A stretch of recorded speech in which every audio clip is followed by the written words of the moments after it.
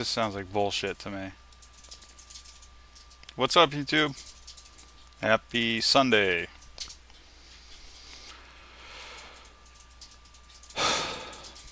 And what's up, Twitch?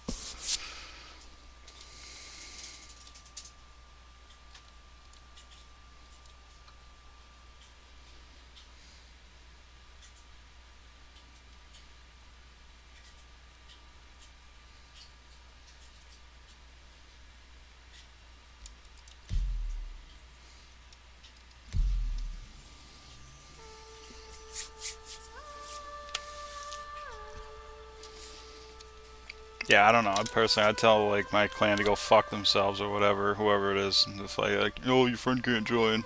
Like, all right, peace. Once the door hits you where the good Lord split you.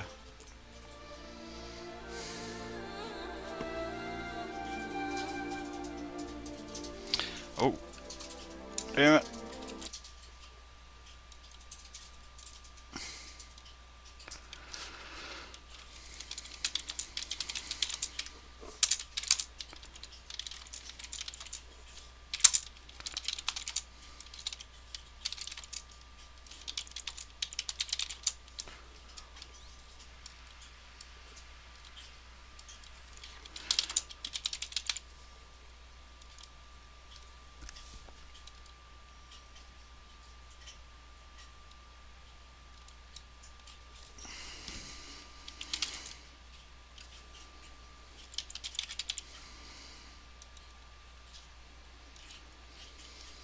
Here we go.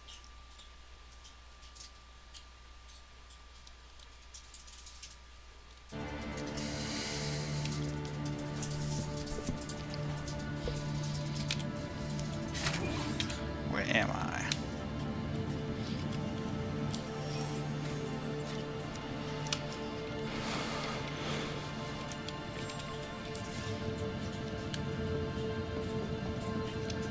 Oh, looks dark in here.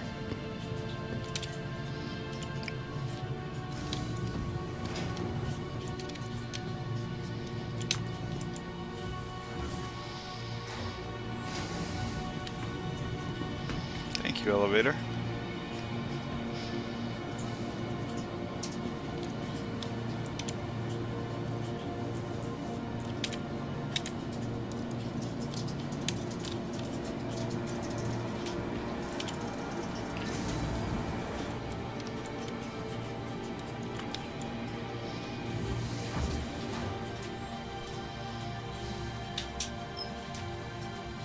Actually, shit, I don't need anything.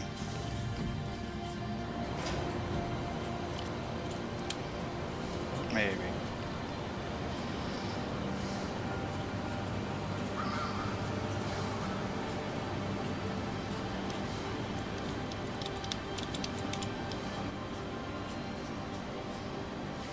What's up, YouTube?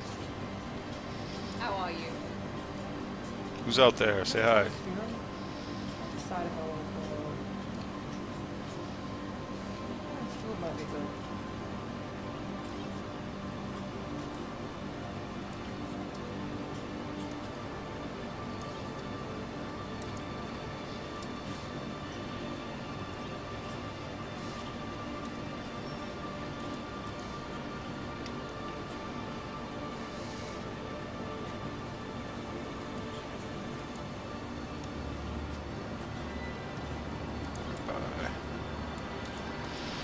Torso. Arms.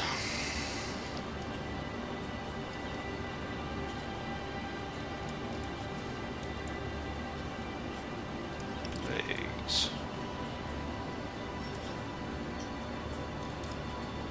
Helmet.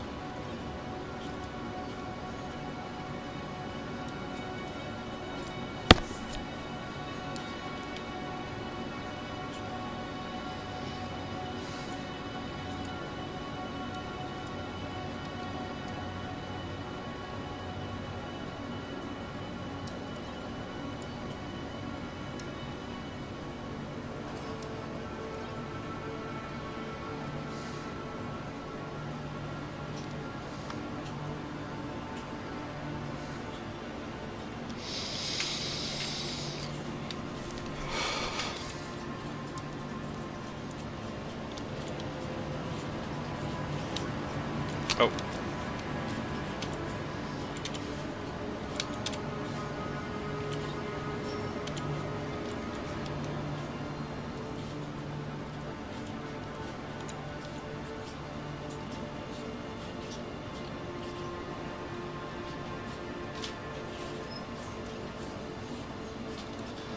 Love how it calls this a fucking weapon. Utility tool, damn it.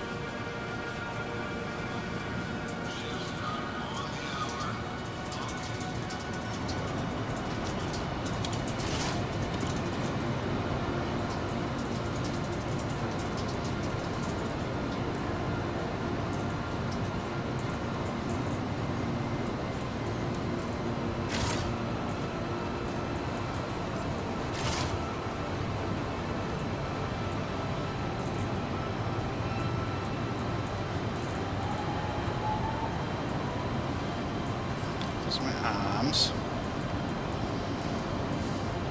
My legs. Good enough.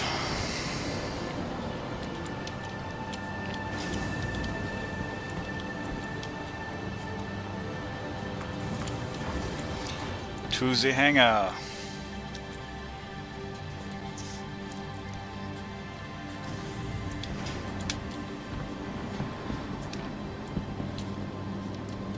Almost just yeeted myself to space.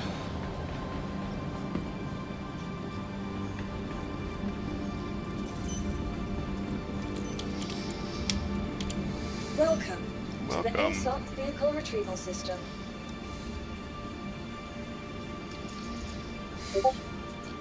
Good day. Vehicle selected. Stand by. Your vehicle has been delivered to the Please visit us again.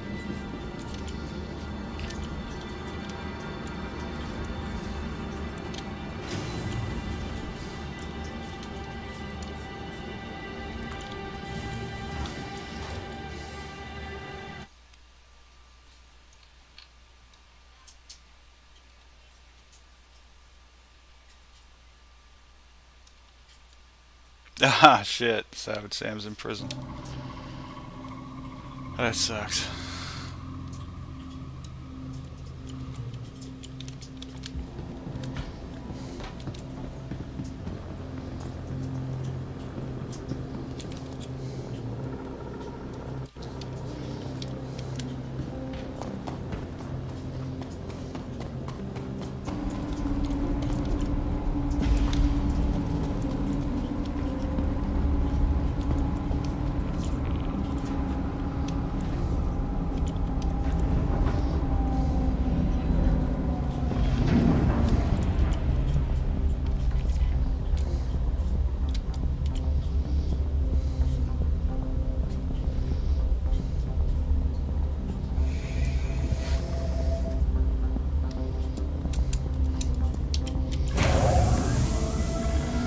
Aegis combat assist activated. Systems green. Landing gear ejected.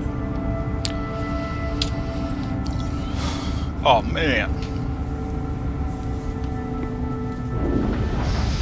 That's quite the wait.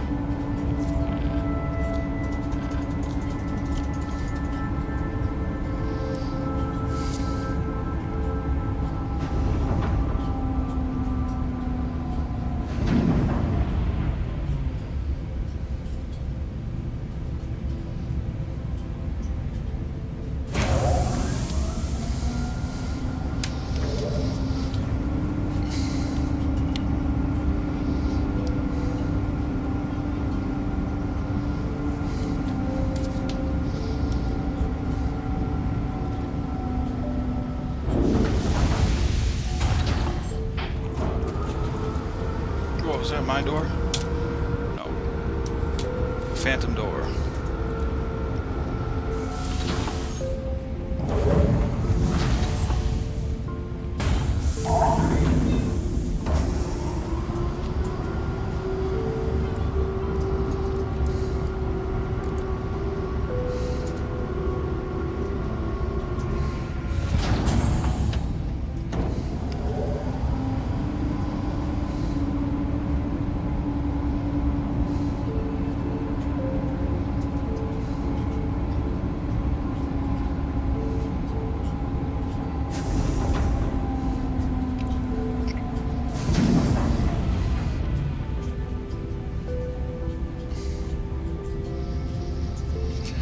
How long you in for?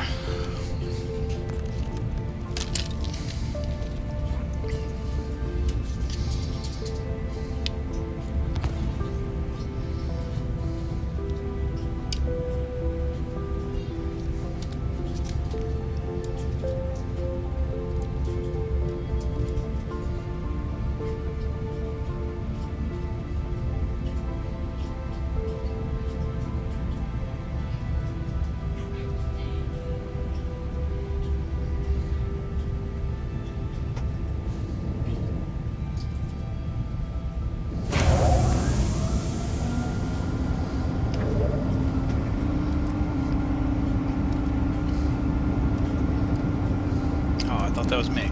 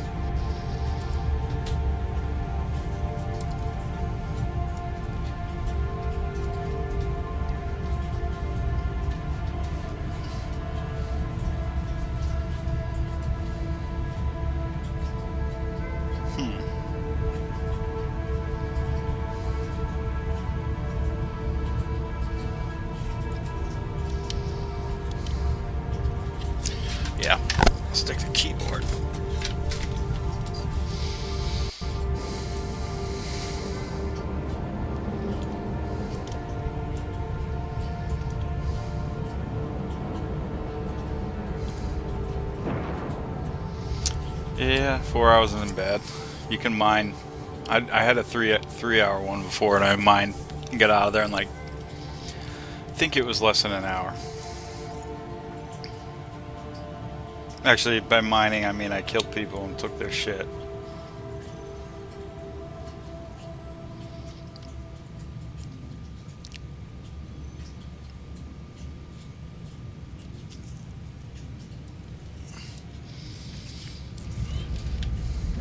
Shields offline.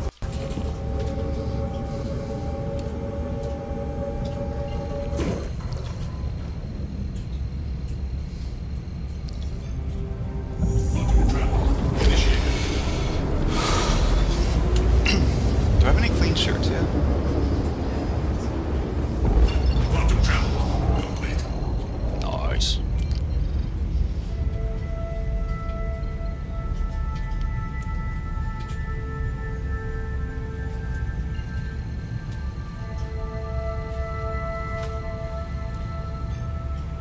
Quantum travel initiated. Quantum travel complete.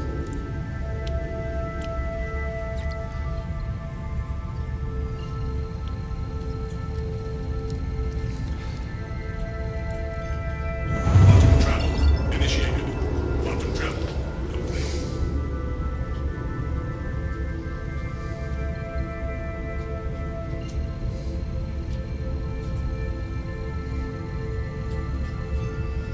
Quantum travel initiated.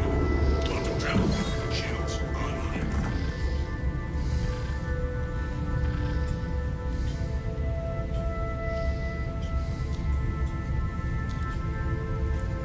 I wonder why I can't fill that last pip. Ooh. Why's my shield turned down?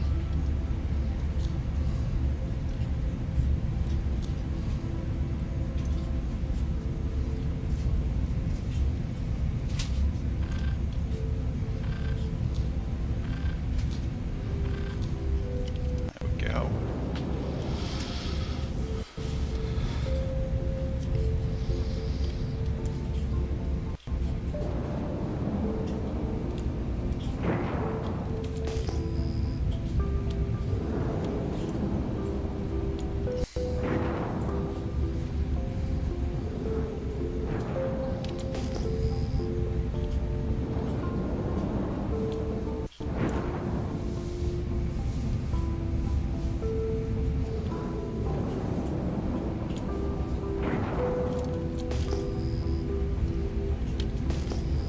Well, sorry, I'm with my clan.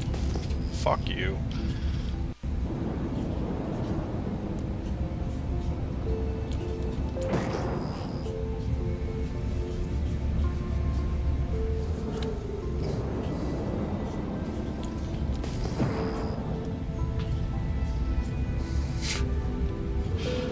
This shit was aggravating.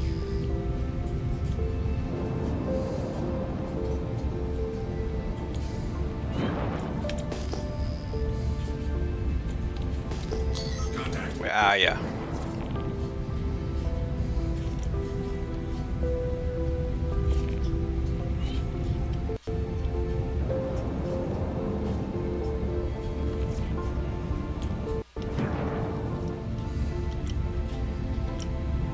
No.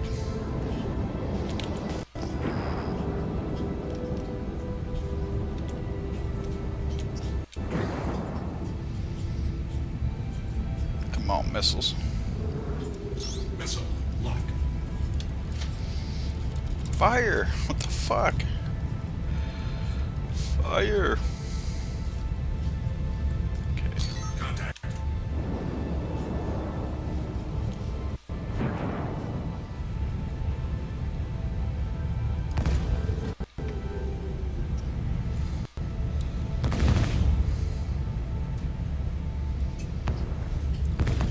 Hey, Arcturus. Shields under fire. Good morning.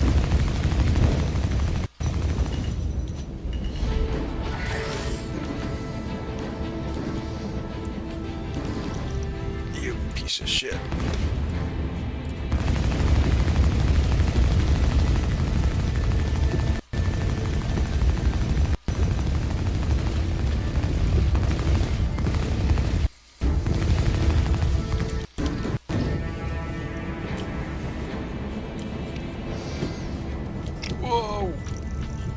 big rock.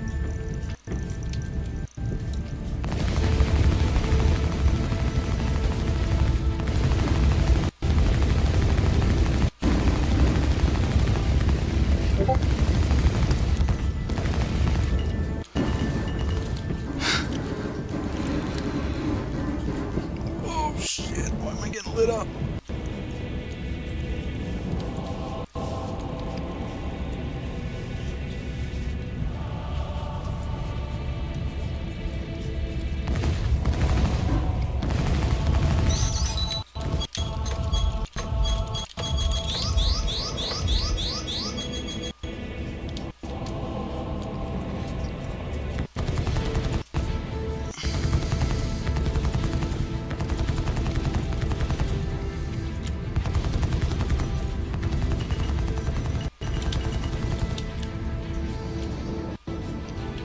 What the hell is this thing? Shields under fire.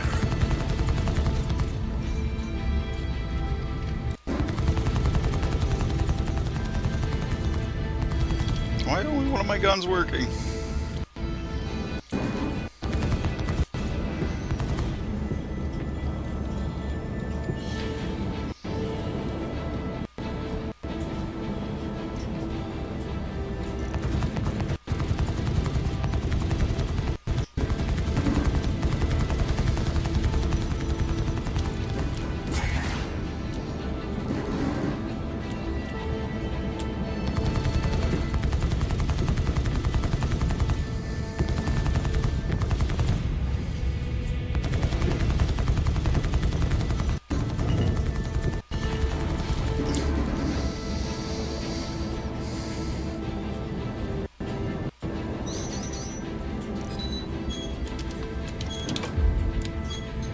Shields under fire.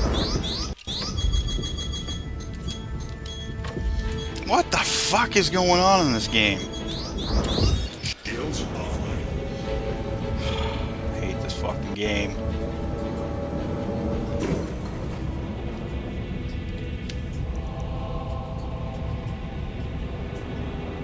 No, okay, none of my guns are working. Now it's showing me I have some damage.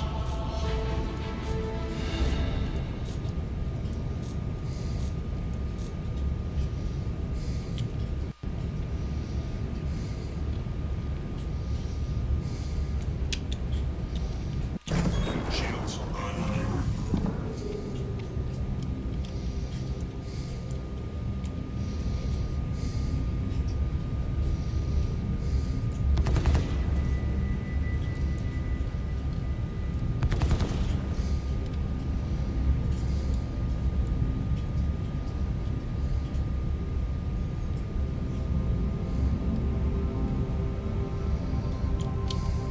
Damn it, I'm gonna fucking rage quit again.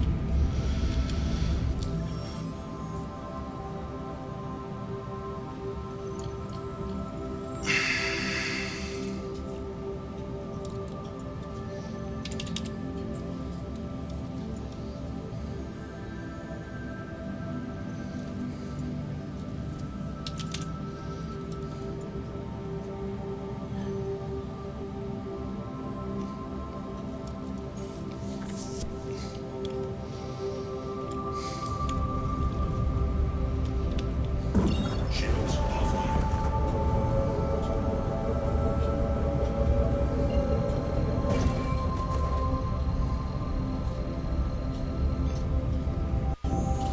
Quantum travel initiated. Is my connection okay? What the fuck's going on? Huh.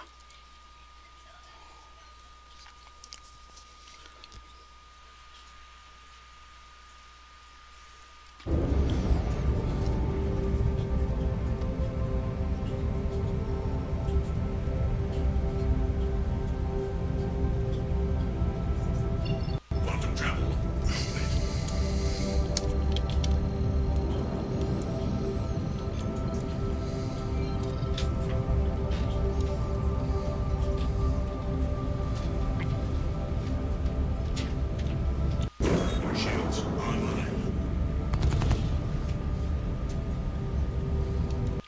hell are my guns shooting?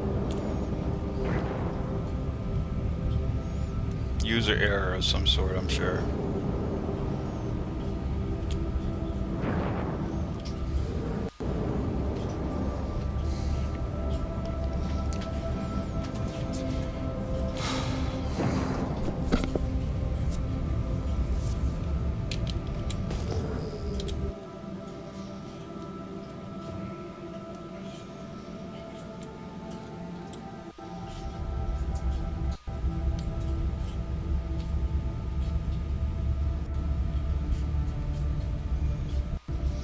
No, it's okay, Arcturus. That was just a MRT. I don't know what the hell I'm doing here.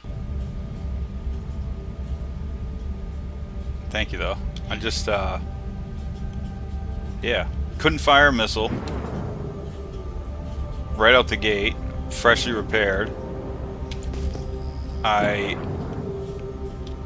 Then I lost my guns.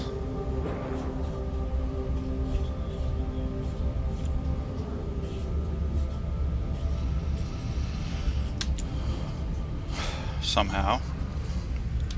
Landing gear deployed.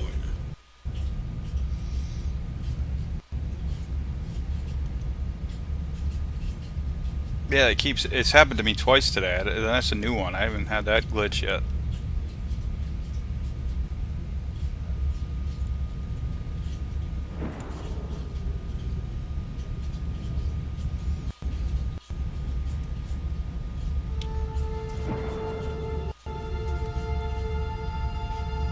Now the other one I've had that's really, really infuriating is I go to land at a outside hangar or outside pad like this and it won't let me repair or refuel, so hopefully I don't get that.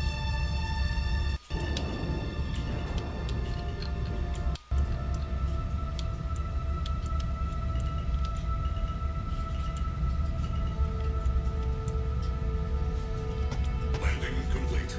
Launch complete.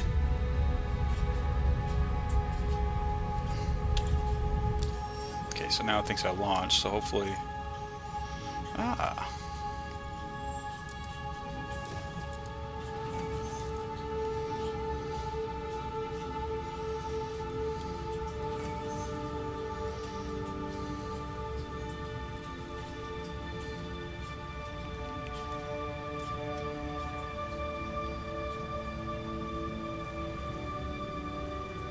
Yeah, that's what I had to do, and I couldn't get this one to work either.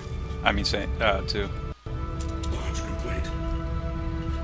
They don't happen to sell anything here, do they?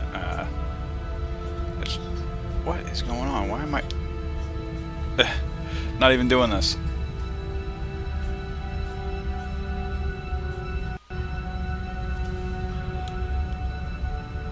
I don't know why this is happening.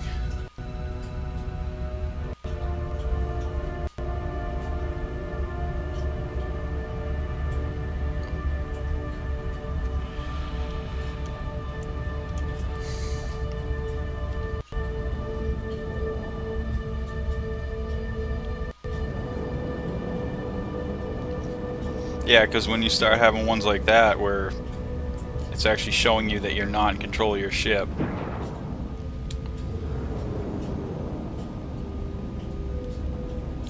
it's a sign that you're gonna have worse problems. Like you'll suddenly hit the ground.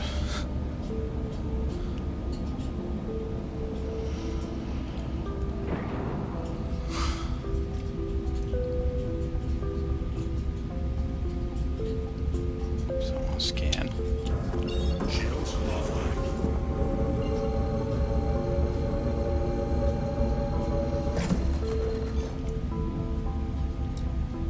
Quantum travel initiated. Quantum travel complete. Shields online. Landing gear retracted.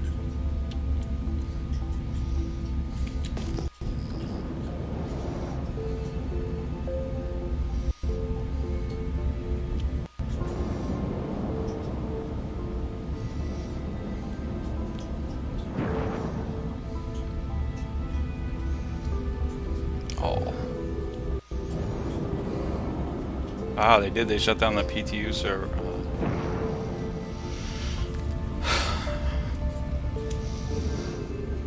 Yeah, the server does need maintenance. I mean, that event got so busy.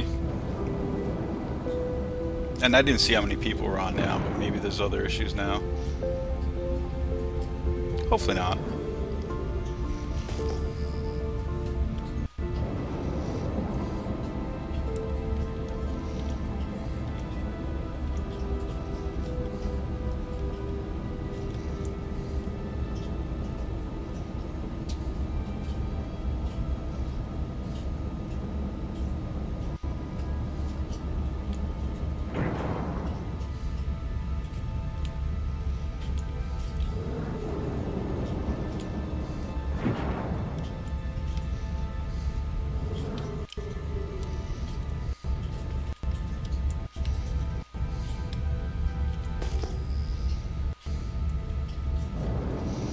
Where the hell did this meatball go? Contact.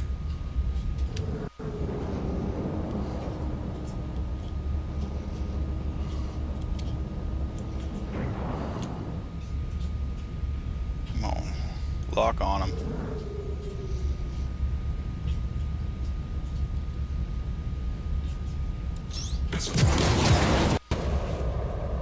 Okay, that time I fired 3. Great, I can't fire any motherfucking... Ah, no! Come on, flare! Ah, my flares aren't fucking working. This is lovely. God damn this game. Oh, man, I'll tell you.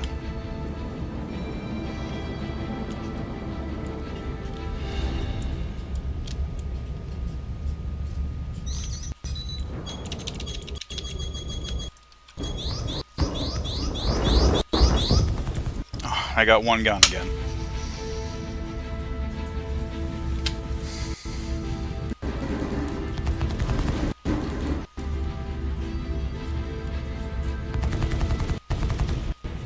Ah, you can't even fucking play with this game.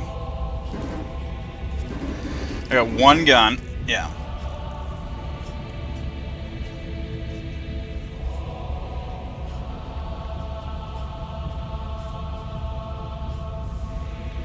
Shields under fire. There's no fucking point.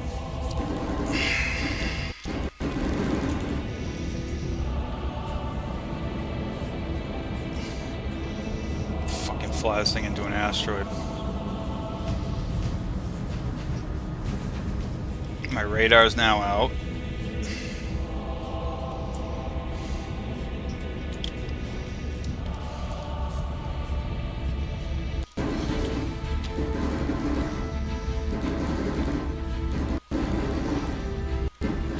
Man, what the fuck are you supposed to do when you can't?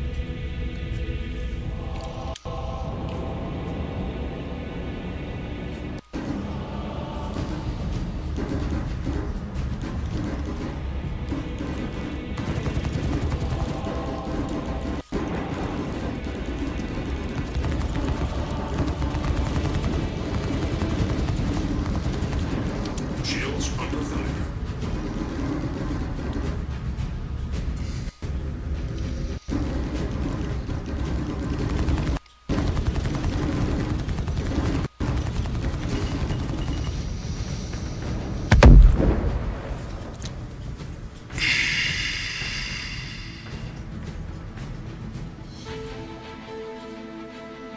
Yeah, I'm gonna try. I'll try that.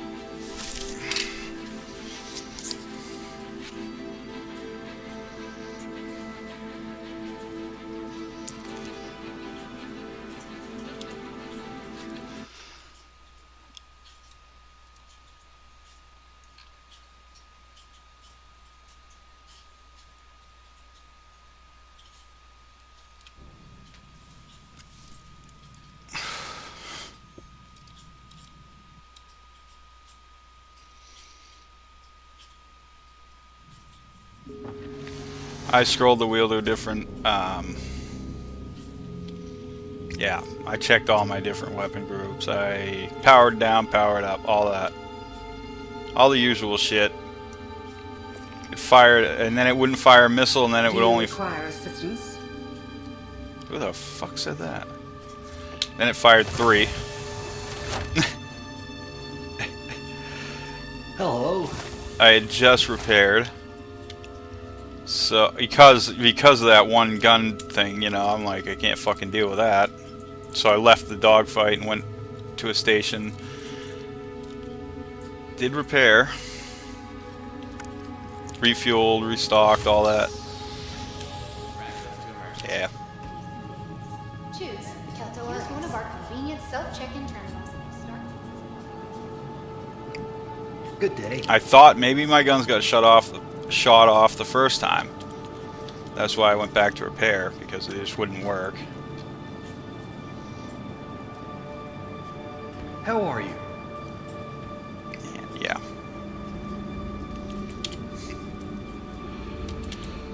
Welcome Stored. to the ASOP Vehicle Retrieval System. Your insurance claim has been sent. Goodbye. Please visit us again. Goodbye. Welcome to the ASOP Vehicle Retrieval System.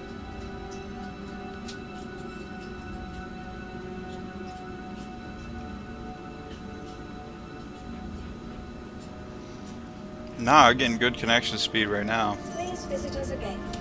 Goodbye. Maybe. Let me double check, but...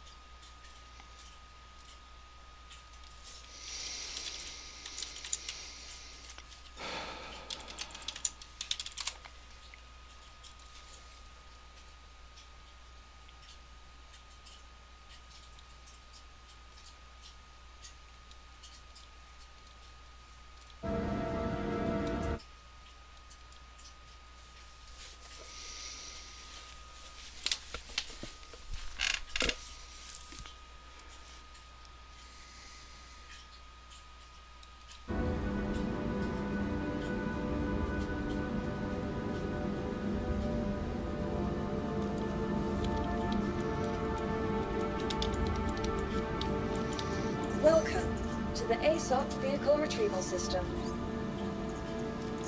Your insurance claim has been sent.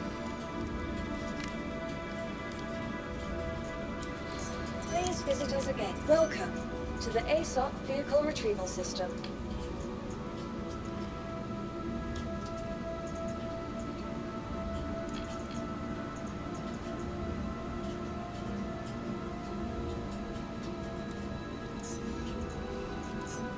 Your insurance claim has been sent. Thank you.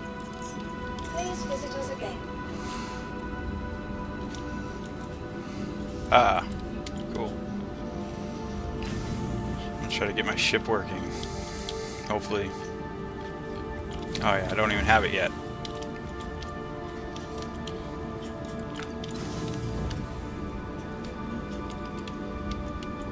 Welcome. So let me drop this Please fucking visit us again. dumb mission. Goodbye.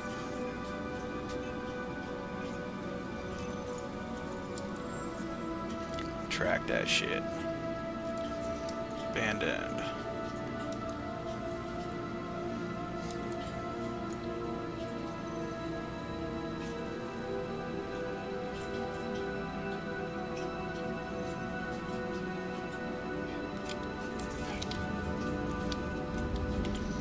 Welcome to the ASOP Vehicle Retrieval System.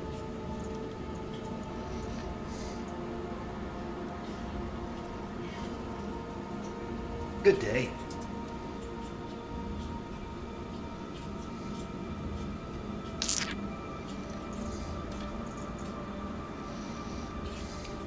Okay. Please visit us again. Goodbye. Sam, do you mean my internet? Is my speed bad? Because I did check that. I just checked that now. It was like Welcome to the ASOP 300 Vehicle Retrieval System. megabytes download speed. Should be good enough.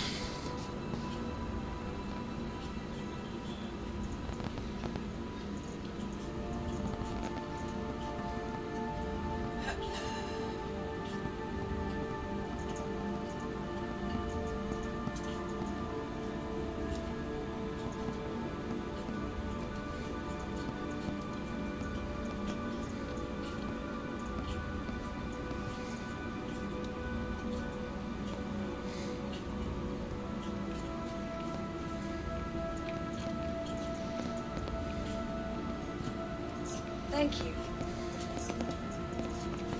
Please visit us again. Goodbye. Hurry up, 2 minutes. Come on.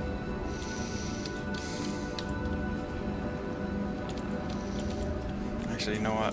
Take the Andromeda. Welcome to the ASOP Vehicle Retrieval System. Your insurance claim has been sent. That's not any quicker.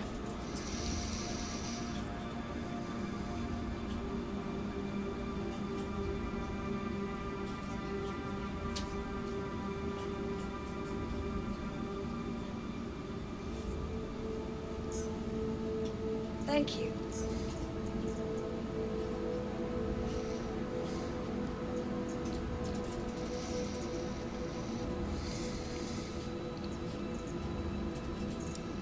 Please visit us again.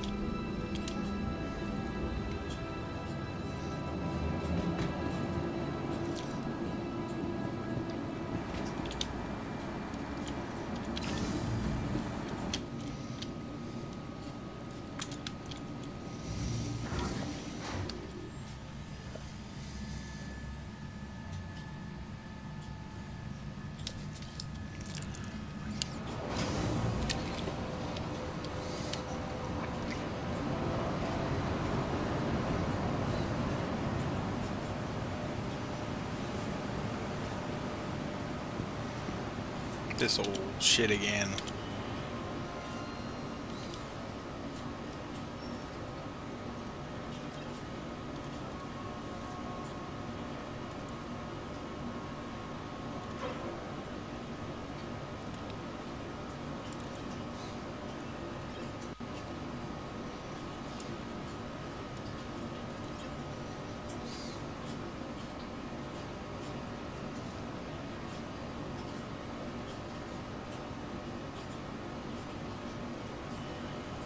Right on. Thanks, Arcturus.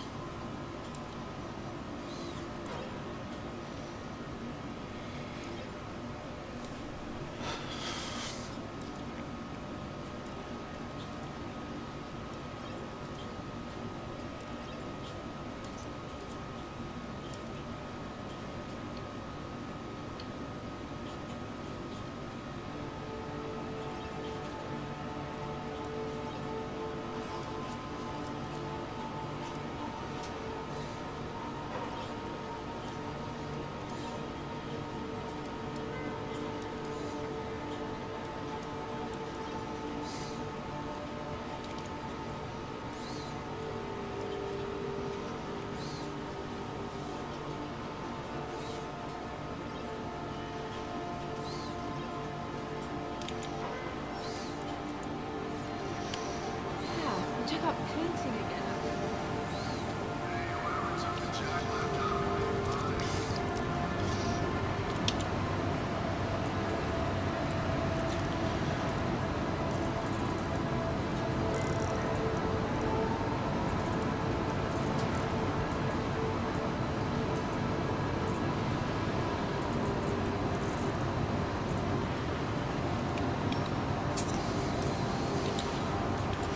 Oops, I didn't get a backpack.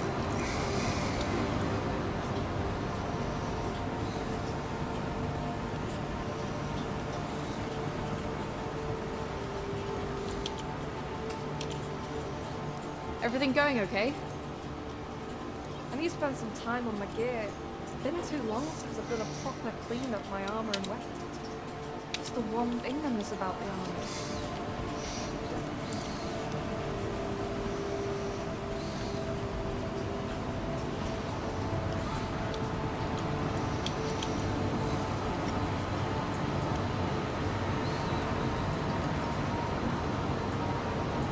What the fuck is going on?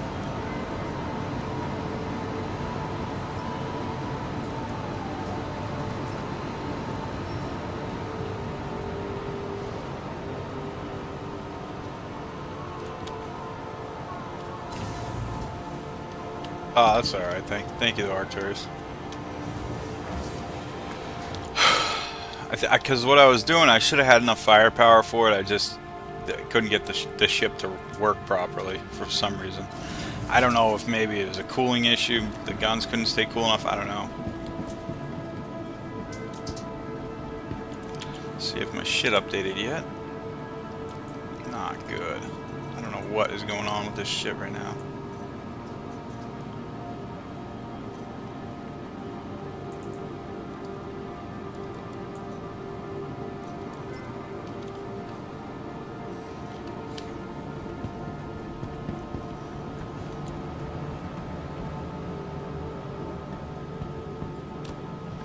Yeah, I wasn't even... Well, I like the distortion weapons. Because what I do is I fire everything... all the guns at the same time. And the distortions are nice. I actually just shut it down. Then I can come up to it with the EMP and blast it.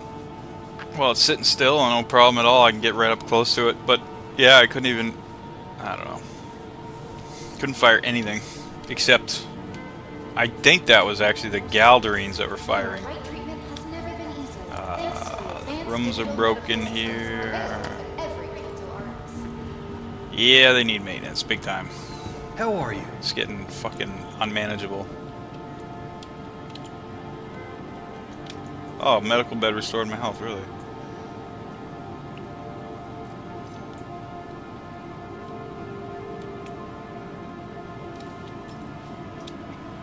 Oh, okay.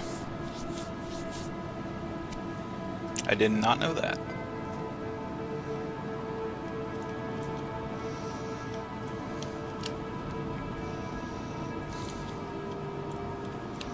I mean, I don't know, should I go buy another fucking backpack, or is it like, am I losing my mind? What is going on here? Welcome to the ASOP Vehicle Retrieval System. Vehicle selected. Stand by. Your vehicle has been delivered. Please visit us again. I hit buy the first time and then purchased it like that, and then the second time I just hit quick buy, and I don't think either one worked because I don't have it, and I don't have the drinks that I bought. I bought 11 drinks too.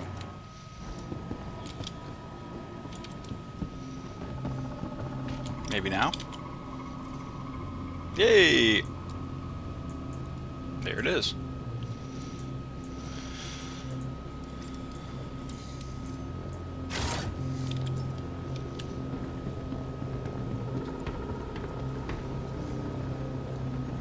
The hangar inventory worked.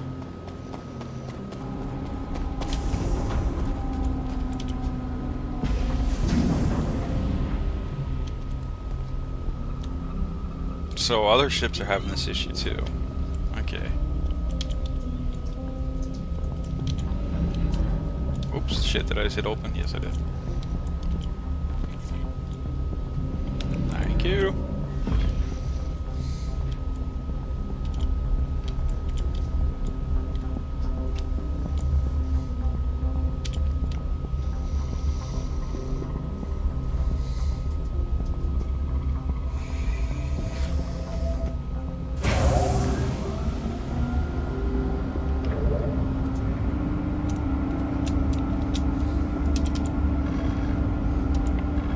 Aegis combat assist activated. Systems green.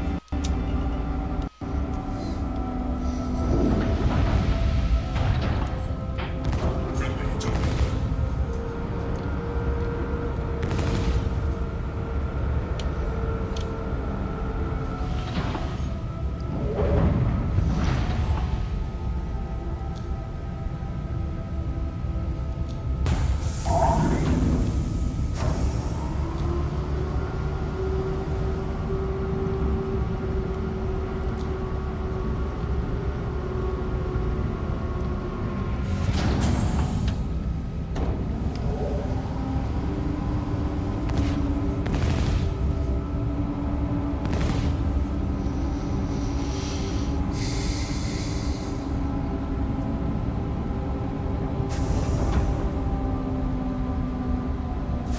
Now, because I don't have the EMP on until I go into this mode. And when I'm in EMP, you won't see anything firing.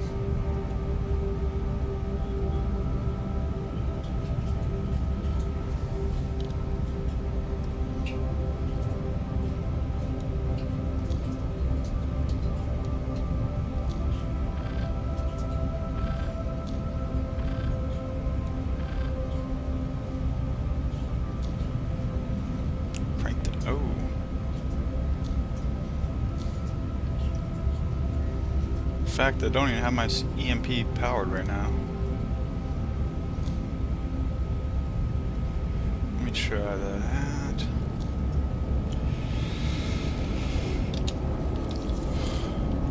Oh! Holy fuck, 700 seconds.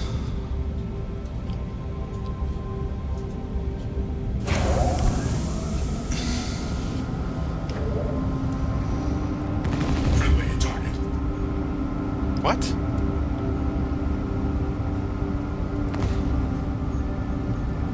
Friendly target.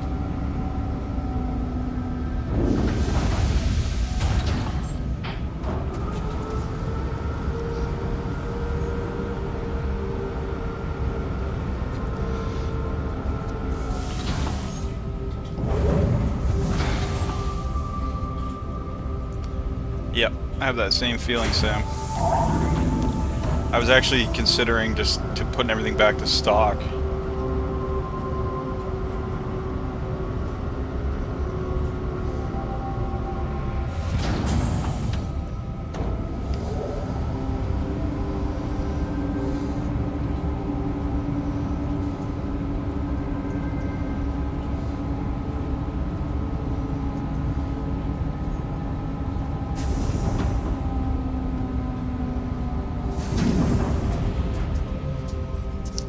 Damn, it's gonna take a while.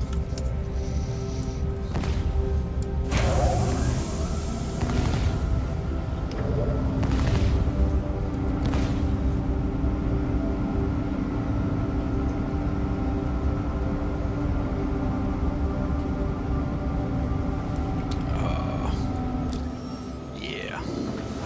No, it's not all size 1.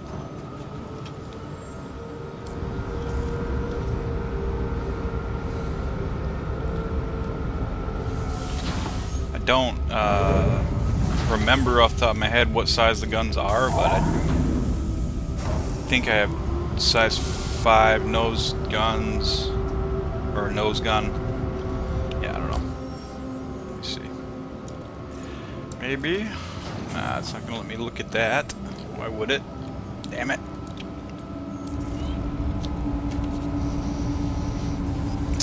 One size 5 and 4 Vanguard B-spokes. 2 S3s on the turret. Thanks, Arcturus.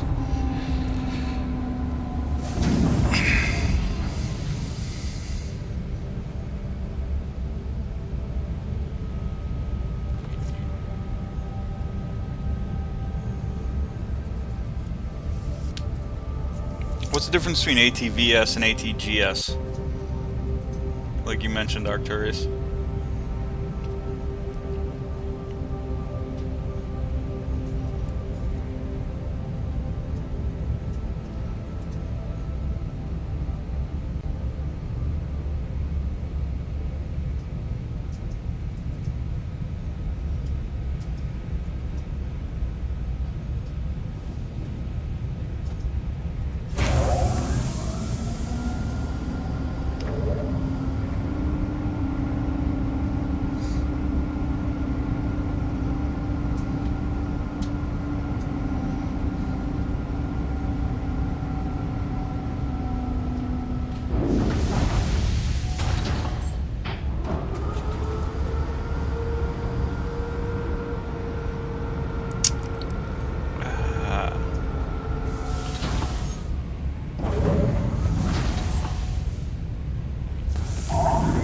See, I thought I only had one or 2 distortion weapons, and the other ones were just regular lasers. I didn't.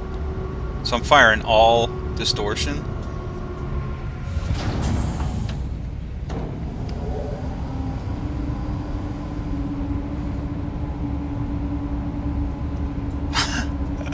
I see your point then. Okay. I thought I had. Yeah, I don't know. I think something's fucked with this shit because Wilbert brought me to get some guns, and we upgraded everything, and now it's showing all ATVSs except the Galdrines.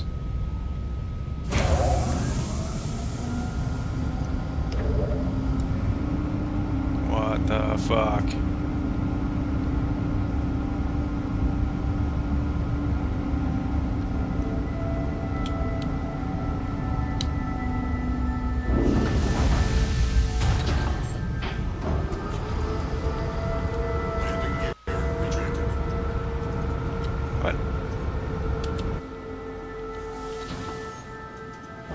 guess it did.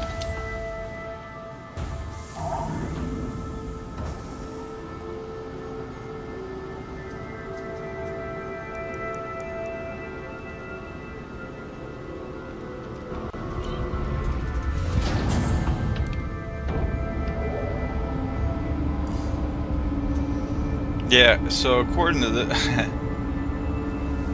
I did too the first time I flew this thing. I don't know what the fuck. Something happened. Some of my parts went poof or something. I don't know.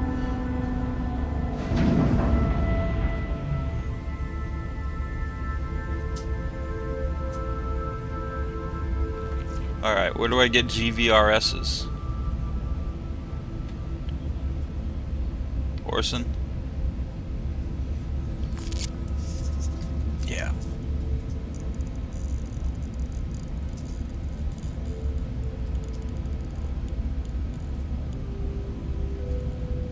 So I want to swap out at least 2 of them. I like having distortion too, but damn. I don't want all distortion.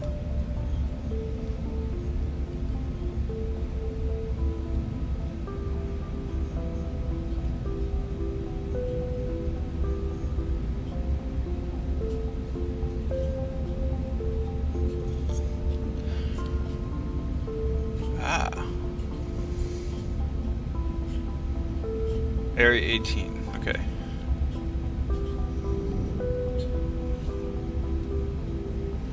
I'm gonna go to Area 18.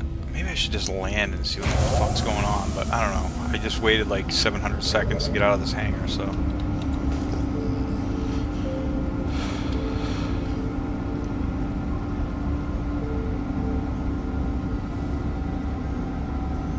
Yeah, so according to this I have 4 ATVSs, which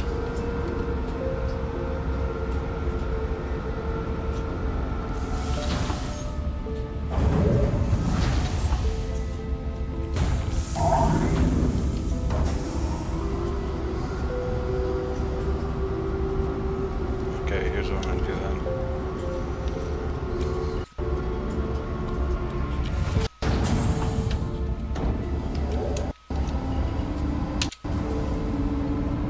Landing gear. Landing gear deployed. Landing complete. Fuck this hangar queue.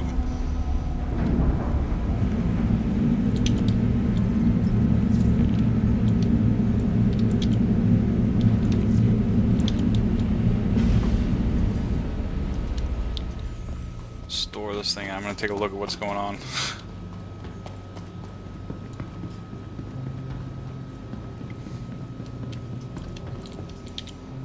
Welcome to the ASOC Vehicle Retrieval System. Your vehicle has been moved to our storage facility. Great. Please visit us again. Goodbye. Goodbye. Let me see.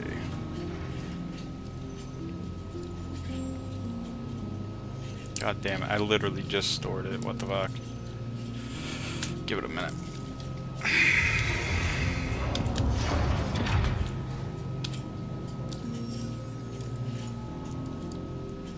Go.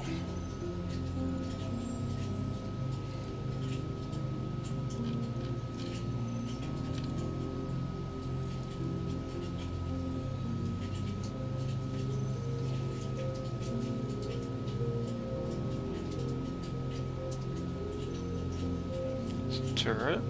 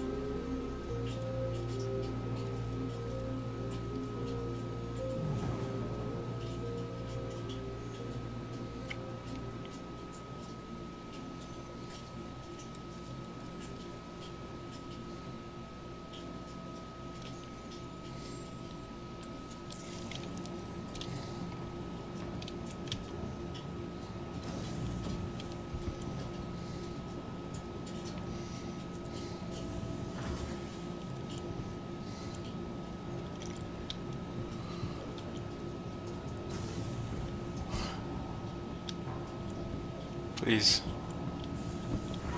Elevator, let me out.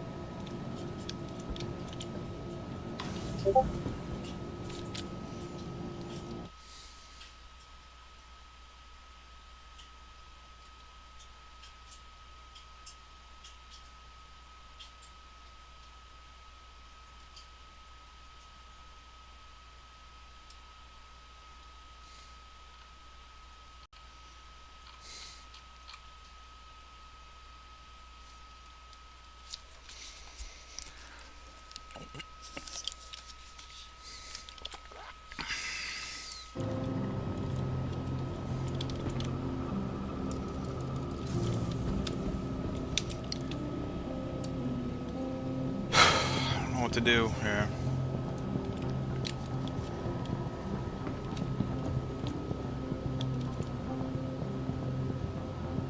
Oh.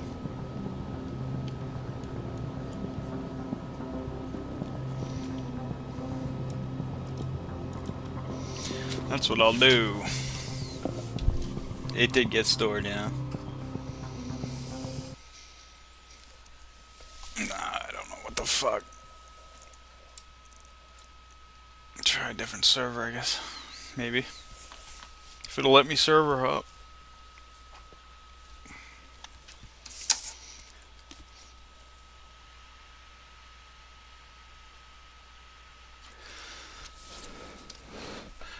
I swear though, Wilbert and I swapped out all the guns except well, obviously the EMP, but clearly I must be remembering wrong. I need to figure out a size 2.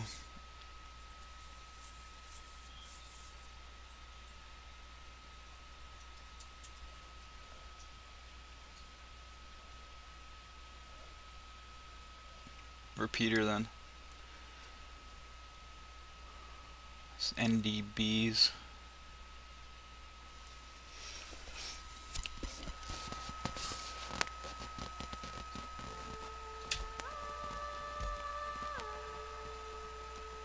Oh, he's in Asia.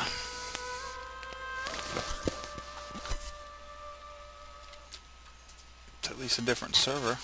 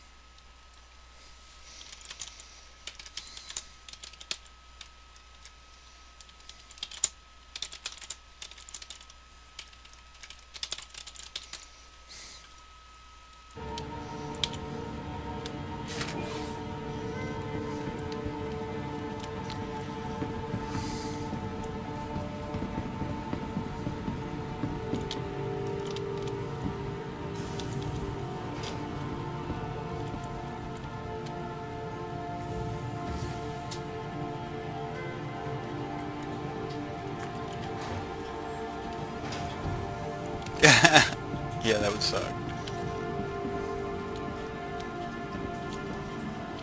Welcome.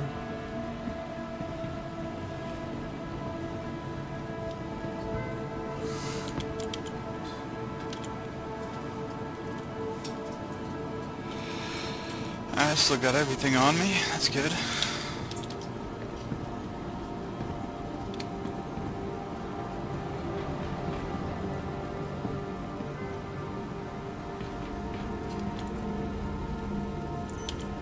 Welcome to the ASOP Wilbert. retrieval system. You out there? DayZ, I've walked around bleeding out for like 2 hours. That was fun. By fun, I mean not fun. Vehicle selected to the ASOP vehicle retrieval system. It sucked. Your vehicle has been delivered. Just to like the blacking following out every location. 2 minutes. Please visit us. Surviving forever somehow. Fucking hell. That was the guy's name. Damn it. Oh.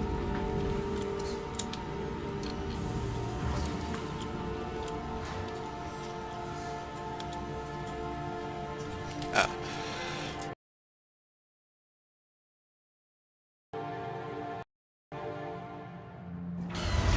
Thanks, Arcturus.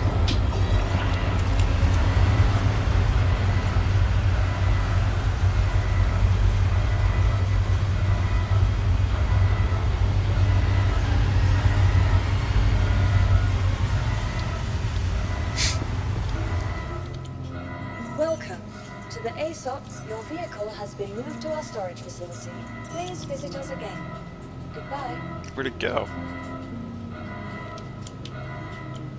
Welcome to the ASOP vehicle retrieval system. Please visit us again. Goodbye.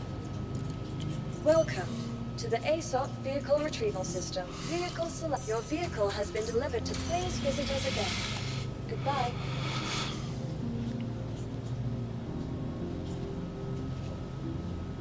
Please, please, please. Bug citizen.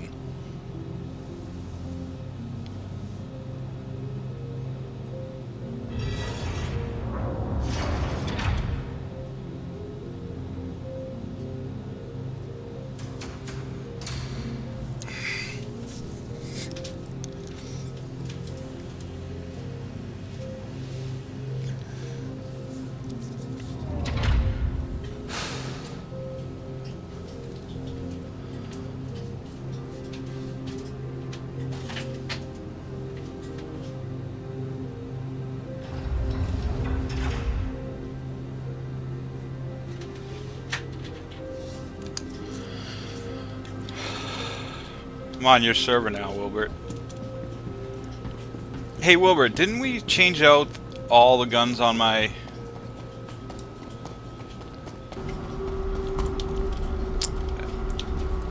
ship? My new one.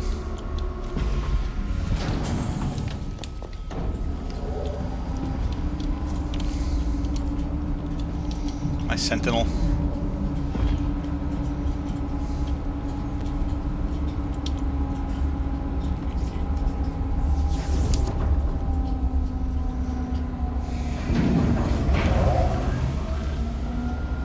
Aegis combat system. Saying I've got all distortion weapons. Swear to God, we bought 4 size 2 guns as well. Systems offline. Aegis combat system activated. Systems green. There's no engine. That's fucking makes sense. Launch complete.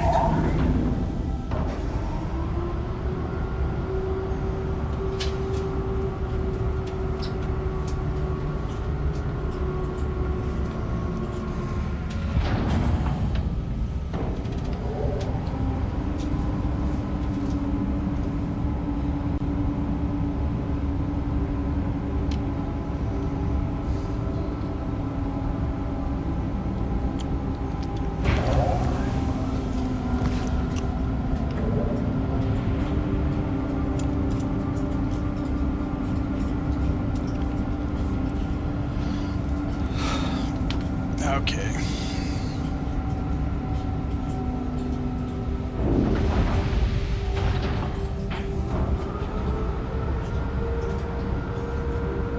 So we didn't change any of the distortion guns?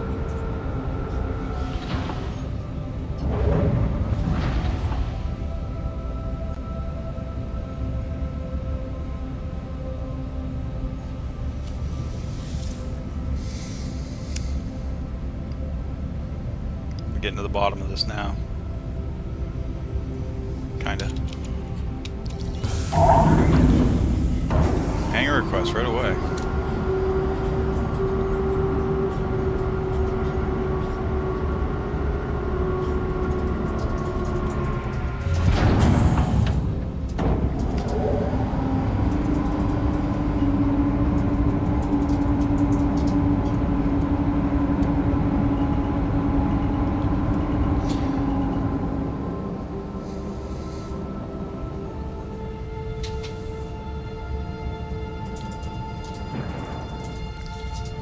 Okay.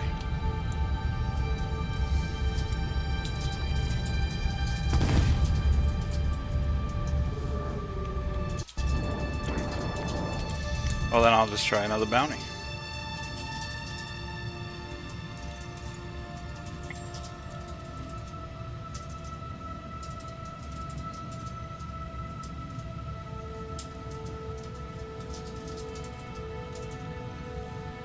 Fucking A.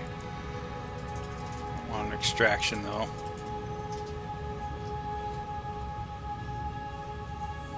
Let me know if you have any luck with elevators too, Wilbert.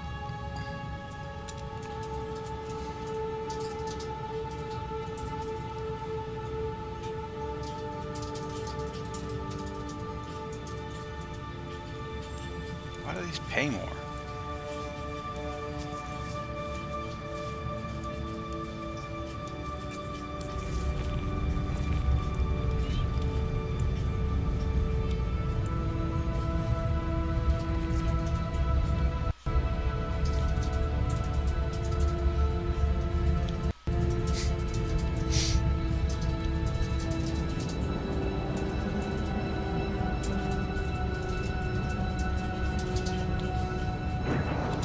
Keeping no secrets like Hond.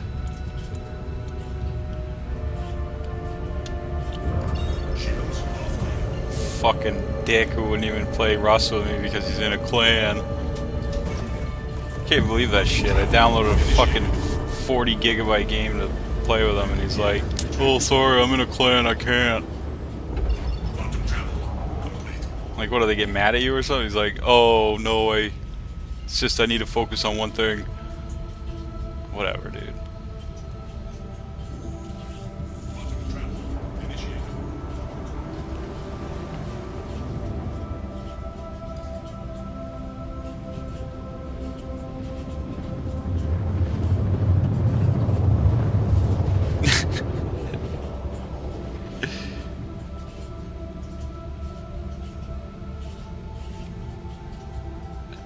There's NPCs now. I don't know if there were before, but I'd never seen that until today. I almost beat one with a rock, but then he waved and tried selling me stuff.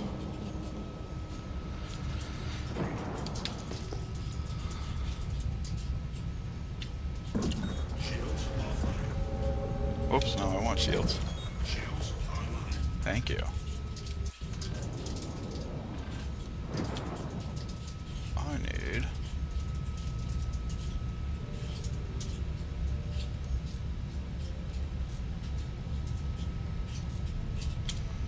There we go.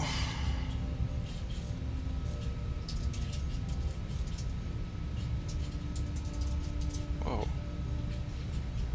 Why are my shields going up all the way?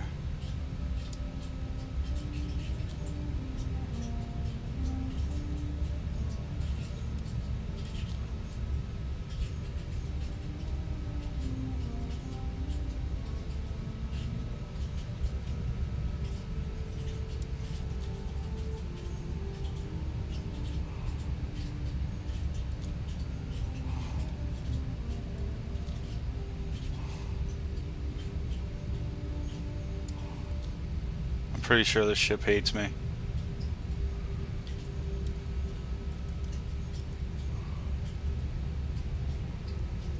Oh, okay. It's guns, gotcha. Wait a minute. Look at that now. What is going on here?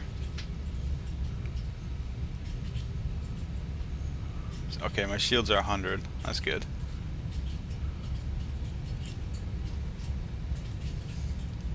don't need life support. Don't need that. I'll take this. And crank that shit.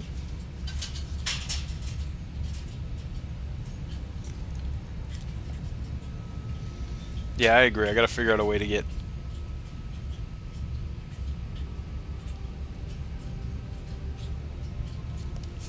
power.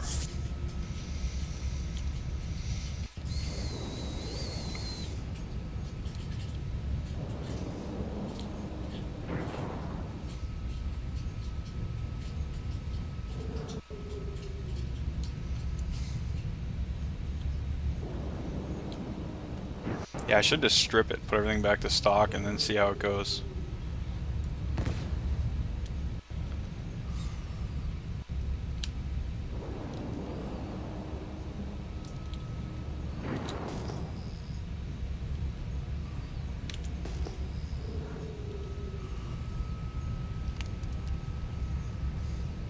Contact. Talent, that's the guy.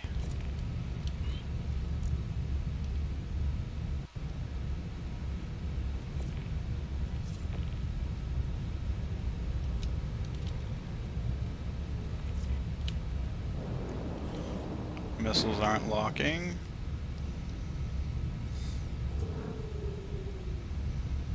Come on, get within range, baby.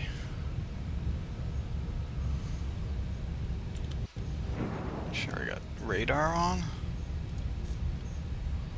Yes, I got radar. Lock.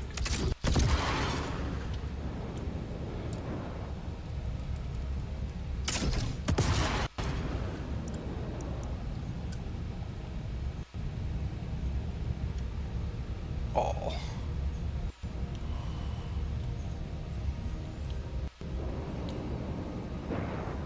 Contact.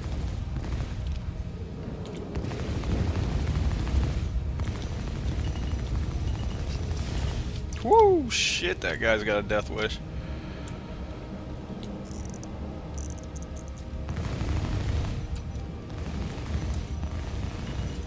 This ship might look broken, but it's just the pilot, I promise. You're gonna regret your choice. Shields under fire.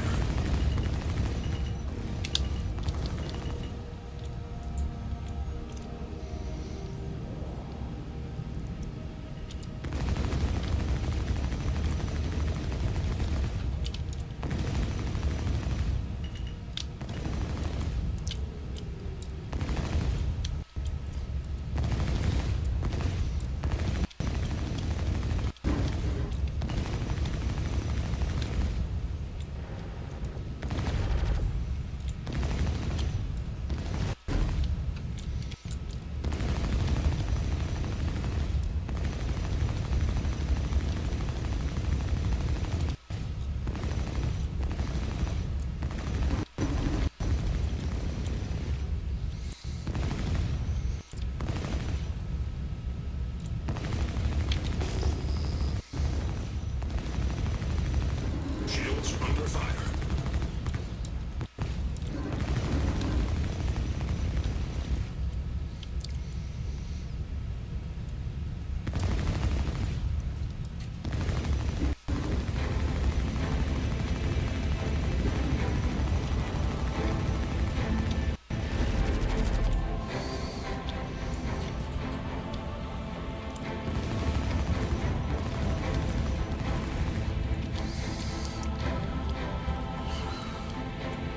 Yeah, I need higher damage.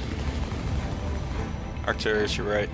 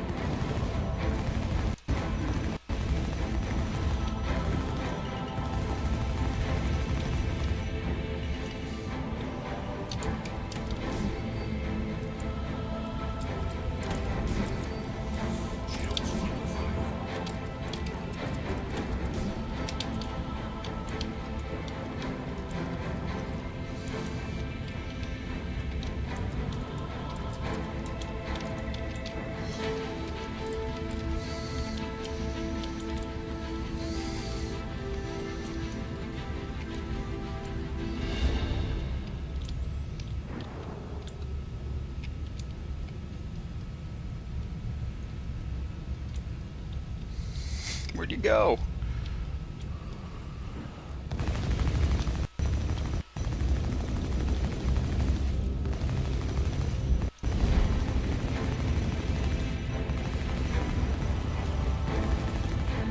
Let's just get the Inferno, really.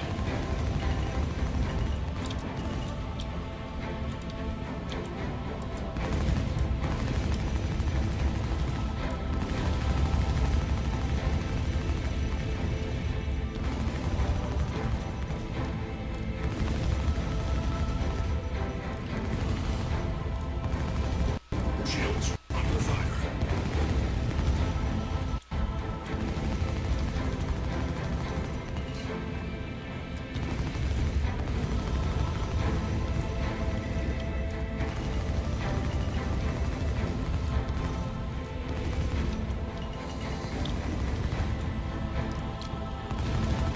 Oh, that's alright, Savage Sam. I'll just buy stuff. I appreciate it, though.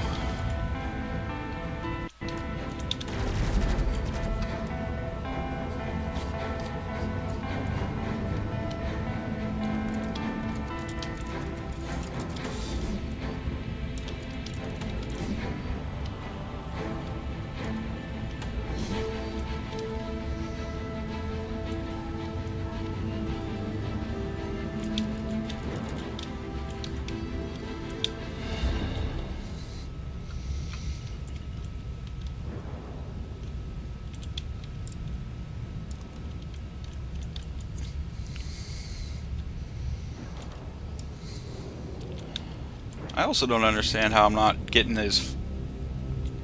how I'm not killing this guy with this EMP. Had his shield down. Started firing.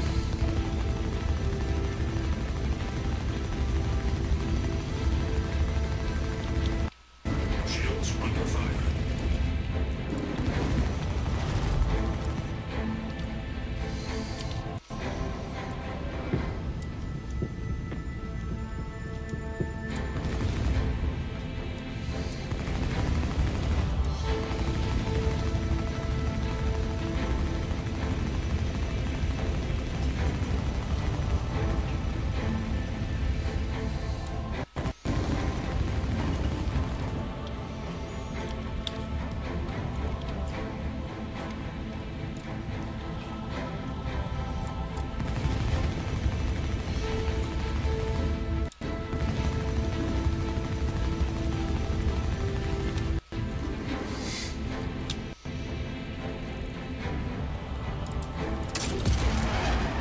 Oh, how'd I miss?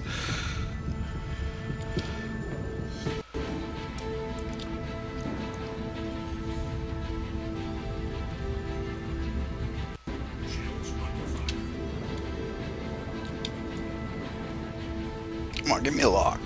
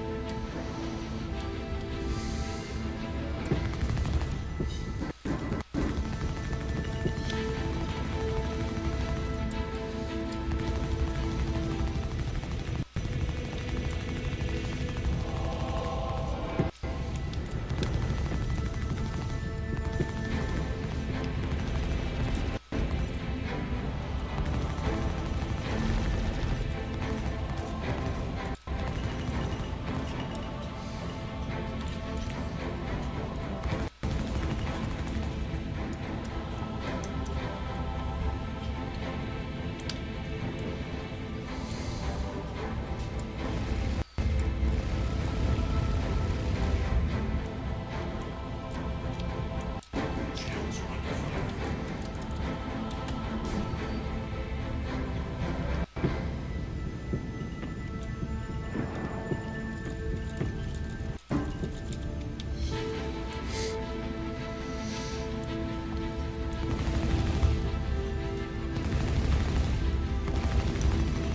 Slowest LRT ever.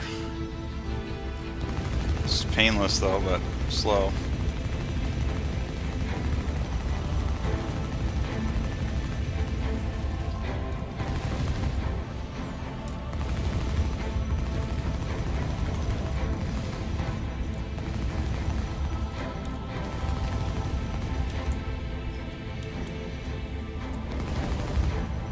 This guy just seems to have unlimited health.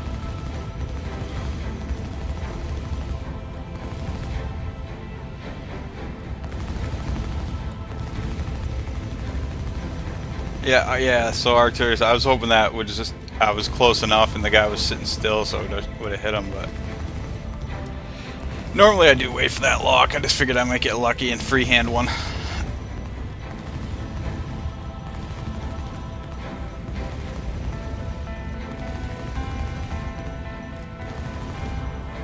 Shields on. This guy's just not possible to kill. I think. I don't know.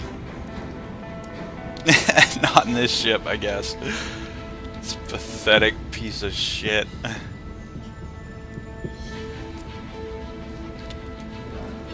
It's like I could just sit there and let him fire on me all day and wouldn't hurt me, but can't hurt him either, so.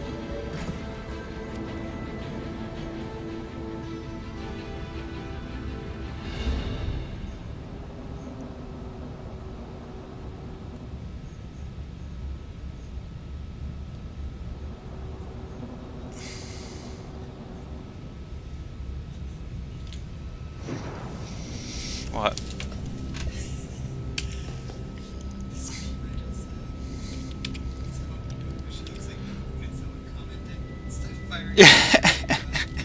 Yeah, that thing was a freaking little bullet sponge, my god. I'm gonna take you guys' advice and get some better guns. Because this thing is a piece of shit. Or should I just get an Inferno?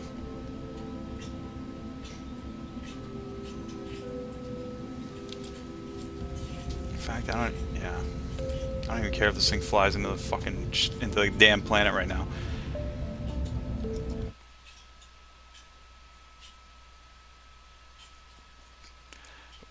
The reason I say Inferno, Arcturus, is because Wilbert has one. Yeah. And he was saying he was doing VHRTs, like no problem with it. Whizzing through them.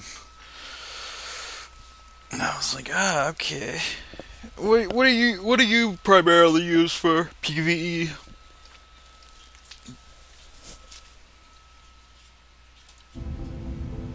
I'll be right back. I'll take a leak real quick.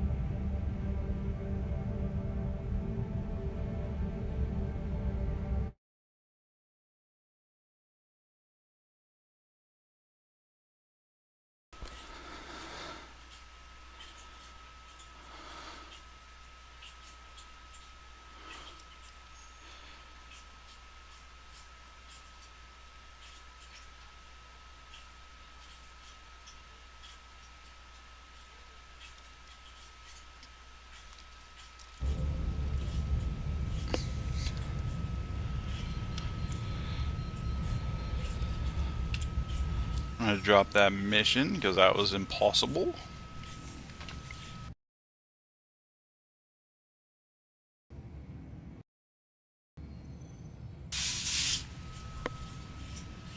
Not bad.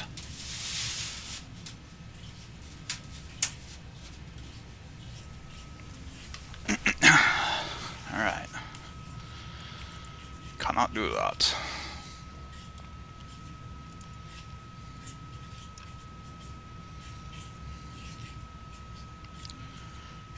Maps.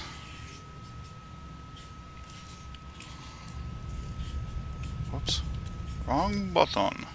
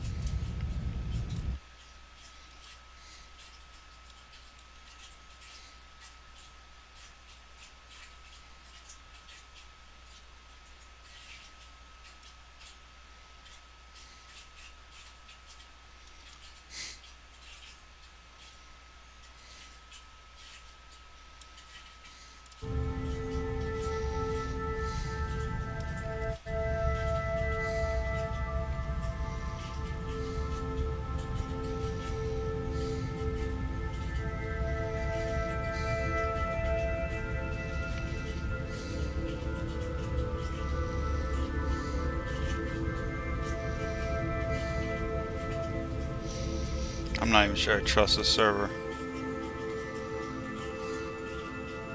People are saying shit about elevators now at stations. Not good.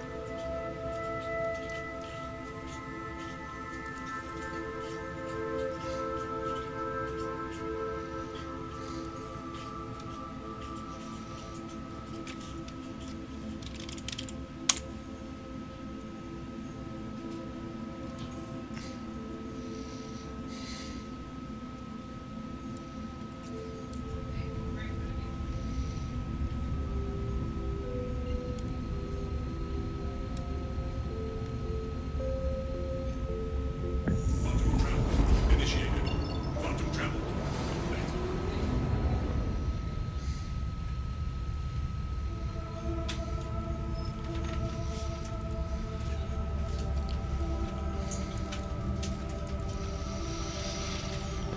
Okay, one more time.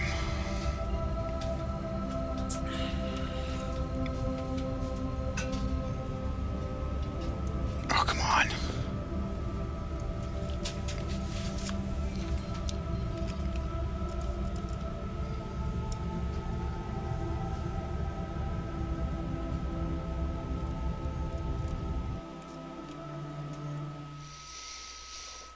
Dun dun dun dun dun.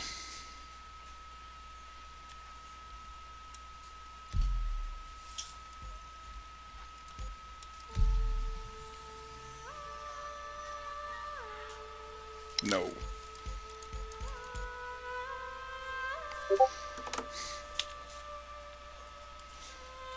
Head up.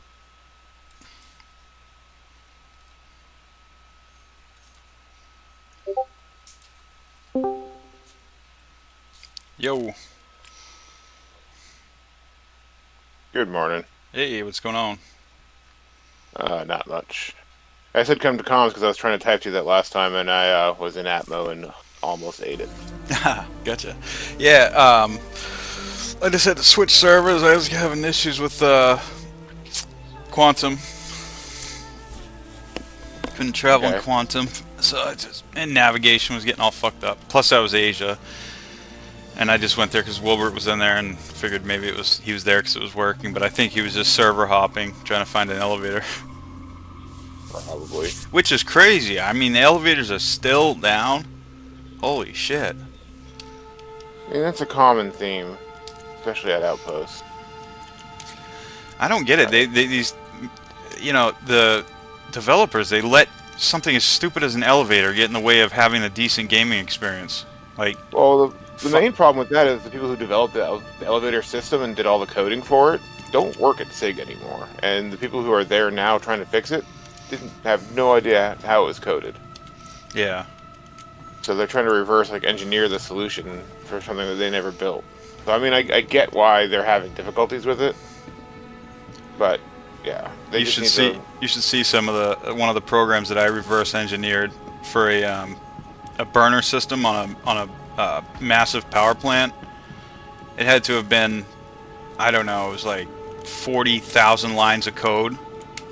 I hand reverse engineered it myself, single-handedly, and that's because A, it was a crucial system, and B, it needed to be done, so I did it. And like, so when it comes to that stuff, I'm like, okay, I get it. That sucks. It's hard to do. It's a lot of it's a rat's nest. You have to untangle it slowly and carefully, but you got to do it. You know, there's no excuse for this to be going on this long. I mean, the game's been out 6 years. So what I'm gonna do, I'm gonna get in my Harbinger and come to you. I want you to fly the Harbinger before you commit to buying anything in game. I know we have tons of money, whatever, but try the Harbinger first, because I think that's part of your problem is your gun setup. Oh, it's completely the issue. Yeah, I know for sure. To the ASOP vehicle I just retrieval fired on a target, on a low-risk target. I don't even know what it was. It was a mole for like Yeah. 10 I mean, minutes. and to be fair, moles are tanky, but you Yeah. should have been able to kill that. Yeah, wasn't doing anything to me. I'm joining your server. I'm gonna come to you. We'll get it sorted out. Galdarines, Goodbye. you're not doing any PvP. Generally speaking, you're gonna want to just use attritions. Yeah. Because they're the higher. They're the best middle ground. The highest alpha strike is going to be obviously like an M6A or M7A cannon. Yeah. Welcome. But the Galdarines, yes, they have a faster projectile. That fast projectile, you trade off damage per hit. Attritions are like the best middle ground between projectile speed and doing damage. You're leaving a lot of damage off the table. Plus, so you've got 4 distortions, which do nothing to shields. Yeah. What? Why is this guy standing in my room? Come on. Please visit us again. I am at Seraphim, I think. Yeah. Probably. I'm at Everest. I'll be over there in a moment. Vehicle retrieval system.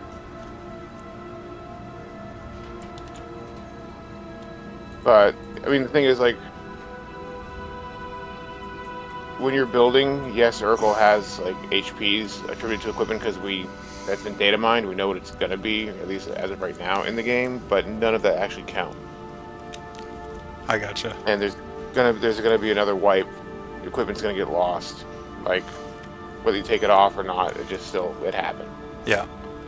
So, to play the best game now, you need to build the best ship now, like, with the best comps for what you're doing now. Yeah. Yeah, I've kind of felt like this happened to another one of my ships, not the Cutlass, it was the Constellation Andromeda. I feel like I've got some weird equipment, maybe power plants or something. I don't know. There's something weird about it because it doesn't behave right. Yeah, so the thing is, with the builds, I can build it on Urkel, but I always test the build before I take it out, just to make sure like everything is actually working the way it's supposed to work. Yeah. But here, let me go into Urkel right now and slot up a Vanguard Sentinel. So you should have an attrition 5 somewhere, because that comes stock with attrition 5.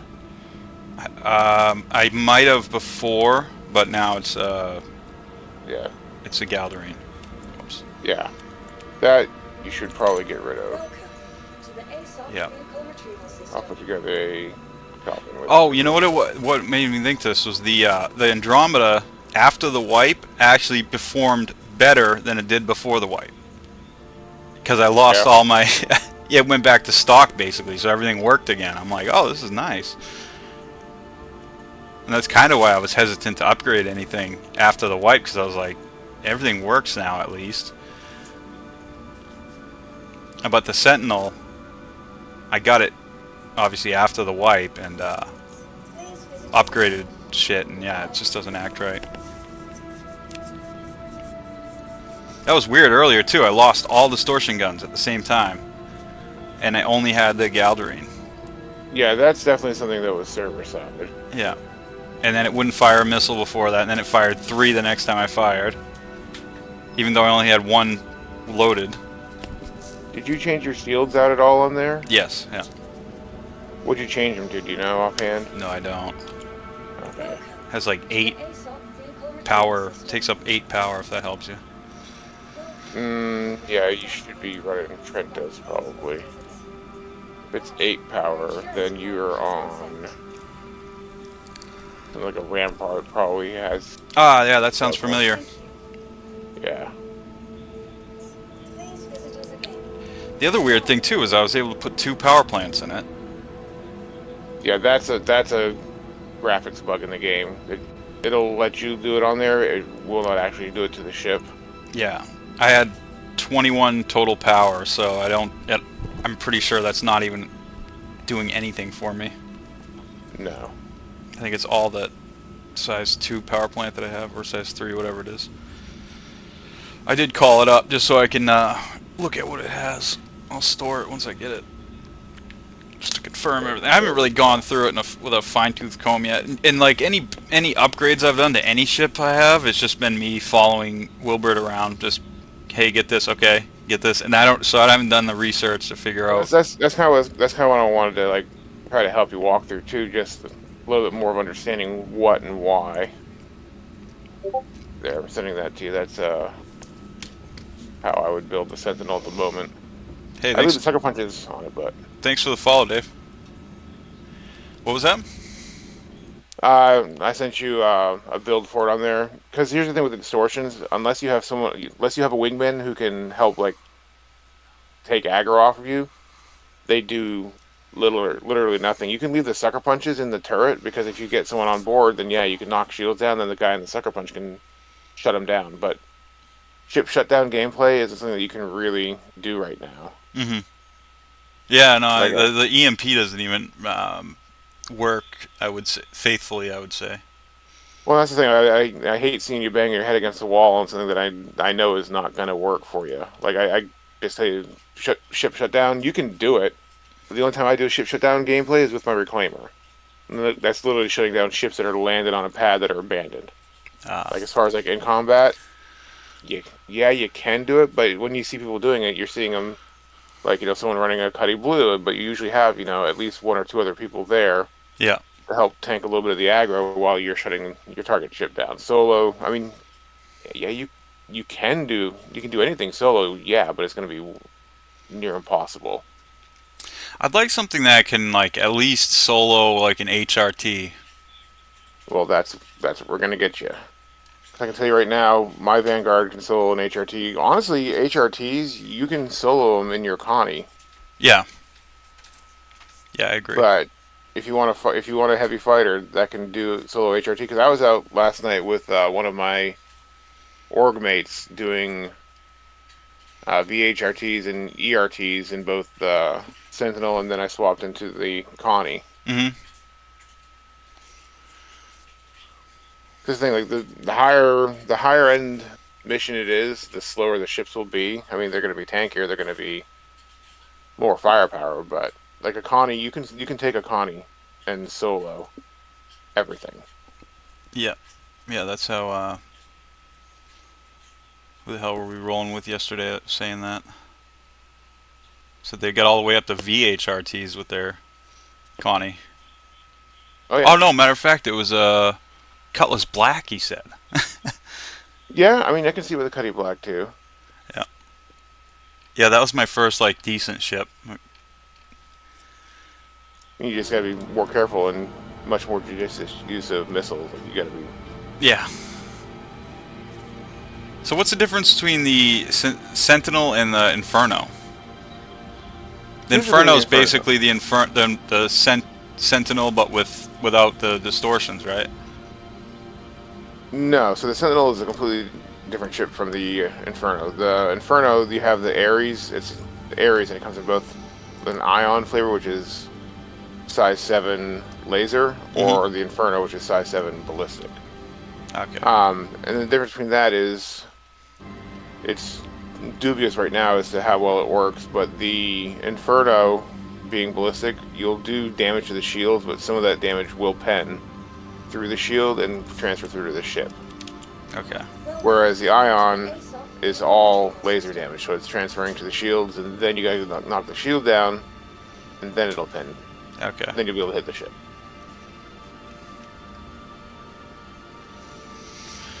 Come on, open. Yeah, I thought Asia would be somewhat good, because usually it is this time of day, but man, bad luck there too. Ship I got into a tumbled push around. Grim Hex. You did? Yeah. Yeah, they like to push around. Yeah. There's actually one guy clipped into a wall there. I heard that people used to run into the elevators and smash into other players, and that would send them out into space. They call it like player bowling or something. I mean, yeah, you can do that, and the other thing is, like, if you have a max lift out, then you can use that to knock people around. Yep. I've done that. Actually, some guy was trying to grief us at one of the ground stations, so he knocked me over with a piece of cargo, and then I stood up. I grabbed the cargo back from him, smacked him up against the elevator door, and then he went through the elevator door and just disappeared.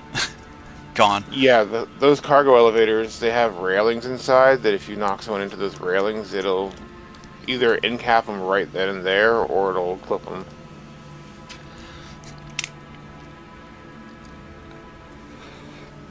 One more thing on a list of things that they need to fix. Yeah.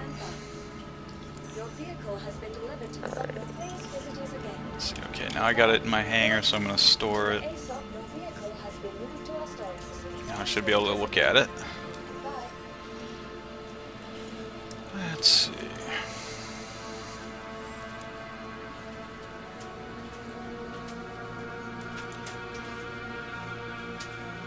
Yeah, Rampart shield generator.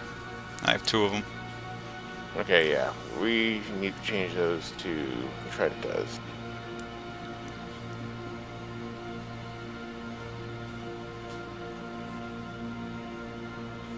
Because yes, Ramparts do have a lot more HP to them, but HP does not matter right now. Yeah.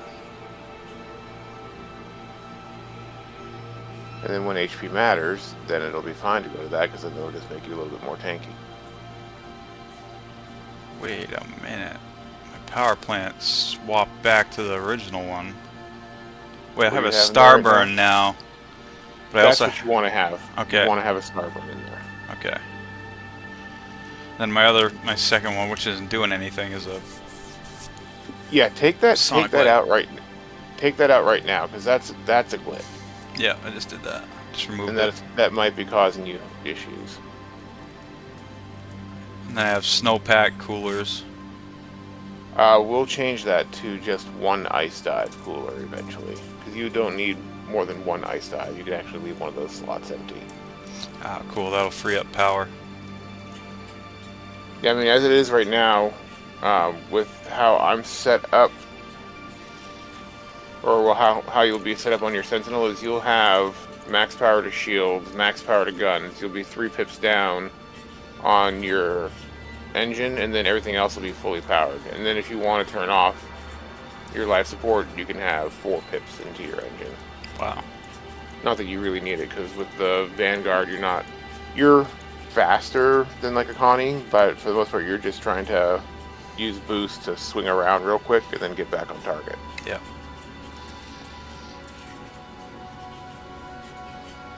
Like the only time I go full boost is when I'm in nav mode and I'm trying to get out, which is rare. I mean, the Vanguards are pretty tanky. I couldn't fire a flare earlier too. I had missiles coming at me. I just repaired, just restocked everything. Yeah, No I think flares that coming could up. either be a server issue, or it could also be that extra power plant you had in your ship just bugging your ship out because it had no idea what this setup was that it was looking at. It was just glitching. Okay.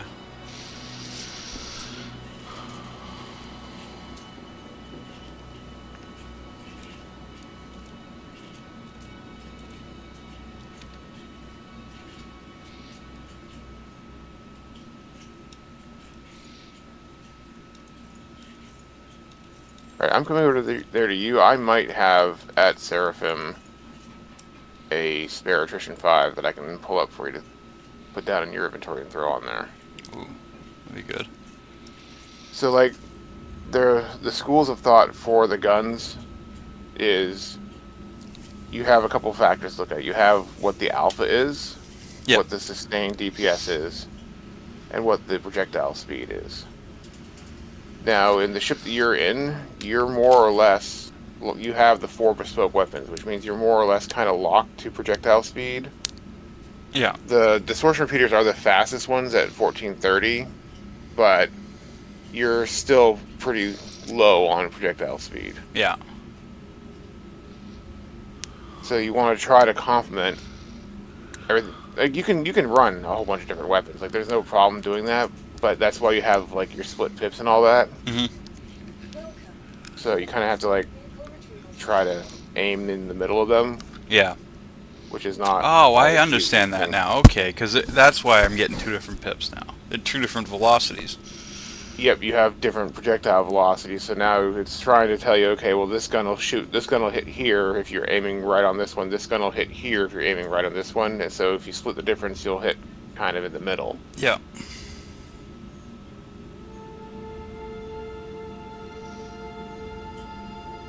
Alright, I'm coming around to Seraphim right now real quick. I mean, that's why you have those split pips. So if you're very accurate with your shots and you want to engage from further ranges, you're generally better. And this is all in general terms because there are certain guns that have certain differences. But if you have a cannon of some sort, you're going to have a high projectile speed, slow fire rate, but high alpha. Yeah.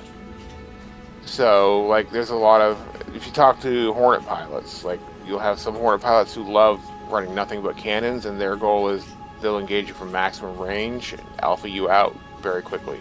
Okay. Then you have the school of thought where volume of fire, where they're going to close rapidly with you and they're just going to load everything they can at you. And they'll usually run something like an NDB 30, or they'll run like a CF 337, and like they'll run Badgers and whatnot at you. Yeah. Because and that's very, very low alpha, but very, very high fire rate. Yeah. So these And guys then- spray and pray. Yeah, and then you have the split the difference, which is like attrition, whatnot, where it's fairly high alpha damage for what it is, and the speed is kind of middling, the fire rate is kind of middling.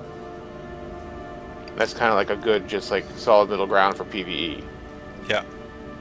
Now for PvP, like I said, I would not use attritions at all for PvP. I would split the difference to one side or the other. I'd either go with cannons or volume fire with like NDB 30. I should really have I should have 2 separate ships, one for PvE, one for PvP. I mean, that'll eventually be the goal, just so you don't have to keep swapping loadups, especially when, before this last patch, if you swapped your guns out, you lost them. Like I had some NDB 30s that I swapped out and then poof, gone. Oh, damn. Yeah, Savage Sam has NDBs. Yeah.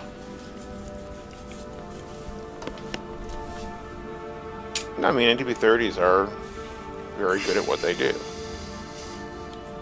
It's high volumes of fire that recharge very quickly, and you just can take them out quite rapidly. Of course, now my Hornet's bored, so I don't even get to play with that today. That's a F7? Yeah, I have a F7M Heartseeker Mark II. Ah, that's the one with the cool turret. Yeah, which the guns are missing off of because, hooray, someone screwed up something in the coding somewhere. Oh, damn. You know, you can buy those turrets now. the TMSBs on in the game. Yeah, like, or I don't know if it's the turret, but at least the gimbal or the track system. I saw it at, I want to say, where the hell was I? Orison, maybe? Because my issue is I have the ball. It's just there's no guns on it. Like it's everything is there except for that. Even when you store it and pull it right back up, it's nothing. Yep. Oh, that sucks. Yeah, that's kind of like the deal with my Andromeda and my dropship. But that's different because sometimes it's there, sometimes it's not. And yeah, that's been a frustrating thing too. Like it just falls off. Yeah. And then sometimes it's just, even when you first call it up, it's not there. Yeah. It's like 50-50. So after the wipe, I had it for like weeks. Even after blowing up, I'd call it back up, and there it was. And I wouldn't say weeks, but I had it for like a week anyway. And then all of a sudden, one day I noticed, with no damage, the thing was gone. I'm like, fuck, that's weird. Stored it, took it up, still gone. Okay, I guess I just lost it. I don't know. Yeah, I mean, you should be able to go to any place that has a garage and pull it out and dock it, but you have to, when to dock it, like, you have to make sure that you're not landed. Yeah. Because if you're landed, it won't dock. So, like, you have to, basically the trick is you put your Connie just above the ground with the engine still on and jump out of it, and then pull up the snub and then dock the snub to it. And I don't think the snub shows up in my ASOP. Welcome. Are you at ASOP right now? Yeah. Yeah, it's not there. Look down to scroll down, keep going. No. Oh, maybe not. Maybe it's because you bought it in game, right? Yeah, the Andromeda, yeah. That's weird. I mean, they're not expensive, but Yeah. You can actually get an upgraded one, right? It's like a P72 or something like that. yeah, P72. It's got 4 size 1 on it. It's quote unquote racing focus, but Should I be coming down to your hangar? oh yeah, if you want to fly out the Harbinger. I don't see your hangar.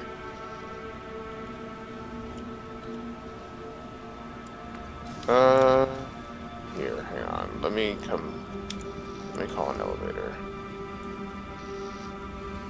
I did accept your group, I believe. Yeah, you might have to call a new elevator. That might be someone else's hangar. That doesn't even look like Caldar's hangar. Yeah, I didn't even see my Hey. own. Oh, yeah, this one says yours on it. On the outside, yep. Got it here, too. Look it out.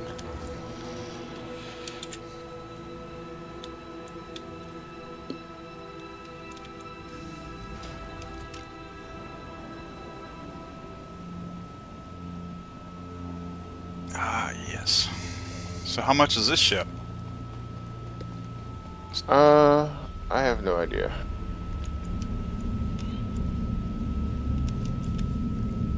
I don't know what the in-game cost is. I don't even know what I paid for it on the store, if I'm being honest. I didn't realize there was a little compartment under there. Yeah, eventually there's going to be a comp that goes there. Ah. So see if you can call hangar. It might let you, might not. Systems green. Launch complete. Landing complete. I just called from my Moby, but it's probably not going to open. Launch complete. Yeah, it's not opening. Yeah. Oh, Here, hop shoot. out. Hop out the seat for a second, and I'll Landing complete. call hangar. It's the only thing I hate about this game is like, look, you're in my group, we're in my hangar. You should be able to call ATC. Stupid.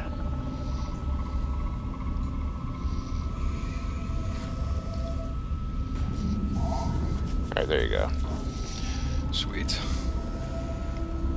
Alright, now we'll go hop in the turret, but I'm not going to shoot because I want you to try it like solo.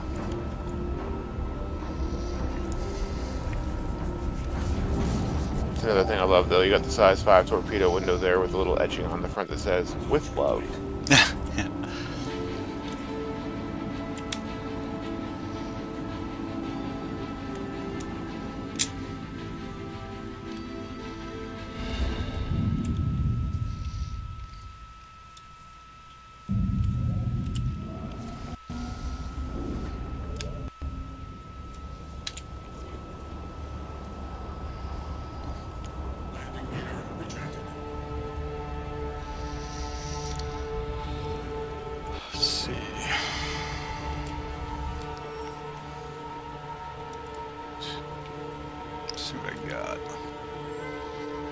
MRT. Let's try that.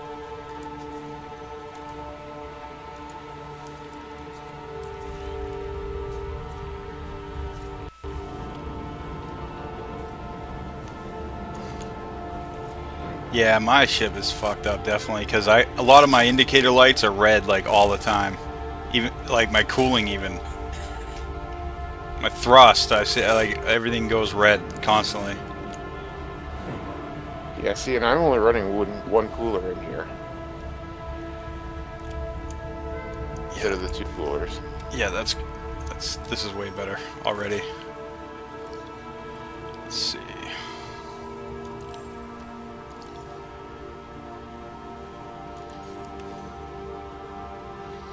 OM1.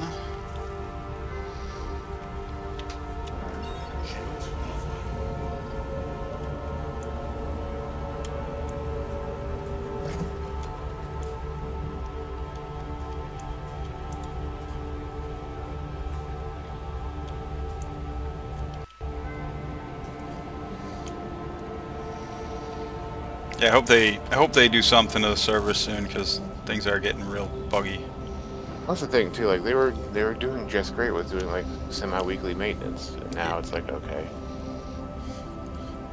People were crying about that too, and I'm like, at least they're fixing shit.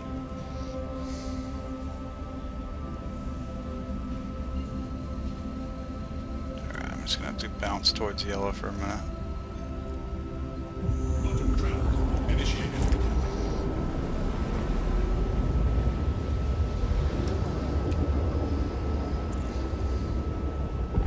Quantum travel complete.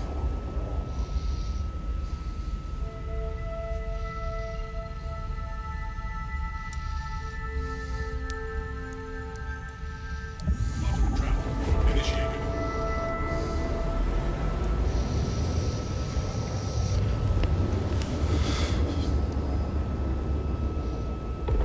Quantum travel complete.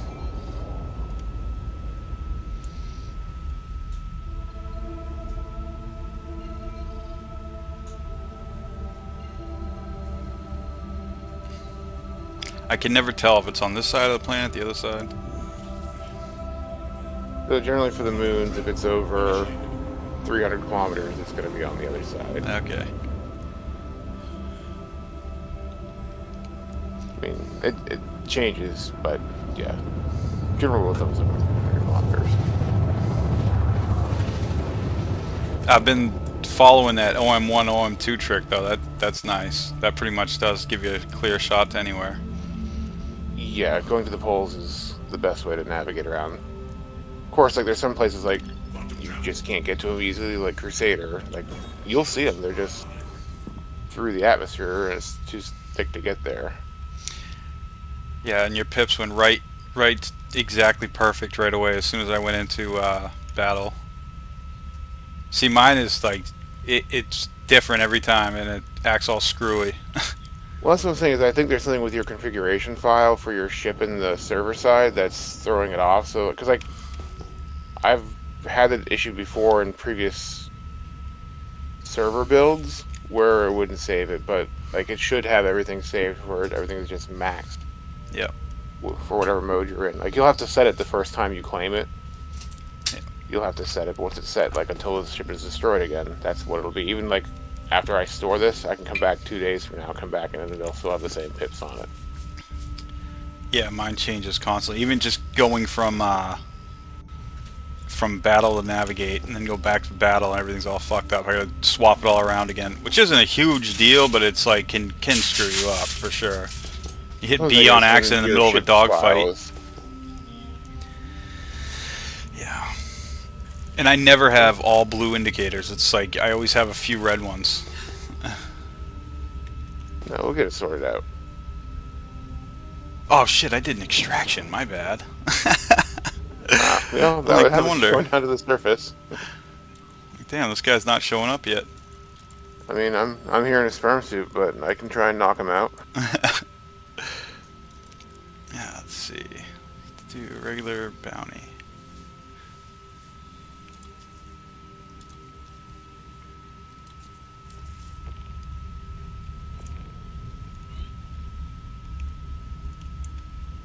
You know, I think my theory is one thing that's really screwing the game up right now is all the people doing server hopping. Well, it's the server. The one thing that's the main thing I think that's screwing the servers over is the persistence. Yeah. There's no cleanup routine, and you can't just have unlimited entities. I don't care how much you pay a month for servers. I don't care how robust the servers are.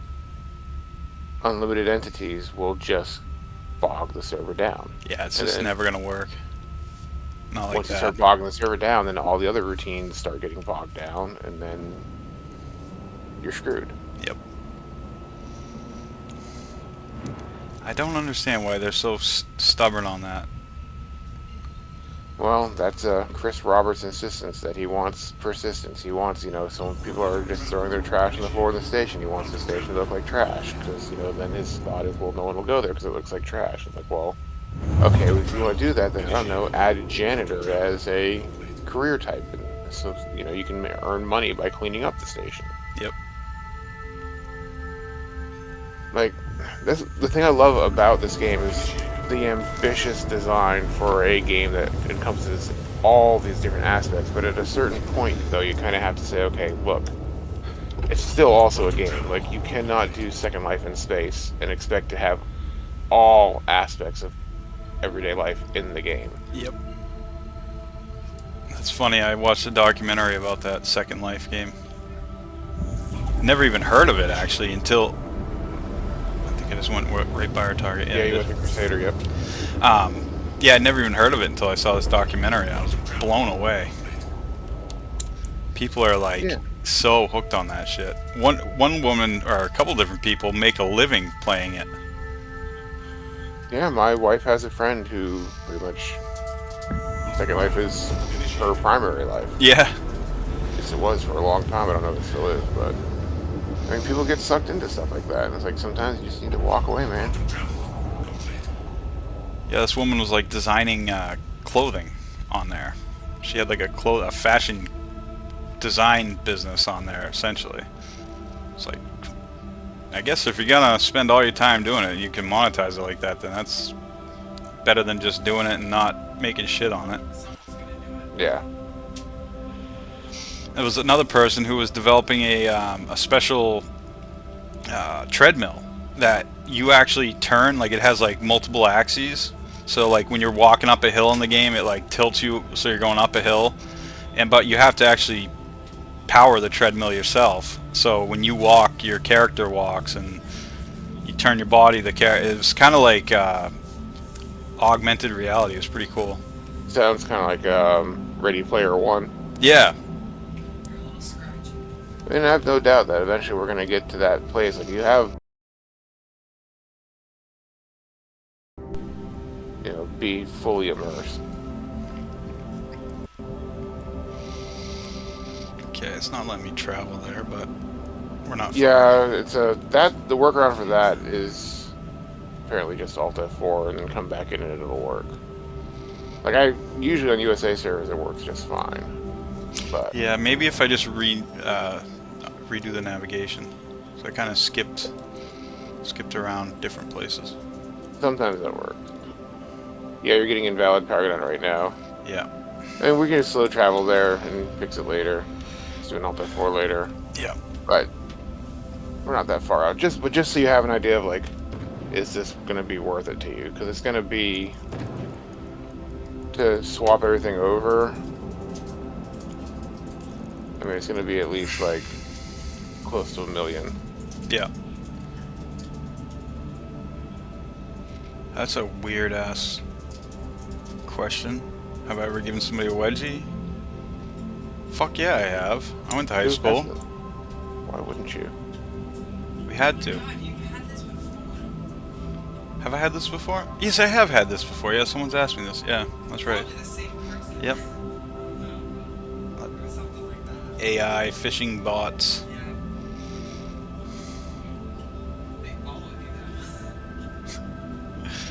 Have I ever gotten one? Yes, I have. I had uncles growing up.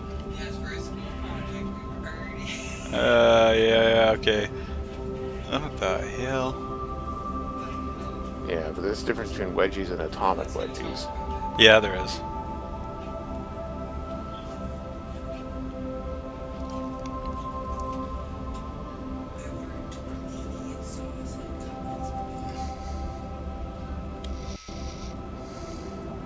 Oh, that's trippy. Putting the turret sideways. Because I almost never get in a turret because I'm almost always the one having to fly.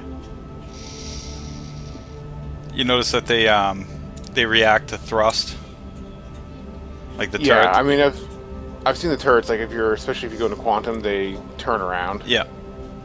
Yeah. Yeah. Like I've turret gunned a couple times on our Org's Polaris, but Oh, that must be cool when you get a full Polaris. it is definitely spicy. It's actually convinced me that instead of getting a Paladin, I'm going to get a Perseus. Yeah. I'll probably melt this into it. I like the Harbinger, but I don't know. We'll see. So what are the major differences between this and my shit? I always forget the name. My You're a Sentinel. Sentinel. Yeah. You get an EMP, and I get 3 size 5 torps. Oh, The main okay. difference. Okay. And then once E-War becomes a thing, like you'll be able to do like hacking of systems from your ship to like. Shut down sat comms and stuff. Yeah, I'm not sure. No one really knows what the E-War gameplay is. I'm guessing to like make sensor echoes, so like they are seeing multiple bogeys when there's only one, stuff like that. Yeah.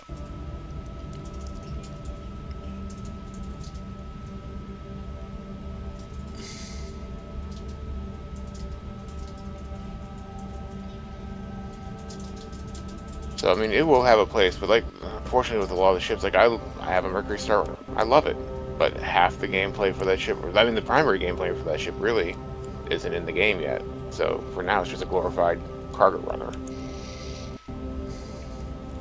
I've heard that engineering is going to really screw up all those people that run solo in Polarises. Yep. Well, that's the thing. Like the solo Polaris whales right now are having the time of their life, and usually run it with a duo, so they have someone who can shoot torpedoes. But I've seen solo Polaris people like, oh, I'm going to sit way out here, then I'm going to get out of the pilot's chair, run all the way downstairs, fire torpedoes, come Yeah. all the way back upstairs. Like when engineering gameplay is a thing, they're going to be screwed because engineering is all the way at the very back of the boat, in the very bottom. That's one thing about the Perseus. All the engineering systems for now are on the same level as the cockpit, so you can just get up and run to the back.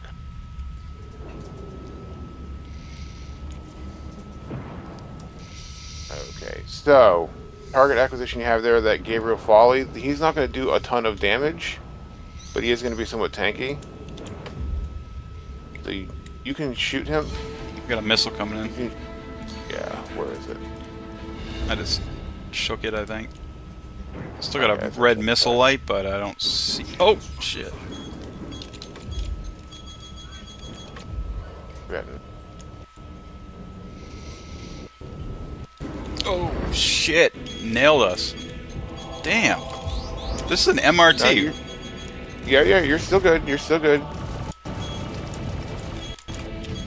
Trying to see the laser or the missile.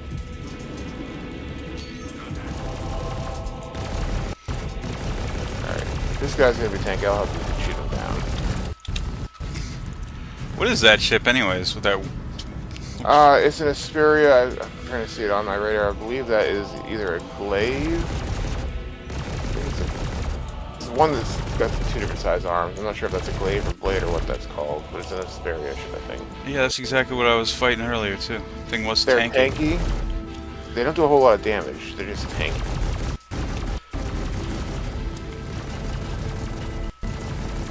Contact.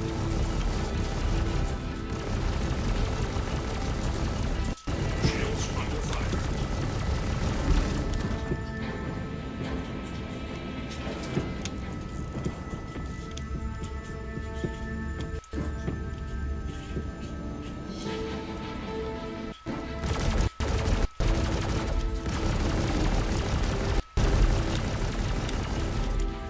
Yeah. I can see these guns being good. It's just taking a little bit to get used to the fire rate. Oh yeah, that's there. nice.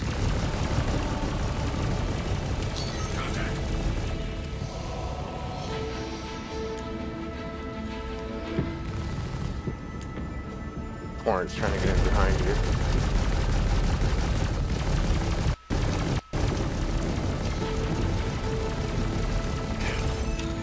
Nice. You got a Hornet coming around the front.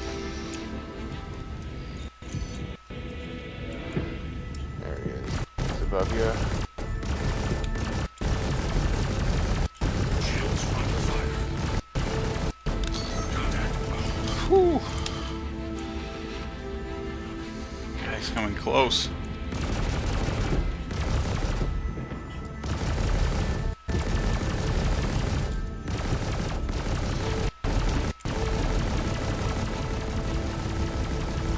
Kill. Nice. One more stealth, so Yeah, keep losing him. Oh, there it is. I can see the arrow now. And oh wow.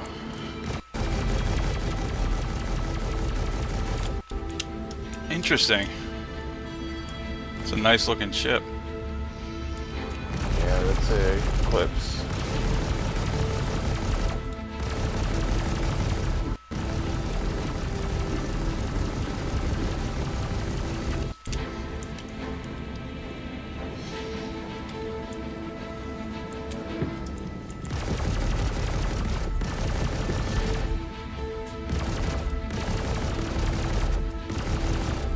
Oh, he's dead. No, he's still there. You can still. Nope, he's still there. Ah, I just lost him because he's a stealth, I guess.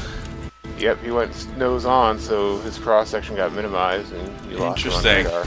Wow, damn. I can see the advantage to that now. He's still there. He's just Oh, that was it. What? shut all his wings off. Unbelievable. He's still alive though. That is cool as fuck. Looked like a crab came out of its shell.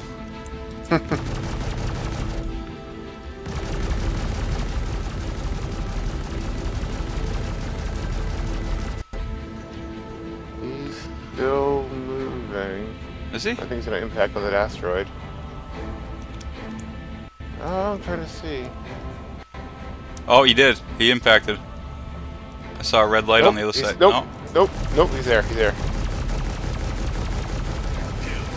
There we go. Wow, that is a cool ship. Damn. Did we take any damage? Not really. Yeah, it looks like Look at everything's that. still blue. Damn. Yeah, whatever guns you got, I want them. Okay.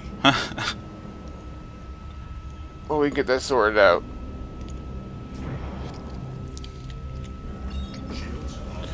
Where Yeah, should we generally go? speaking, like for turrets, if you want to go back to Seraphim, we'll go pick up your Vanguard and we'll go fly it for some shopping.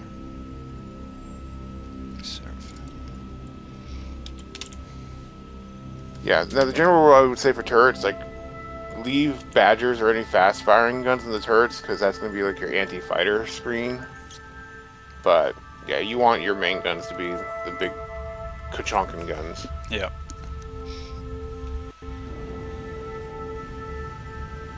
Because, like, when my wife and I duo, we can do everything with a Connie VLRT all the way up to ERTs, because I'll run the main gun and she'll hop in the turret and she'll take out anything that's too fast for me to really spin around on. Connie's just such a good all-around ship. Oh yeah, it is. They can do everything. Take it for ground missions even. Well, that's the thing. Like, that's why I'm gonna get a Connie Phoenix. Yeah. Because it holds a decent amount of cargo still. It fits an Ursa really well, so you can put a medical Ursa on board. You still have your snub on it. Yep. You do luxury gameplay. You still have quad size 5s and 2 dual size 3 turrets. Like, And what's not to love? there'll be those transport missions coming up where you have to take dignitaries around. Exactly. They'll like So that. I'll be able to do it with that. Yep. Morning, you'll die. reporting AFK. I'll be right there. Okay. Look it.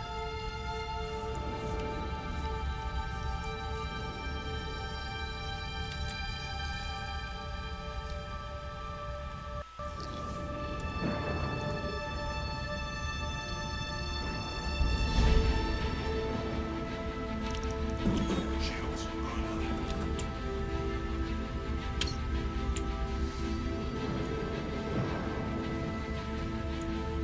Oh, I'm an idiot. I'm gonna have to come down to land it so I get it into my hangar. Oh yeah.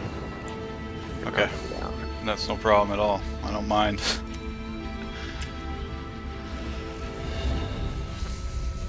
Yeah, come back here and take a look at the torp. Oop. You fire? Where do you fire them? Oh, you fire them from the pilot's seat, but you can see how many torps you have there. Then you got the little Aegis stylized with love on it. Yeah. The thing, like, I do love this ship. I don't know that I'm gonna necessarily want to melt it into Perseus. Yeah. I want to buy a Perseus outright for cash. I'll figure something out.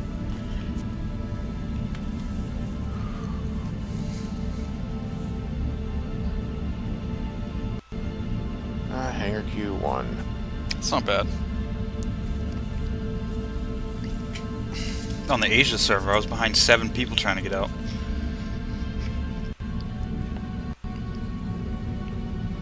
Oh, come on, Zeus. Don't eat it. Get in there. Yeah. There you go. Put it down so I can get in the hangar. There's a guy on YouTube who has his entire channel is just, he'll sit outside of stations and he'll critique and rate everyone on their landings. I saw that guy, yeah.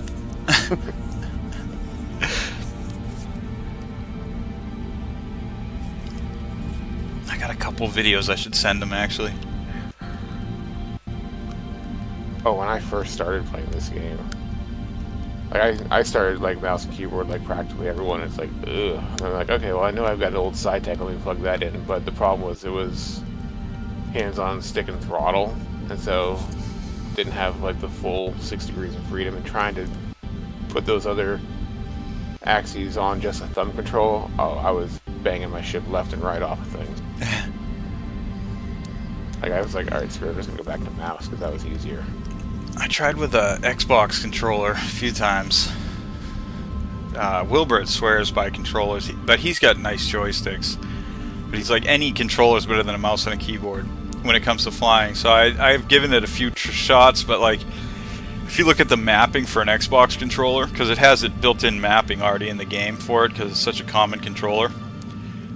Like, there's like so many goddamn buttons to put like modifiers and like hold this stick for modifier 4 and this is modifier 5 and it's like, Oh yeah, no. Damn. Like my org leader, he plays mouse and keyboard. He's been playing since near the beginning. Yeah, and I find myself having to put the controller down to, you know, for example, switch to quantum or go back into battle or whatever. Yeah, it's a pain. Yeah. But in terms of like turning and stuff, I could see it being a little easier. But yeah, ultimately, I think the best move is to get actual joysticks. Yeah, I mean, I picked up these VKBs and I love them. They're great controllers and they're not super expensive. Are they weighted, or do you have to like clip them down or something?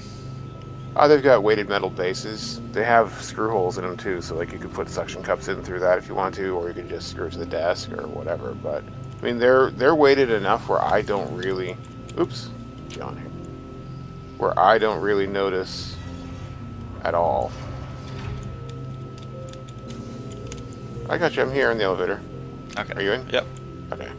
Good. Yeah, they're weighted enough that unless I'm like really hammering on it, they don't move. Yeah. They've got rubber. This is not where we want to go. And I am now being pulled to the lobby. What is going on? Too much damn persistence going on in this universe. Yep. I mean, thinking about all the soda bottles and shit laying around, like, why Why keep that shit? Well, it's not just that. It's the soda bottles, and then someone uses a med pen and drops it on the ground, and there's a used med pen sitting on the ground. And a ship sitting in the middle of a station. And Well, and then just think about one ship in the middle of the station, all the entities that are associated with that, because you have the airframe underneath everything, and then Vehicle select. the various Stand by. polygons involved with all the different parts for the destruction, the graphic destruction on the ship, then all the weapons and all the systems, and like that's just one ship. Do that all over the place. it just seems so crazy to me that they're stuck on that. Like, why let that destroy the game? I don't know. I don't know why. I mean, I know it's Chris Roberts' insistence that we have the persistence and fidelity, but like you talk to any sane designer, they will tell you that is a terrible idea. Yeah, you're gonna bump up against technological limitations. But there is no game out there that doesn't have some sort of cleanup routine. Oh, see, I like this blue and gold, Yeah, it's a nice looking ship. or blue and yellow. The thing I hate about the Invictus is I wish it was more gold, less black. Yeah.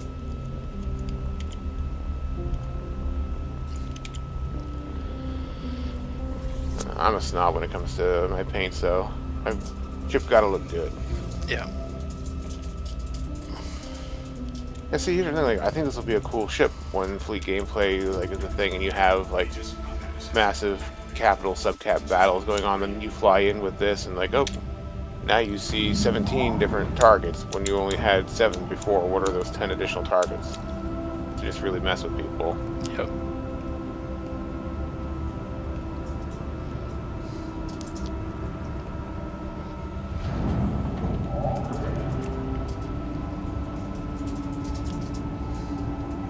Alright, so the first place you'll probably want to go is Grimhex. Okay.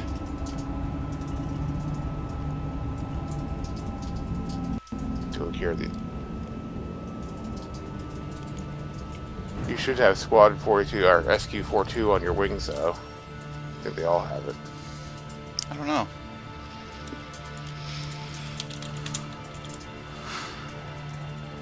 It's funny, I was at Grimhex earlier and I thought I actually went into the ship parts store just because it's really kind of cool looking and sounding. I can't remember the name of it, but Yeah, Dumpers. Dumpers Depot. Yeah, I was like, there's got to be something to this place to have a weird name like this.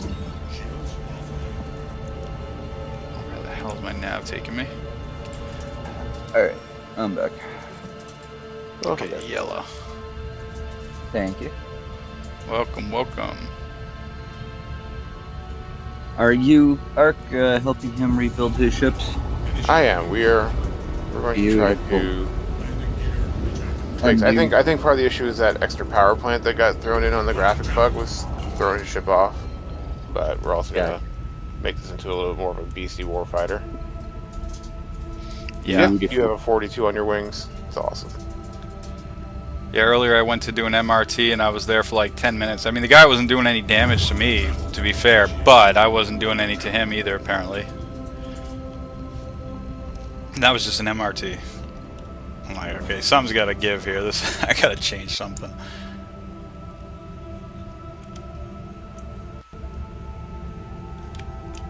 Well, he just took out my Harbinger and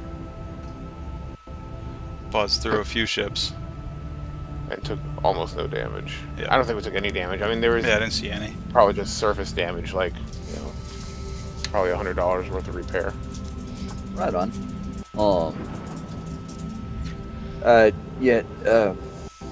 Kaldar, I would be very careful when you're taking Wilbur's 2 months in this game advice on how to build ships. Just saying. Yeah, he uses the DPS calculator. And then, Right. but that doesn't mean everything's compatible and all that. I get what you're saying. Not only Okay. that, but also the fact, like, he wants to build his up with industrial stuff because it's quote-unquote more tankier. Well, no, it's not. Not yet, anyway. That stuff doesn't belong in the game yet. So, But Just once it even- comes in the game, the meta will shift, and you'll see people won't be using the same gear, but you'll be okay because everyone's shifted the meta. Yeah. correct. Yeah, we talked a little bit about future-proofing versus the current iteration. Very good. Very good. Alright, so it is... Yep, nope, you were aimed right at it, looks like. Okay. That backside, because you have all the smooth rocks around and the craggy stuff, so... let me get out third person here. I pulled out So that's the much pad right in front of copper. us, so it's going to be on the opposite side, so just... Underneath? To the... nope, just it's on the opposite side, just go Okay. around the left or the right, however you want to gotcha. go.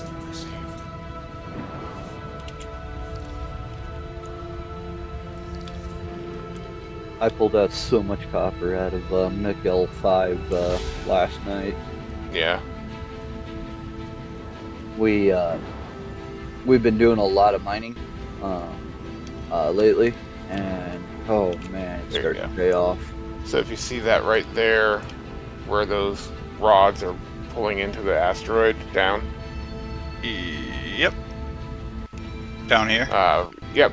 So that's how you get into the backside of the hangars.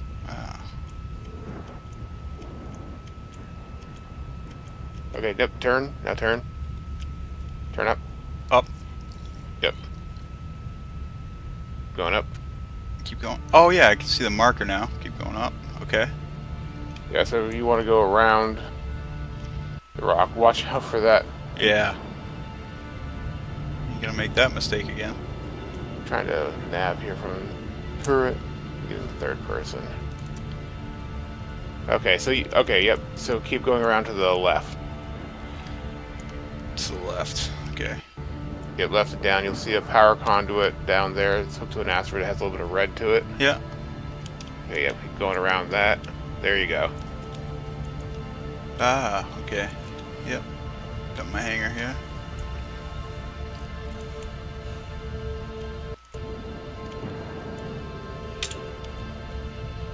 Come on, landing gear.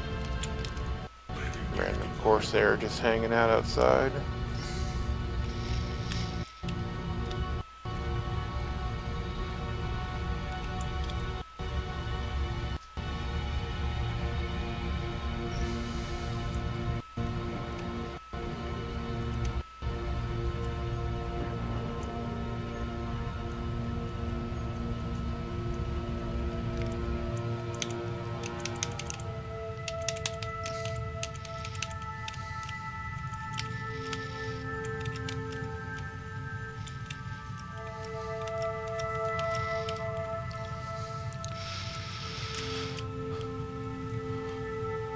I think we landed. Didn't say landing complete, but sometimes it Yeah, the doesn't. hangar's closing. You're good. Nice.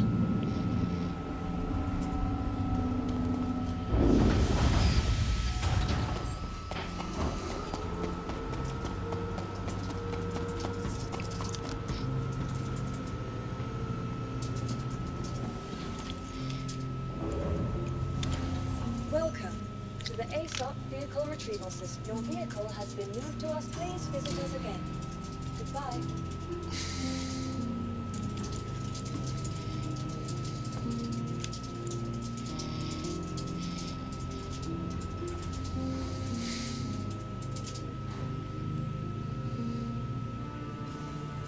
Uh-oh. Oh, there we There go. you go. Oh, shit. Dead bodies everywhere. Yeah. Not as normal as before Pyro. Grimhex used to be littered. Yeah. And you would have had a much more interesting time usually getting in here. Ooh, bodies everywhere here, too.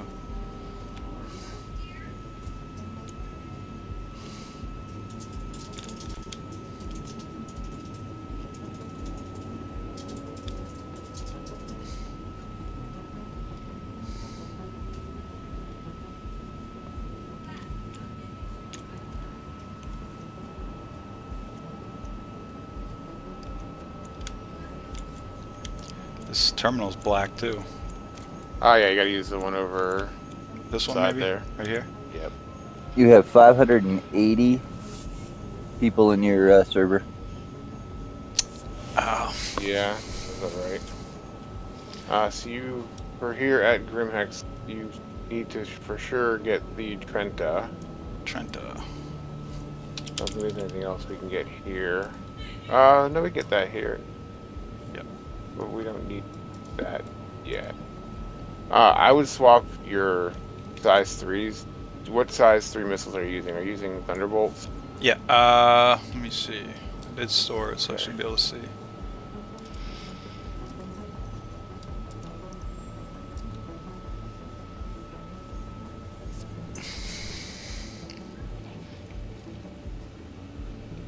Thunderbolt and Dominator. Okay, I would personally change the Dominators on this build. I would go with Rattlers. Okay.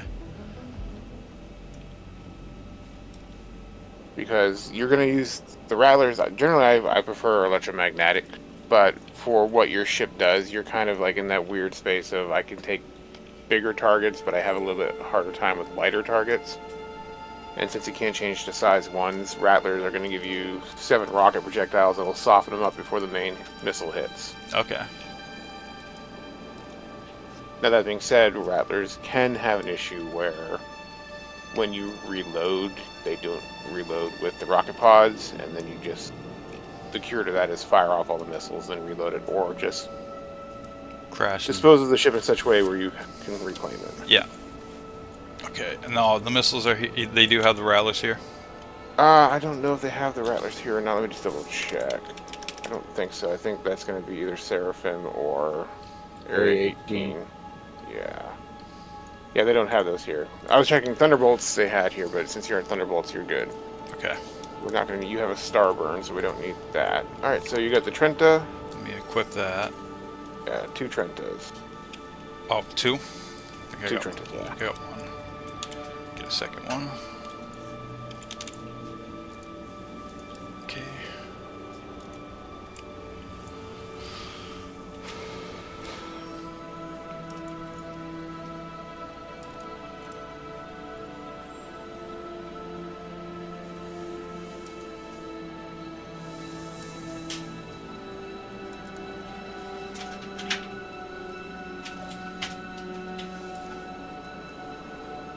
Okay, that's good. Yeah, that'll give you about 1,500 more shield. Oh, nice. For now. Like I said, you know, when HP actually matters, when Maelstrom comes and ship components are in there and actually contribute towards the ship and can actually be targeted and destroyed that way, then you'll be good to switch, but for now, min-max. Yep.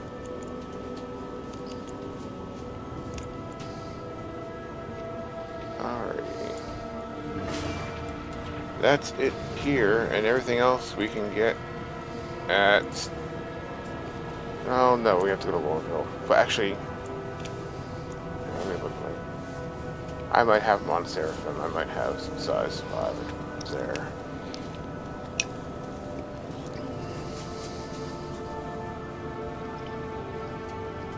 No, attrition 4s and attrition 3s I have.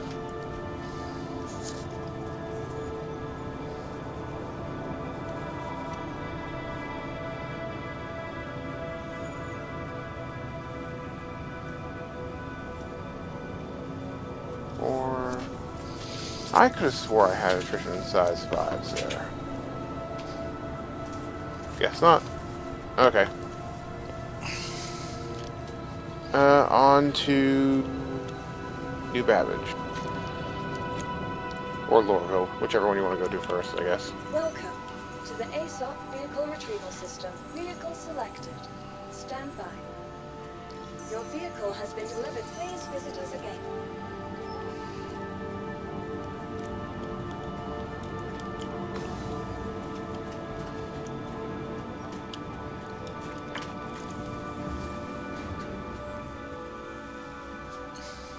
So how you liking mining so far, Wilbur?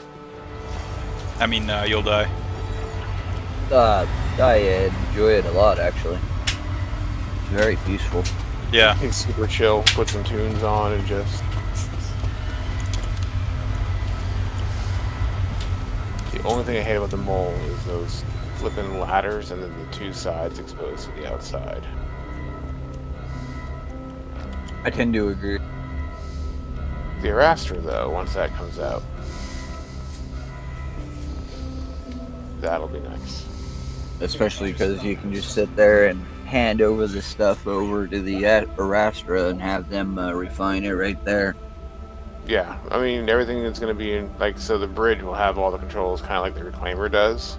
So you'll just do everything from one location, just change chairs. Which will be nice. And then, yeah, you can go out, do long-term mining. Like, I plan on taking that and just going out to Aaron's Halo and just bed logging out there. Yep.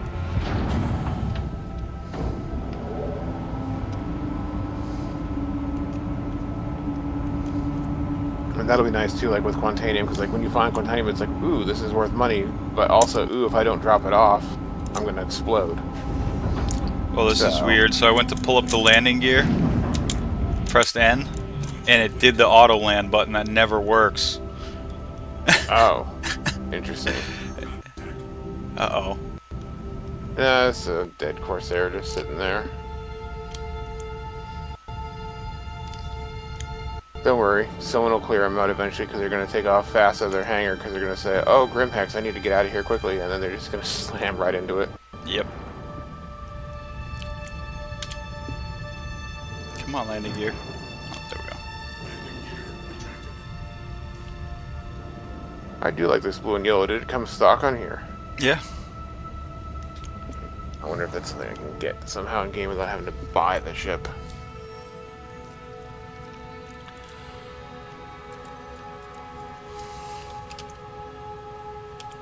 I do like stock liveries. Like I have on my A1, I have the C1 stock livery on it, so it's my special delivery ship.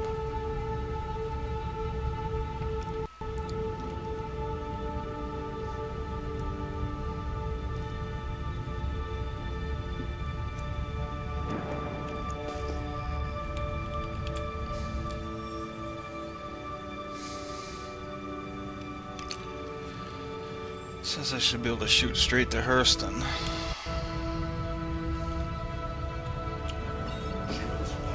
Let's see.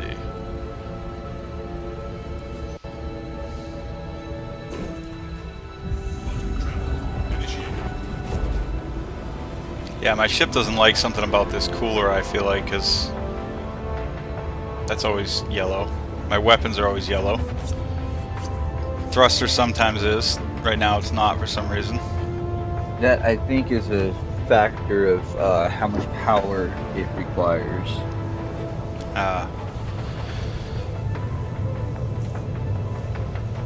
Yeah, well that's why I have him take my Harbinger out, just like, if you put the right equipment on there, you can run with, you don't even have to have both coolers installed. Yeah, it was just so nice seeing all blue lights.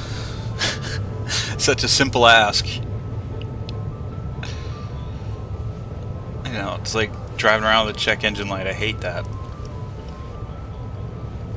That's why you check engine light, you put some electrical tape over it, crank the radio up, and problem solved. I was just gonna say, get some band-aids, put it over the light. Yeah. I had a Saab with literally every indicator light lit. And it leaked every fluid it had. I mean, if you're having to throw a pan underneath your engine every night to catch the drippings, it might be time to do some maintenance, but all been there.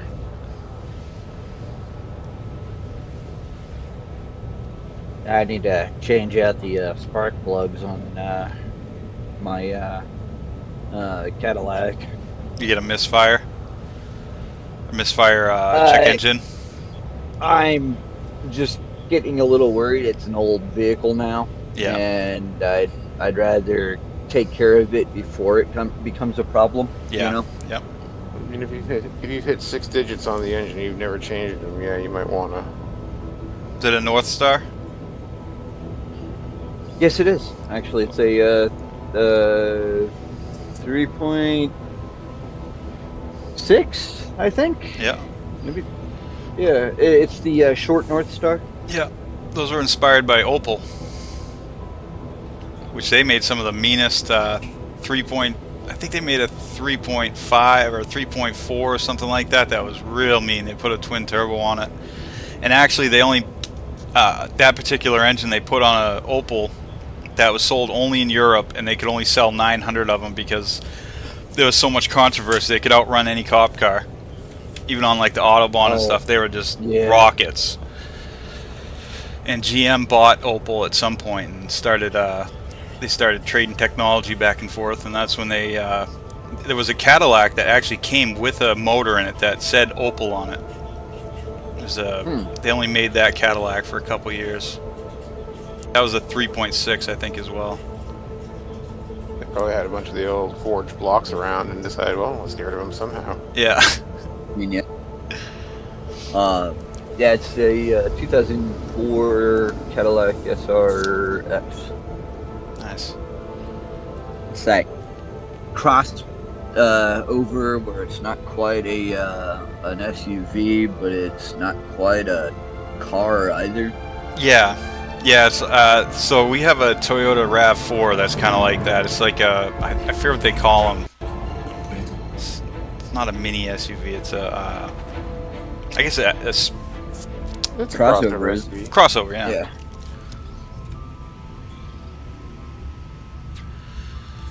Toyota's nothing special, but man, it works. Hey, what? I've been impressed with the 3.5 liter V6 in my Ford. That EcoBoost is a rock solid, almost bulletproof engine. Yeah. I had a 2008 Ford F350. It was nice.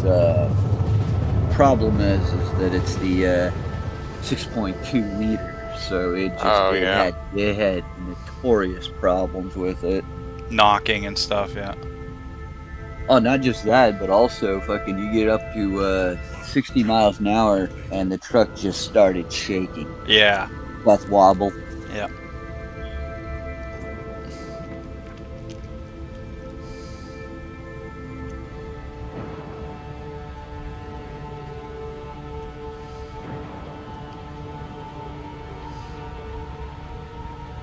Yeah, I had issues with my Expedition. It's an old one, the 5.4 liter. Trying to change the plugs on that, if you didn't have the right tool, you'd just crack the plug in the block. Ooh. And then you had to get another special tool to pull it out. Yep. So I said, nah, hell with that. It's a 2004 Eddie Bauer. I'll get what I can get out of it. Traded it. God, these days I bet it'd be worth a pretty penny. People were paying like 80 grand for Expeditions during the pandemic. For some reason, big SUVs went way up during the pandemic. Everything did, but specifically... They had a bunch of new vehicles sitting around, but they didn't have chips for the computers for them. So they had built them, and they didn't have the computers. So they had to... A lot of people were just like, I can't get my new one because it's, I'm being told it's going to be a year or two before it'll be ready. So here, let me go get, a used one. And then, yeah, the used ones took off. Yeah. I mean, I didn't get much for this one because, like I said, it's a 2004. But I took what I could get in trade for it and went and got a used one off the lot that had been leased for a year, and the guy got tired of it. Even minivans went crazy during the pandemic in price. Yep. My boss went and bought a minivan, it was a crappy like Ford minivan. It looked like something from Europe, goofiest looking thing I've ever seen. But he drove it to work one day, the first day he had it, and while he was at work, the dealer called him, and they said, "Hey, that minivan we just sold you yesterday? Whatever we sold it to you for, we'll pay you $6,000 on top of it if you bring it back today. We got someone here that wants it real bad." So he did. He brought it back in. He got a $6,000 check from the dealership, and they paid the loan off, and that was that. Yeah. Then he had to wait like 6 months to get another one, but yeah. Well, no, my wife and I both got letters in the mail. I'd already traded the Expedition at that point, but she got one for her Explorer.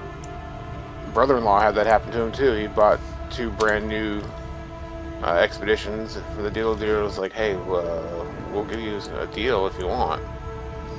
And they were trying to get everything back in inventory just because people were desperate to buy new vehicles, and I mean, everything went crazy. Yeah, there was so much weird shit in the pandemic. There was parts of it too that I liked, but like I think the environment needed some kind of a reset. Like I was seeing deer in Saco, which is the town I live in. We haven't had deer here in, God, I don't know, probably 50 years. Some old guys that I know around here used to deer hunt in this area, but they said, oh yeah, they're long gone, and they'd go up north pretty much to go deer hunting, but during the pandemic we were seeing them out on the street and everything. Yeah, I mean, there's a. Sometimes I feel like I the think world works too pandemic much. I think the pandemic was good for many different reasons, but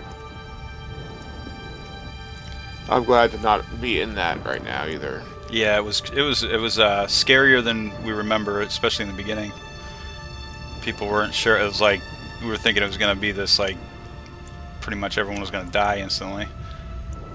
I knew that once we reached 78% immunity,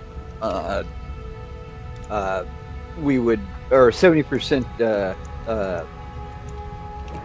herd immunity, then we would be fine as a species. I wasn't worried. I thought Switzerland's approach was interesting.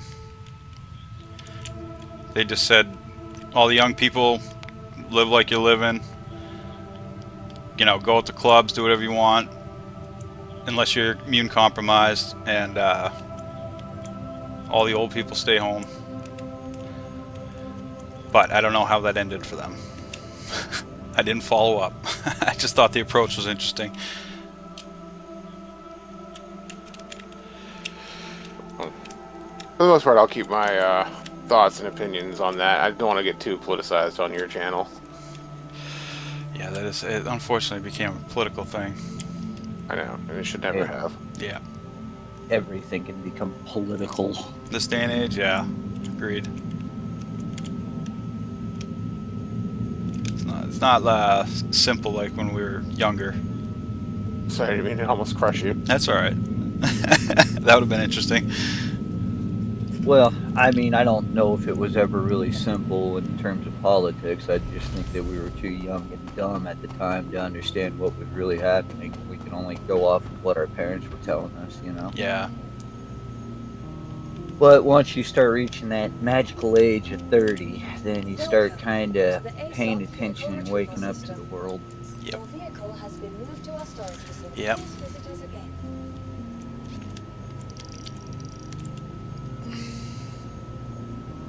I liked how the pandemic got a lot of people working from home. I thought that was needed. I actually really enjoy the fact that now I can have my groceries brought to my door. Yeah, you know? that too. And for a disabled person, that is epic. You know what I mean? Absolutely. Gives you a bit more independence. No, I love the work from home, and I think a lot of companies saw the light of, we don't have to pay. If you had a building where you could either get rid of or shut down part of the building, we don't have to pay for the heating, electricity costs, internet costs, and all that. We can subsidize that to an employee. In exchange, they get to work from the comfort of their own home, which makes them, despite what you see in some places, oftentimes more productive. Because I mean, oh yeah, I think about, absolutely. like, how much I can knock out in the morning and in the afternoon, like. Yep. No, that was my golden rule. Is when I first get going, do not fuck with me. Just let me be. Yep. I will get more done in the first 3 hours of the day, of the morning, than most people will get done all day. Yeah, I mean, when I first sit down, like, I'll knock out everything that needs to be done for the day in the first, like, 2 to 3 hours. And then it's monitoring, waiting for responses, taking care of anything that comes in.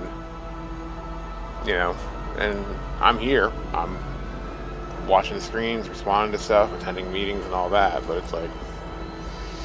I read a study Go about ahead. this, and they're saying people generally work more when they work from home, and they're more efficient.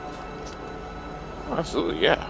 They're comfortable. Yep. You know, they don't have 20 people jaw jacking in their ear, you know, about, oh, did you hear about this problem? You know what I mean? You're comfortable. Yep. That's the thing. Like, you see the argument of, well, if we're in the office working together, where we can have more. There's more brainstorming sessions we can have, and there's more synergy and whatever other buzzwords you want to throw at it. And to some extent, obviously that is true. But with the advent of Microsoft Teams and Zoom and all that, you can also hold a meeting. Yep. And sometimes And- more effectively too. Oh, absolutely. Well, like with Teams, like when you have 400 people in a Teams meeting, raise your hand, put your question in chat, whatever. Like, it's great for town halls Yep. or anything like that. I love it, and I don't know why we're just not leveraging more technology to our advantage. Like, why are we insisting on, like, see how well things could work? Why are we now insisting on going back to the old ways? Yeah. That's just like that's a common trend in the world. Like, people are like, any kind of change, they just resist it immediately. Well, I mean, yeah, I understand. I don't like change for change's sake, but if you can prove that it is better, then why would you go back to the way you were doing it? Yep. In engineering, we used to always say, can't argue results. But people do these days. Here's the thing that, I've noticed is that within the last 5 years, actually really 10 years, is that with the advent of technology and everything, is that people are getting more what I would refer to as pen cojones or phone cojones. It's easier to tell somebody to piss off in a letter than it is to pick up the phone, or not pick up the phone, but to talk to them in real life about the situation. We don't express ourselves in the way that we should, even in paper. Yeah. So I got the attrition 5. Okay. And that's going to go on my... In the Galderman slot. Yeah. Okay, save that. Alright. And that's literally all we're getting here. Right on, right on. Oh, I fell. It's Take actually... me for... What's Go up? ahead. You go ahead. I was just going to say, this place is actually kind of interesting when you... Aiden showed me around and showed me all the lore and stuff here. Oh yeah, for The Hurston and family, yeah. the giant golden statue. I don't remember 90% of it, but I do remember him showing me Like that right around. there. Yeah. Yeah, Yeah. this is basically the Temple of Hurston. When you come in that giant building in front of the airport, this is where we're at. Yeah. And it's kind of funny how they have like underlying little bits of lore in the game. Like, this is a weapon manufacturer, and you when you fly in over the city, it says bad air quality, and there's always smog, and the little touches like that are cool. I wish, I hope that they find a easier delivery system for the lore.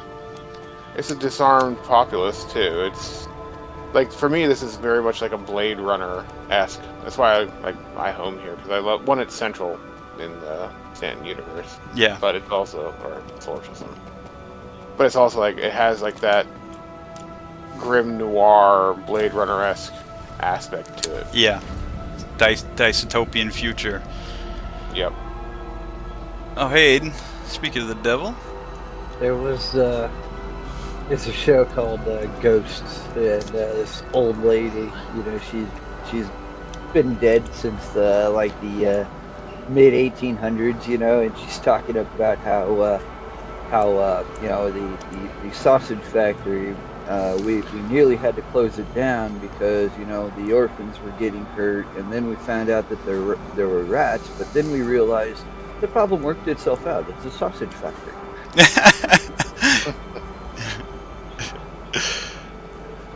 That's the thing though, like, if you just stand around here, you can hear lore, like, Yeah. remember that while stims are great for productivity, they can cause health dangers. We encourage you to not use stims.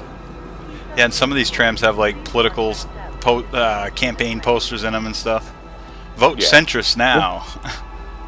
Actually, we got a vote coming up here in 2 years? 1 year, Oh. right? When the new president gets elected or whatever. That's cool.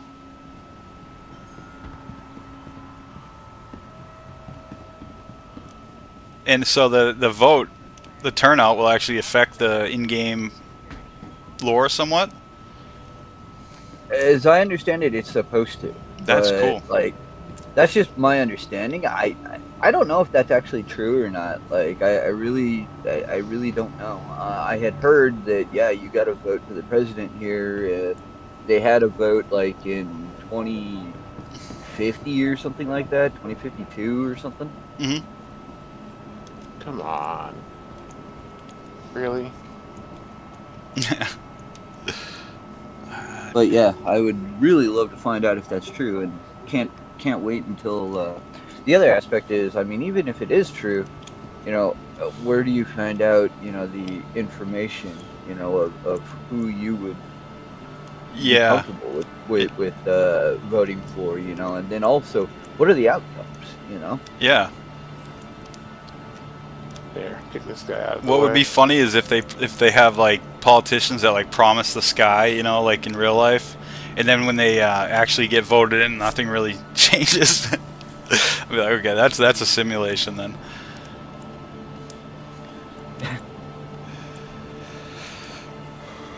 What are you looking at here? Oh, getting a Dragonfly Yellow Jacket. Oh, nice. Yeah, those look cool as hell. I have the yellow jacket one. There. I'll usually roll around the medical Ursa, but just in case I want to do some more Vons later, and the snub does not actually, one, come with the vehicle when I take it, and two, May not does stick get around. shot up, Yeah. then I can at least have the Dragonfly to go do it. Yep. You were able to get up to the 118s? No. I didn't quite get to the 118s yet. I'm pretty close, I think, but I was gonna say, I think you, at least when I had to go, I think you were on the 83 or 86, so you're at least 1 or 2 away. yeah, and then I had decided to clear my, because I got up to crime stat 4 because someone brought the com stat back on, so I'm like, screw it. I'll just go to Klesher and clear it because I'm not going to go try and solo SPK. Yeah, I'm sorry that I had to go. No, that's alright. Welcome to the ASOP I had plenty of fun running back and forth. Your vehicle has been delivered to phase Took me forever to find a Shiv in Klesher, honestly, but just knocking people out. Taking their Like- shit and going. 6 or 7. Uh-oh. Did you just... I called it up. Huh. Okay, Hey, on my screen, you went down and fell into the pit. Oh, that's funny. You fell through the floor earlier too when we were running down here. Before we got to the elevator, I saw your character go whoop, and then come right back up. Okay. I was like, tell me he did not just eat himself right off.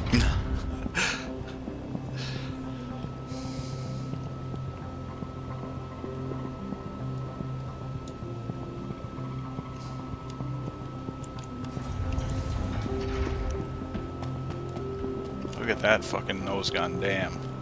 Huge. That's what she said.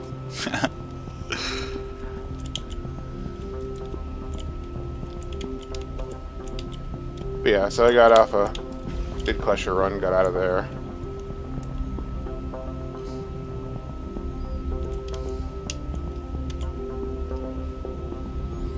No. Close.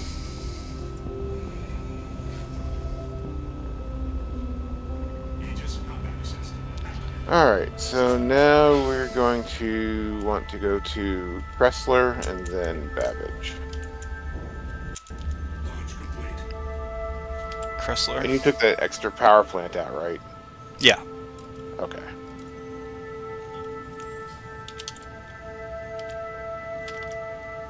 Kressler, huh? How do you spell it? Tressler. T-R-E. Yeah, Port Tressler. Got it.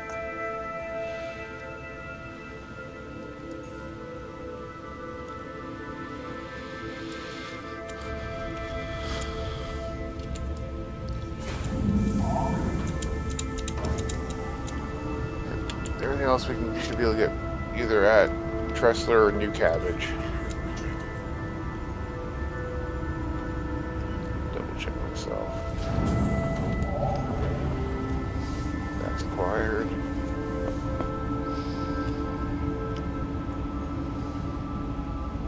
And And those we'll get at Seraphim when we go back over there.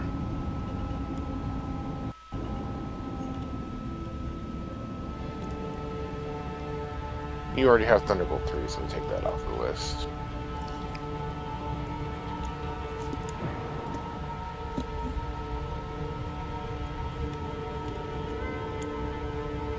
Another dead ship.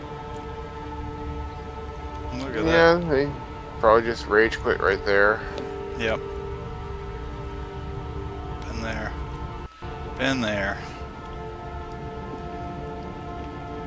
I mean, if you're not rage quitting from time to time, are you even really playing the game? Yeah, not. That's one of the things that irritates me, like reading on the forums, like, oh, this game is perfectly playable for me. Oh, well, I'm sure if all you did was sit in your hangar and move cargo from, you know, Yeah. pad to ship, ship to pad, then yeah, I'm sure it was perfectly playable for you.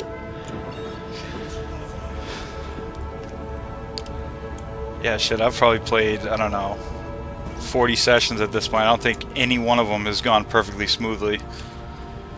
No.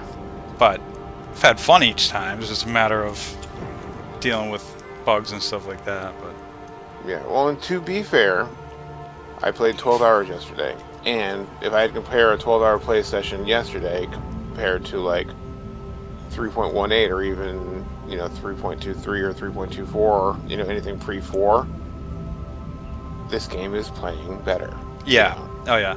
Even though the bugs are still there and there's still stuff that piss you off, it is still forward progress. Yeah, I have to agree. Even since I started playing, the station elevators at least have gotten much better. Yeah, so I mean, That was almost a and constant. I'm not one of those people who've been around, you know, since Kickstart and all that of, you know, funding this off the get-go. So they are the ones who usually complain the longest and loudest, Yeah. in my experience. But it is what it is, and it's getting better. And anyone who says this game is not getting better is just being kind of disingenuous about it. Yeah. And I understand with some of the changes. Like, I'm not a fan of the new loot changes. I think that's a mistake. But I also think Death of a Spaceman is also a mistake.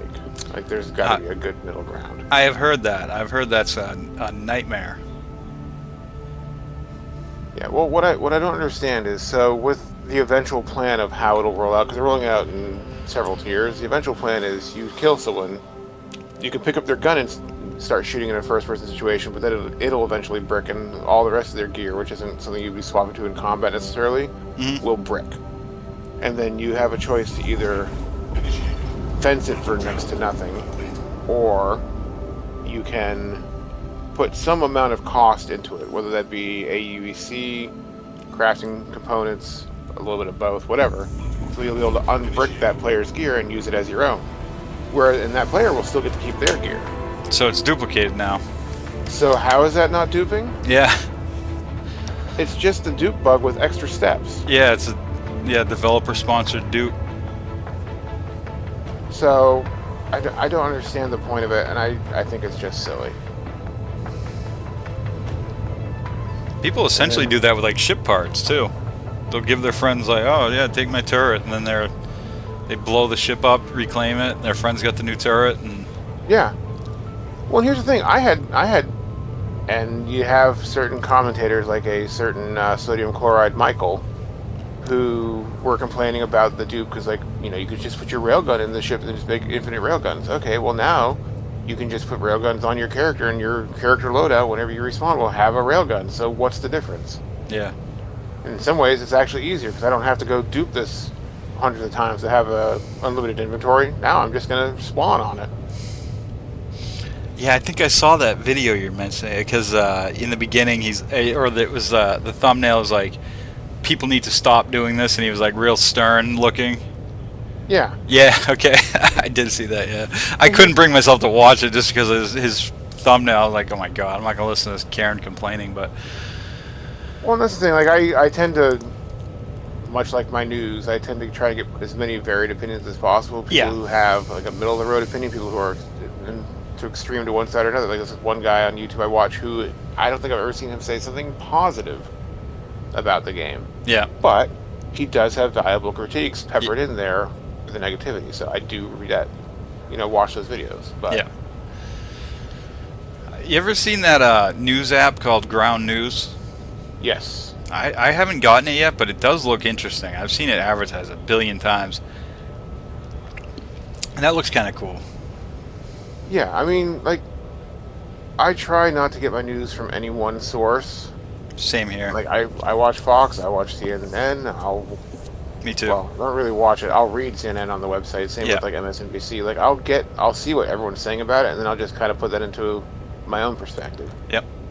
But that's the biggest thing that at least got exposed, I think, is the whole misinformation, disinformation thing.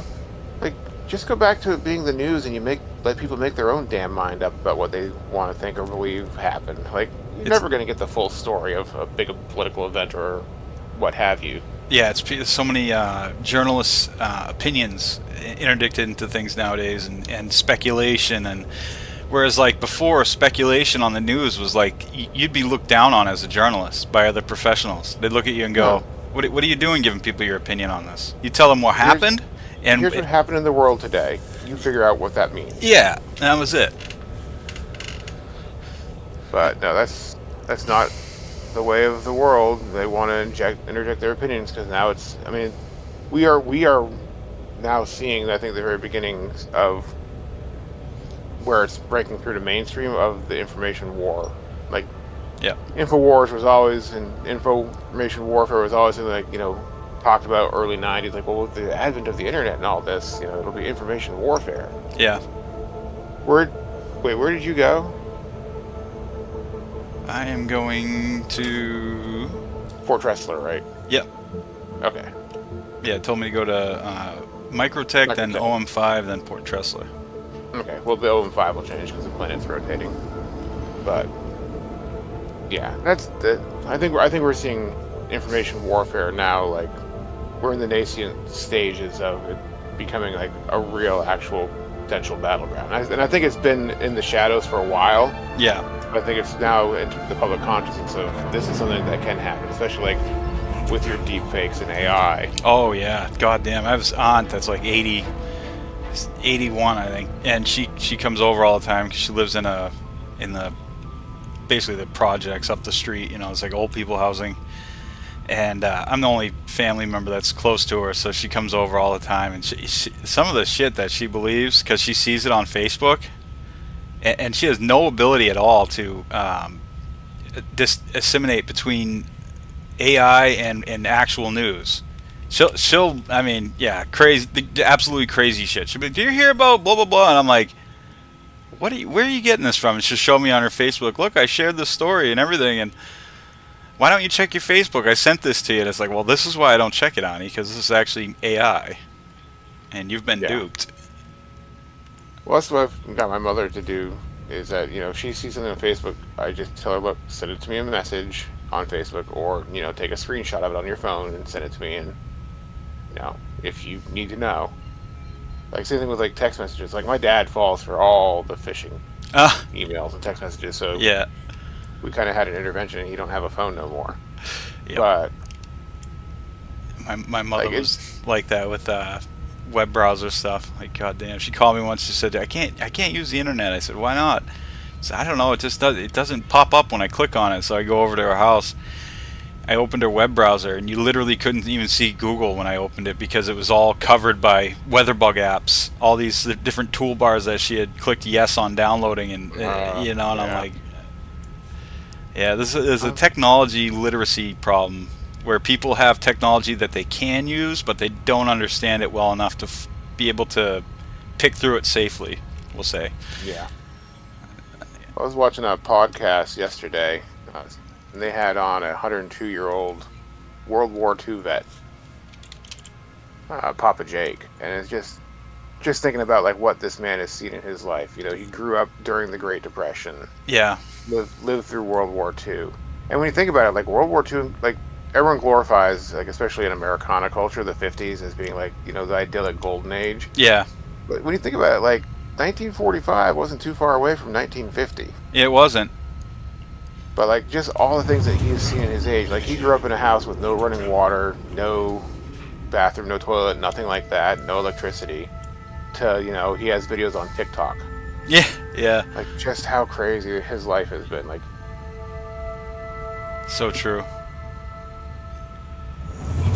I got friends in Maine here still living with no running water in their homes, generator power, and I'm not even talking about like very northern Maine either. It's like near Augusta, Winthrop Really? area. Yeah. I mean, I've seen that out at camps, but like, I know those people I graduated high school with who, when I was in high school with them, they'd never left the county, Yeah. and they probably still have never left the county. It's like, Yeah. don't you want to see something else outside of a rustic? Yeah.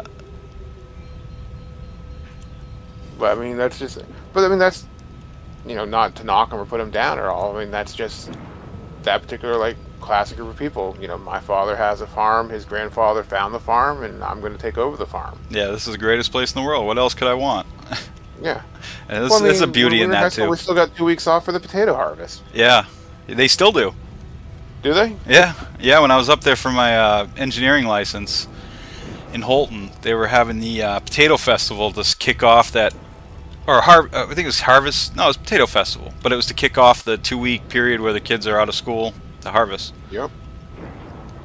I asked the lady at the hotel I was staying at in Holton. I don't remember the name. It was like Holton Hotel or something uncreative like that. Yeah. And I asked her, what's there to do around here? And she's like, well, you're lucky because it's the potato festival this week, but that's not that fun anyway. You really don't want to see that. I don't know, to be honest with you. I'm like, okay. We ended up going to like Rustic State Park and stuff, and there was some cool hiking there. We bumped into a bear, actually. That was kind of cool. Scary, There but are some cool. beautiful sights up there. Like if you're taking 95 up there, there's a nice scenic lookout to see Katahdin out that way. Yep. But I've hiked yeah, Katahdin. there's not much to do up there. Yeah. I was there for like 3 days, I think, total. And we ended up having an alright time. We just ended up drinking most of the time because that was all we could do. But other than when I took my test, I had to go to the community college. Fiddlehead and stuff like that. Go get fiddleheads. Yep. Can't get those around here. Yeah, those are great. I have those all summer. There's a woman-owned company now that they harvest fiddleheads. Is all they do. And it's like With organic, naturally picked fiddleheads. What's that? With it getting ready to turn spring, I'm getting ready to clean my 357 and pull out my snake shot. Nice. That's one thing I did like doing in Maine was doing partridge hunting, rabbit hunting. Yep. I've had a deer lot of hunting, good except for times. one time where I ran into a moose in the middle of the rut. Oh, they charge? Yeah. Oh, thankfully there was where I was hunting was an old abandoned farm, so we had a lot of the stone walls, like the old, Yeah. hopped over a stone wall and was right behind a giant oak tree. He kind of dinged himself off the oak tree and decided it wasn't worth it. Lucky you. Yeah, lucky me. Yeah, to drive home to go change my pants. Yeah, for real. I know a guy that actually he got hit by a bullet, ran at him. He was deer hunting as well, or maybe he was turkey hunting. But either way, he came across a bull, and he said, "I just sat there staring at it for a second, thinking, what a peaceful, beautiful animal." And the next thing you know, the thing was huffing and puffing and came right at me. He's thrown over the antlers and everything. Where I used to live in Holden, we'd have the killer bee trucks, the Sunbury trucks. Yeah. Every once in a while, one of them would pop a moose, and be hard to tell the difference on who took the most damage. Oh, for real. Yeah. Winthrop, we had I'd say it was like once a year during the school year, one of the kids would come to school, or not come to school because their parents hit a moose and they passed away or something. I remember that in second and third grade. Both second and third grade, went to school with a kid that had a parent hit a moose and die. It's no joke. Even a big pickup truck is going to get totaled by that. And I've actually seen like an F-250 hit a moose, and the moose actually walked away, but the block was toast. Yeah. Or at least the radiator was. The way they get you is they're just the right height to decapitate you. So Yep. their belly pretty much takes your head off. if it doesn't, it snaps your neck and you're never gonna move again. Well, if you even the if you're in a deer car. Deer come right. I've seen it before too. The deer come right through the windshield and thrash around. Yep. I hit a deer before, good sized buck too, in Old Orchard, and it cracked the windshield, but it didn't come through it. Thank God. Probably because it was a Cadillac. I don't know what the hell's going We on. got the elk around here. I've got a big 600-pound brush guard on the front of the truck. I actually hit a deer doing 60 the other, 2 years ago now. That all it did was say, I'm going to move in a 1/4 inch off my mount. That's all that happened on the brush guard. Oh, damn, nice. Well, I figured I can spend, $1,500 on a brush guard to save $1,000 intercooler, so Yeah, it's an insurance at that point. absolutely. Even a turkey, I've seen a turkey head go through a radiator before. That I have not seen. A I've guy, seen a sparrow come right through a Ford, the front plate of the Ford, go right into the engine. oh man.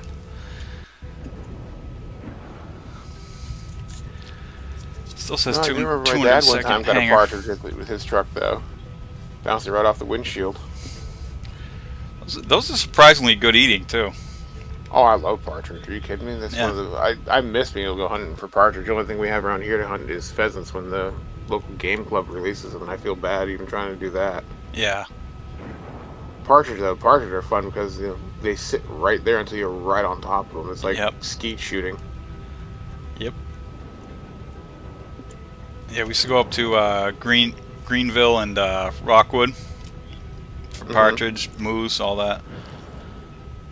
Stepfather's had a few different moose permits over the years because he's my stepfather, so there's 3 stepkids and then my 2 siblings plus me, so there's 6 of us total. And he put in a permit under each one of our names. Yeah. And if it's still, he wouldn't get one every year, but he got at least 2 or 3, I believe, over the years. Well, that's one of the ways a lot of people would do it too. Is you find one person in your group of extended family who has the moose permit. You're like, okay, if I get one, I'll call you to come get it. Yeah. Of course, it didn't always work out right. I remember the first day of open season, I was literally in the truck waiting for the sun to come up. I get out, there's already a steaming carcass there. Someone had already field stripped. Like, well, I think someone was out here just a little bit early. Yep. And that's crazy because the game wardens are very unforgiving with that shit. Oh, yes, they are. We used to know, probably retired by now, but used to know the lieutenant game warden for Aroostook County. And they did not play around.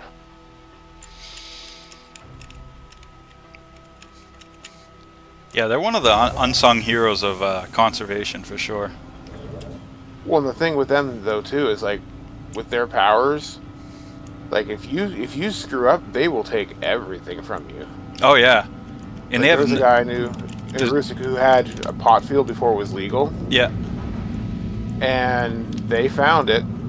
He had set traps on it, so they nailed him for set gun. Ooh. Because it was set gun traps. Nailed him for set guns, and because he had set guns out there, and it was basically fell under their jurisdiction. They nailed him for that. They took his truck because he used his truck in the commission of the crime. They took his house because he had his stuff stored at the house. Like, they took everything because it was all, they could tie it all to being used in the commission of the crime. Like, they did not play. Yeah, I've heard that they have more power than a state police. Like, they can pull the state police over. Yeah, I'm sure they could. They're like the most powerful form of state law enforcement, I guess. I got pulled over by a warden one time on 95. I mean, I was going fast, and it's like, look, I'm not going to write you a ticket on that, but you need to slow it down. Yeah. It's much more colorful in his language. Yeah, yeah.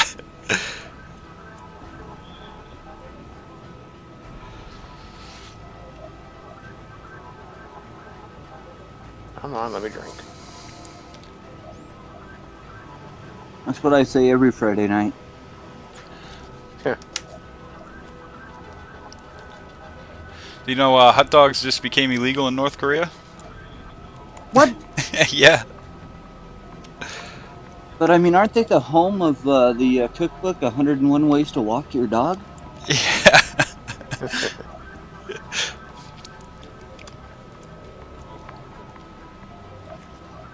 Yeah, they started letting visitors in again. So I watched this YouTube traveler, vlogger, whatever you want to call him, and he went in his intent and purpose was to like break all the stupid laws that they have, which I thought was really stupid of him. But Oh, was it that, I forget the kid's name, I think of something else. I think he got arrested by South Korea and has been having a trial. oh, Johnny Somali. You thinking Johnny of? Somali, that's... Yeah, no, that's he what I was different situation. He was in South Korea, thinking. Okay. and yeah, I hope they throw the fucking book at that kid. He was an asshole.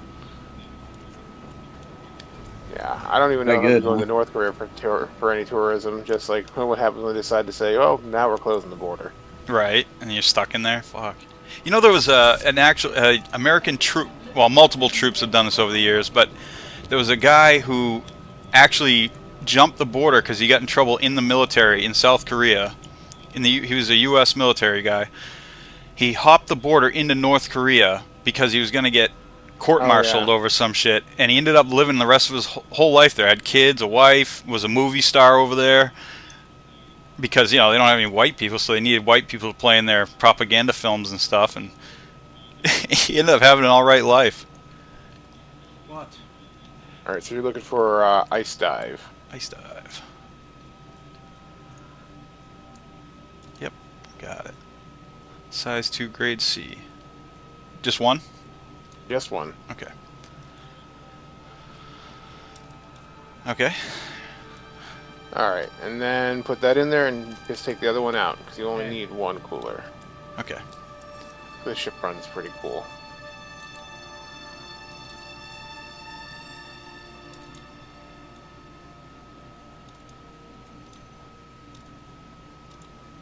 What? Okay. And then it's up to you if you want to change the quantum drive. There's really, for Heavy Fighter, I don't really see the reason to do it, because for the most part, like, Yeah. you're going to go to a system, you're going to stay in that system doing bounties and stuff. Yeah, I'll just Or stick with this. or Mercs. Alright, so just the one ice dive, and then we're new Babbage and done. Perfect.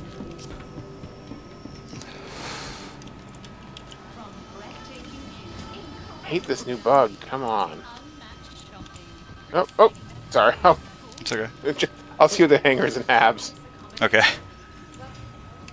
Yeah, I've got a new graphic bug that if I hit F, sometimes it'll do what I want it to. Sometimes it'll try to loot my own armor. Oh yeah, I've seen that before. I have seen that.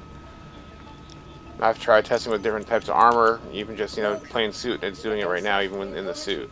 Yep.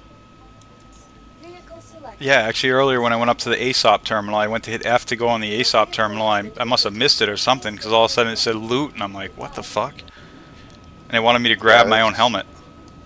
Yep, there's some new bug where, like I'm doing right now, like I'm moving forward and backwards, and then I'm seeing an F pop up in the air. Oh, I get the door for you. Come on. You in? Yep.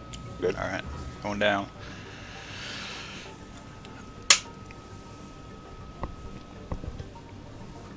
I'm guessing the server's cooked. I haven't seen anything in chat in a long time. Let's see. Display info. Oh no, it's not going down either. It should eventually.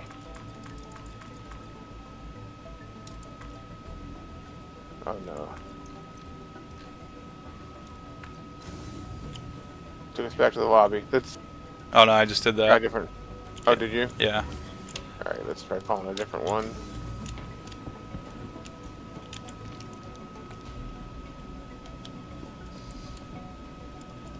Server FPS is right now hovering between 13 and 15. Yeah, I thought so. Felt like it was slowing down on me. There was kind of a drink jammed in the door here. I just threw it out of the way. I don't know if that would fuck it up, but who knows? Who knows with this game, with how they have things coded. Okay, I can't even see your hangar. Weird. Me neither. Alright, you call the next one to make sure. Welcome to the Maybe make ASOP sure. vehicle retrieval Oh, and it system. says retrieve again. Welcome. Vehicle selected. Yeah. Stand by. So it must have blown up, I'm guessing. Please visit us again. Oh, if it's gonna retrieve state, it just got glitched and put back in. Ooh, I almost got in the wrong Nope. guy's elevator.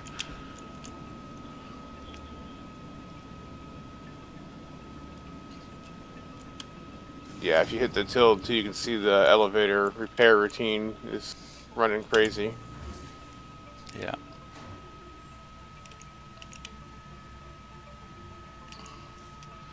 Allegedly, it's taking us. Hey, we're here. Oh no, Yeah, my ship's gone. Welcome to the ASOP vehicle retrieval system. Let's see what happens. Vehicle I would watch out. vehicle has been delivered. Please Yep. visit us again. She might be doing backflips and stuff here any second. Well, I mean, that's one thing. Like, it may be glitch citizen, but it's a spice of life. You never know what's gonna happen. Yep. Uh-oh. Ooh. Oh, look at me. Suicidal. Oh, Oh. you made it. Yes. I survived the sewer slide. I wish I knew what the hell I'm sucking up. I really do. I wish I knew how the scan works. I would be happy to once I get Kalidar settled here in a ship that'll do. I can come and help you out with figuring out the mining and the scanning. Sweet. Yeah, I saw earlier on Reddit, I looked at a post, the guy was mentioning like how to tell what meteors are pressurized ice, and thought of you. Yep, you can tell by the signatures, and then what's in what minerals and what planet to go to for what % chance to get whatever it is you're looking to get. Yeah, there's a whole lot. It's almost its own game. It's almost its own game if you're a miner in this. Oh, it absolutely is. I'm over at Mining is way more complicated than whatchamacallit, than salvage panels. Yep.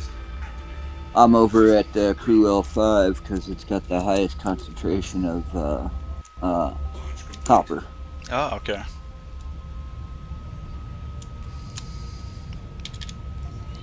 Unless they've changed something. Oh, I'm looking at planets. I haven't looked at the actual, like... I'm looking by planetary mining for surface mining. So yeah, Imperial 5 probably has the highest for field. And then Mikkel 5 is where you drop off the copper because it's got a 9% bonus to copper refining. Ah. And Crew L1 has a 3% to corundum harvesting, or Yield. refining. Yep. Yeah. Alright, next place, New Babbage, right? Yep, to New Babbage, and that'll be the last stop. Perfect. That's not far from here at all. No, just look straight down at the planet, and you can see the circle to take it right down. Oh, yeah. Oh, should I go for Microtech, or like is there? Yeah, you want to go to Microtech first, because so when you're up at the station, you have to transition to the planetoid itself Okay. before it'll give you the subsystems or sublocation. And just for the Pentagon. That was a short little. I can't wait for the manual quantum mode to come out. Yeah, It'll probably. that'll be interesting. I'll crash a few times, I'm sure, but there's been a handful of times, like earlier when we couldn't get a marker for the mission we were going to. We had to fly there. Not a huge flight, but you know, if we could have just bumped quantum Yeah. real quick and been there, that'd have been nice. Well, I'll love it just for, okay, so you can't get to an orbital maneuvering point around there, and you don't really want to put yourself on the way to some foreign celestial body. Just to use it to jump to get around objects will be nice. Yep. But they're going to have to, in order to do that, they're going to have to revamp their entire quantum tunneling system. And if they revamp the quantum tunneling system, then that's going to interrupt how snare gameplays work with the Mantis or whatever the ship comes out. So, Or the Cutlass Blue.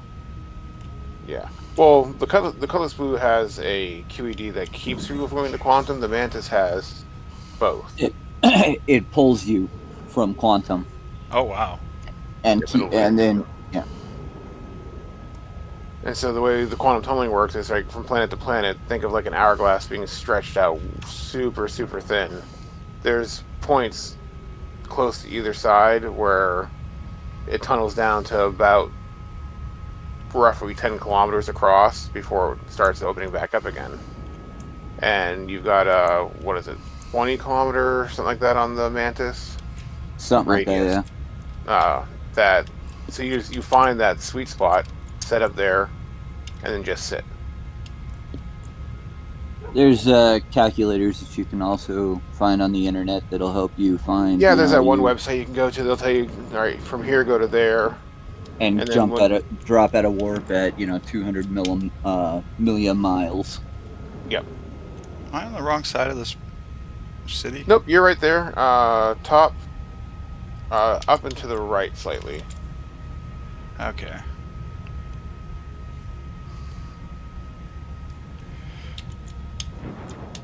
It's not wanting to call for a... Unless my game is frozen. Yeah, you're too far out. Are we just sitting here? I can't tell. Yeah, we are now. Oh, okay. Good old quantum bug. Am I sitting or am I moving?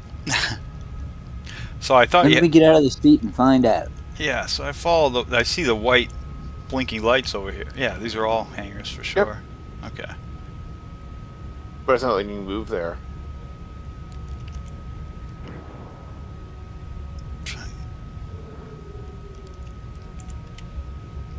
Yeah, because on my screen we're just kind of hanging out unless we're into a 30K, which is, given the server state, entirely possible. We were sitting still for a minute, but now we're moving. It's not getting a hanger for some reason. Oh, it's making the sound like it knows I'm calling, but it's not. I think we might be into a 30K then. Because you're moving, I am not. Ah. I wasn't watching your stream, I was just looking at my screen. Yeah, and on my screen, I am still looking down at New Babbage and the spaceport. Maybe just land on a pad. There are pads out here somewhere. Actually, I think they're on the other side. I don't see any of these opening, but it's definitely getting the call because I'm here making the little click sound. Yeah, this server may just be cooked. Yeah. Beautiful view, though. Oh yeah, absolutely. Actually, you know where we can land is... Let's see if I can walk you towards it. There is a section out on the ice that will give you access into New Babbage. I don't know if you've been there before. You see that? Yep, right there while I'm watching your stream. But follow the tubes. Yep. Right on the other side of it. I think I've done this. No. Keep going out on the ice lake itself and scan while you're going, because you should see probably a bunch of ships landed outside. That'll be the easiest way to locate it for you. But there's outside, like right on the ice, where we can land and get in. Yeah, I've seen that. I have done this before, actually, I think. Okay. Yeah, just follow that like you're Neo in the Matrix flying to the Machine City. Yep. Follow the pipes.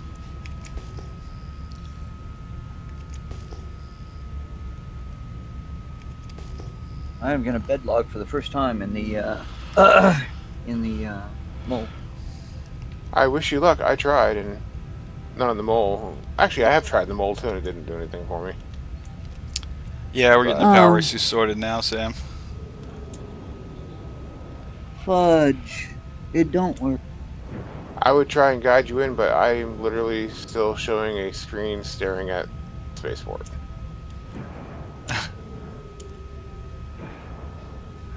Looks like right there on your screen off to the side, a little ice Can't tell.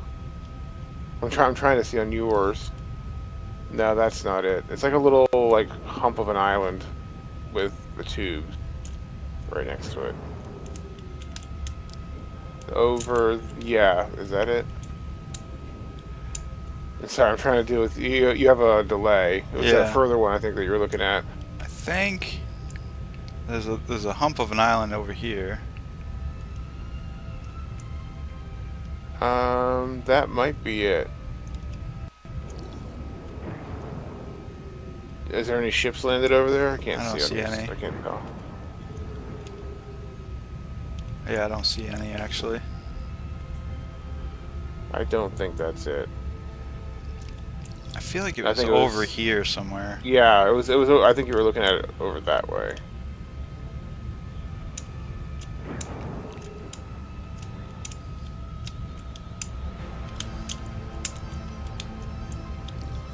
Like usually, there's several ships landed by it. Maybe there's nobody in the server except me now. I don't know. I'm still. It feels mighty quiet in this area. No, I'm still in the server. Yeah. And getting upset because nothing's working. Okay, I think we're all about to 30K. I think so. And well, if we're gonna 30K, I'm just gonna help it and just Alt F4. Yeah. Fuck it. Here's my current view. I'm riding with Galdar. He's moving around. I'm watching him on stream moving.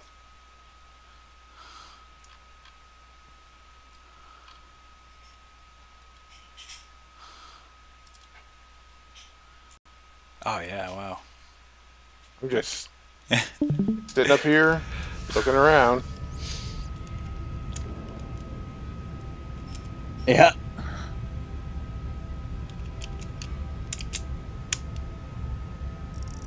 Something's broken for sure.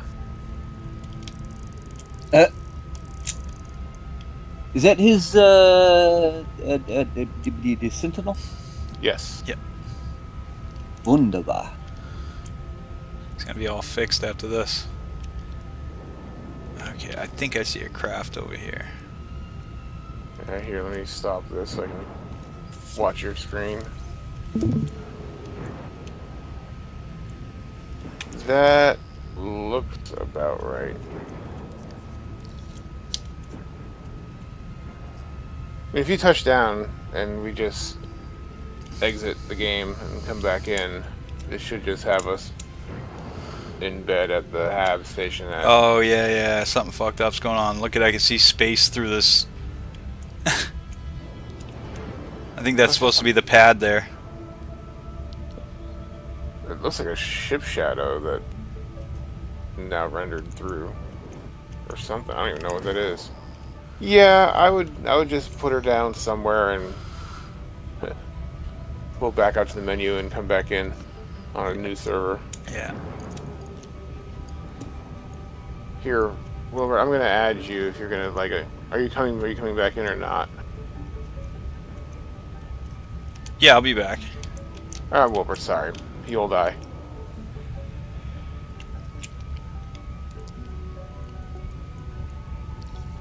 Alright. Yeah, there's something going on because I just watched this Assassin Cross 7.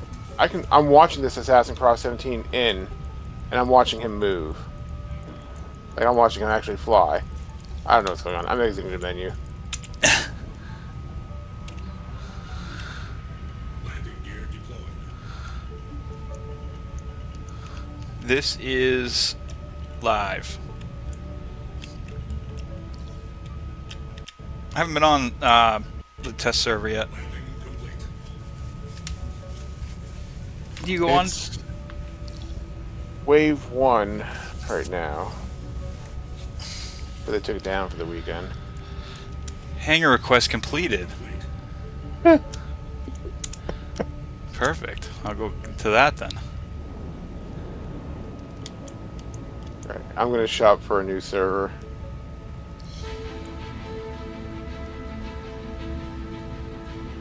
Oh yeah, now I'm seeing players and everything.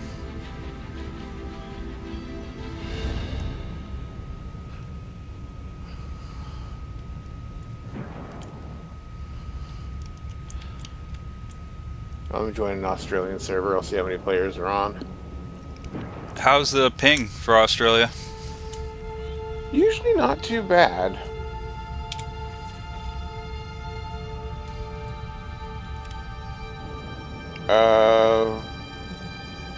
You got a 60k error in the game. Interesting. Oh, because you tried to join me? No, it just, yeah, it all of a sudden popped up and said, do you want to join a group? Okay, yeah. Oh, they're doing something probably. Savage Sam can only find 3 active servers right now. I probably missed the message in chat about maintenance or something. Does Sam have an active server? Sam, are you in an active server right now? If so, how's it running?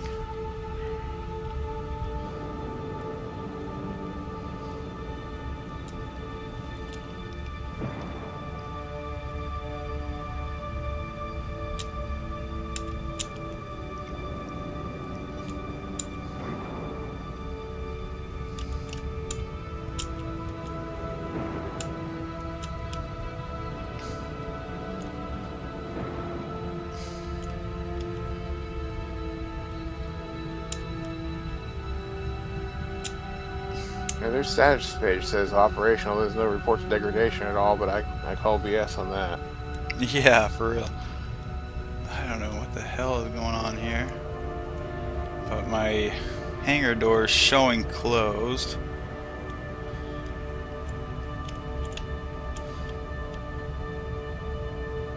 You might just have to put it down and just exit to the menu. Yeah. Like, that's the frustrating part. Like, oh, it's a weekend, I can play. I have no, like, the kids have nothing scheduled that I have to be bothered with. Like, I can actually play, and of course, the servers are crap. Yeah, Robert Space Industries has other plans. Well, that was the whole drama come Christmas, New Year's. Like, oh, we're going to put this patch out, and then we're going to go on vacation. Bye! Hope it works, bye! Yeah, that happened to, you ever heard of Stardew Valley? Oh, yeah. So, the guy that created that is literally one guy. Makes the music, the graphics, the coding, everything. It's made by one person. And he's a younger guy, but he's a super talented game maker. And Christmas Eve, he decided to give Nintendo Switch players a Christmas present, which was a new update that they had been dying for. I heard that he worked through Christmas. Like, yeah. He got bored with it. Yeah. Yeah, everybody was like crying and complaining and stuff, so he just worked straight through Christmas. Christmas Eve, overnight, through Christmas, and he fixed it. But, god damn. So many people have offered to collaborate with the guy and stuff, and like even the people that are crying the loudest about like the game needing updates and this and that are now like, alright, you need to take a vacation, dude. Right. Like they're gonna have an intervention. My oldest loves that game. That's cool. I played a lot of it. I played it for a little bit. Like, I mean, I do like the retro style games, like the 8-bit, 16-bit, 64-bit. Where am I? I got it for like $5 or something. It was on sale, and I was like, oh, let's check this out. There's a lot of hype behind it and stuff. I ended up getting completely hooked. It's like the dumbest game, but not at the same time. Genius. And then when I found out one guy made it, I was like blown away. Wow. Because the game just works. Everything in it works. It's amazing, you know. Especially like coming from a game where, and alpha being alpha and all that aside, like to see one guy make a game that's, you know, doing everything it's supposed to be doing. Yep. Oh yeah. Alright, I am... I'm back in, but I'm at Tressler. I'm about to get to the Metro loop. Alright, let me leave this. I'll try and rejoin the server. Maybe an issue on my end. That's the thing is like it's hard sometimes to debug what is going on. Is it the server having issues? Like clearly the servers are having issues, but could that also just been caused by me? Which game were we talking about? We were talking about Stardew Valley.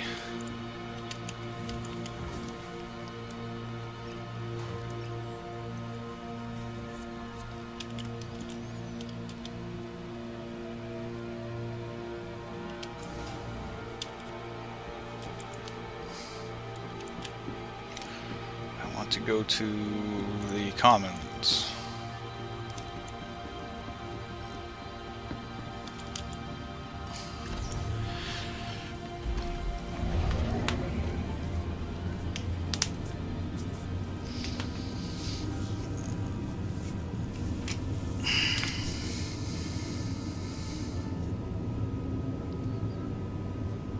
I've been following the subreddit for this game because you find a lot of good information on there. A lot of bad information too, but It's Reddit. yeah.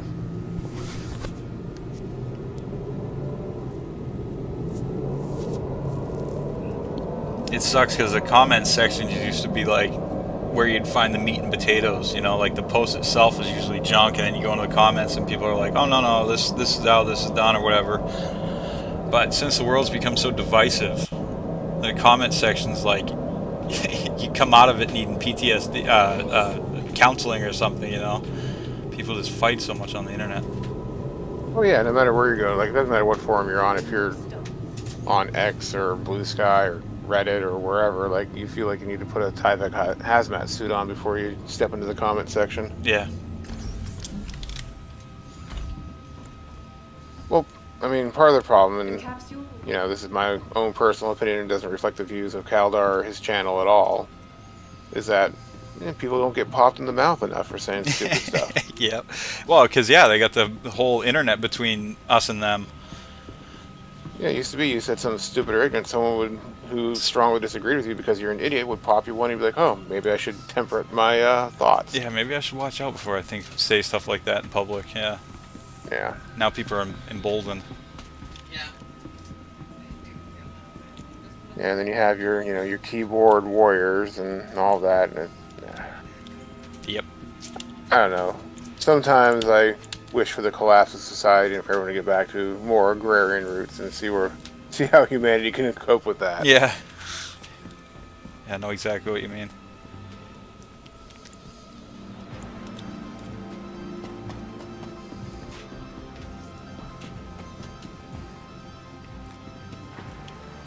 Alright, so I'm at center mass. Okie dokie. So at center mass, you are going to, let me get back to this other screen. You are going to want to get 4 GVSR.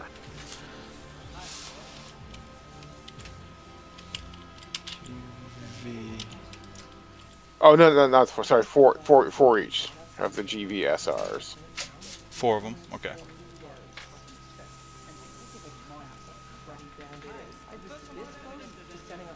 Got it. That's not bad. 80 grand.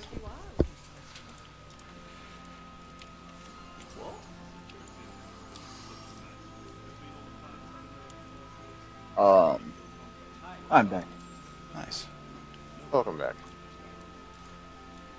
I'm still trying to find a stable server. Yes. Savage Sam was saying that there's only 3 active servers right now. Oh, getting ready for a hotfix maybe? Feels like it. We need one, whether they're getting ready for it or not, I don't know. But we can use it. Maintenance or something, I hope so. I've got the org is doing live stream tonight, so hopefully they can get it fixed before then. Send me a link to the server, or not the server, but the YouTube thing that you guys are gonna do tonight. I'll watch it. Sure. Second.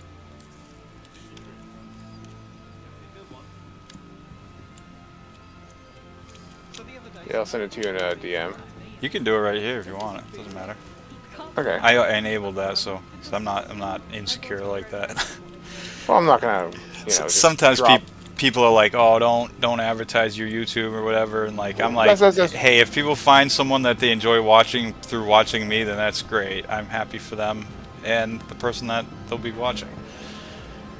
I had a real problem with this guy one time, another YouTuber, because he was streaming Fallout and I was streaming it too, and I had like 10 viewers or something like that max, and I saw his after I got off mine. I said, holy shit, this guy's got like 300 people watching him right now. So I went on, I started watching him, and I said, god damn, this is where everybody is. I was streaming for 2 hours to like 10 people. Immediately muted me for mentioning that I was a YouTuber. Like, I didn't put a link up or anything, I just mentioned it. So from that moment on, I was like, you know what, I'm not going to I will never be that guy. Yeah, well, but I'm also not gonna be that guy who's like, I'm not just gonna drop this in here and hope for the best. Like, you know, this is your channel, you know what I mean? Like, Yeah, I don't mind at all. I actually had, even on my Twitch, I have a bot that enables links and stuff like that, so people can even, I don't even care. This guy was mentioning OnlyFans the other day. I said, go ahead and post it. I don't care. I don't know if anybody will sign up, but do whatever you gotta do. And he was like, I'm just kidding around. I was trying to rile people up. I'm like, well, it ain't gonna rile me up. Alright, and did I need anything at Omega? I forget. you have the Starburn in there, so the only thing at Omega you would want potentially would be like a Hurricane, but there's no reason to change out your Quantum Drive on there. Alright. Cool. So what are you guys doing on YouTube? I'm not sure what the shenanigans are tonight. It's more or less, I mean, it's a great org. Like, Oh, so it's like an org channel? yeah, I mean, cool. it's usually Bonds is the one who's streaming, but it's, you know, just shenanigery, non-serious gameplay whatsoever. Yeah. Go places, cause mayhem, try to break things. Yeah. Sounds fun to me. Usually it involves at some point going to Pyro to Shepherd's Rest or whatever, and just they end up railgunning ships out of the sky and getting into it. I love the railgun. I can't believe I just tried it out for the first time recently. Anything that explodes I love, but yeah, railgun's nice. Well, if you get a full charge on it, I mean, it has virtually zero drop to it, and it does a good amount of damage. Like a couple hits will take a light fighter out. That's cool. I am here on Dressler. I don't think I have anything stored here. I have got to get my son to give me a hand with the CCU thing. Wants me to sign up and everything else. So. You don't have to sign up to do that. Just go on the left-hand side and just do like new CCU chain. Oh, my A1's here. Alright. I'm getting an A1 and I will try to fly down to Microtech. Are you just having a hard time seeing it? You'll die?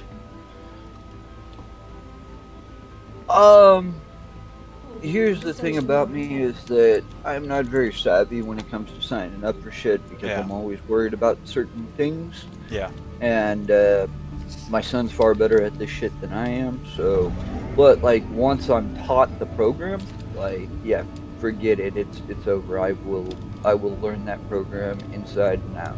But getting signed up, I'm always leery of. And I'm sure it's a trusted site, like, but I like to make sure that it's going in certain locations, and sometimes they sit there and they hide, like, you know, it's downloaded in your apps. So, you know, I'm looking on this computer, you know, looking for said program, and I can't find it. So with him, at least I know when he clicks on a dialog box, he's telling me that, okay, now it's going to be over here. Where would you like me to put it? And then I can tell him, you know, what folder and everything else, and then he'll just put it directly into it. Yeah. I gotcha. CCU game is a good way though to get ships that are work your way up to it. and get them with lifetime insurance instead of just like wanting them immediately when they come out. CCU is like when someone uses your code, right? So CCU is a chassis upgrade, so it's melting your ship, turning it into a different ship. Okay. But there's a website that literally has CCU chains on it, so you can go get like a pulse, and then eventually that pulse can get turned into whatever. So Yeah, like see, for me, it'd be a there's cutter. I got a cutter for my package. And then you would sit there and go like, okay, I don't want the cutter. I want to get into, we'll say, Like, an M2. my end ship is this, and then it'll tell you, okay, to get that with the most discount and the most amount of savings, you're gonna do upgrade to this ship, then to this ship, then to this ship. Like there's ways you can get a Polaris for like 400 bucks. instead. Yeah.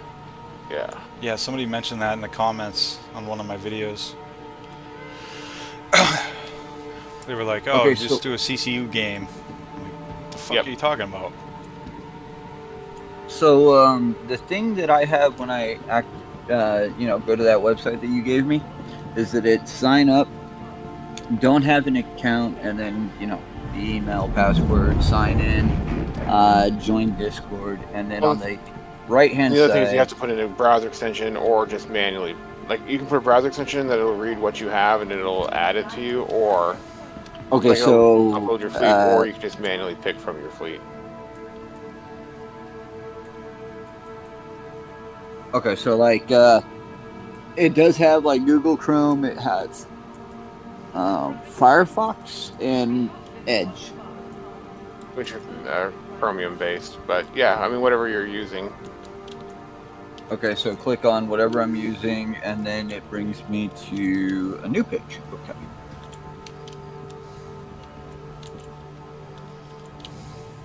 I'm coming, Hildar. We have a hangar queue of 1.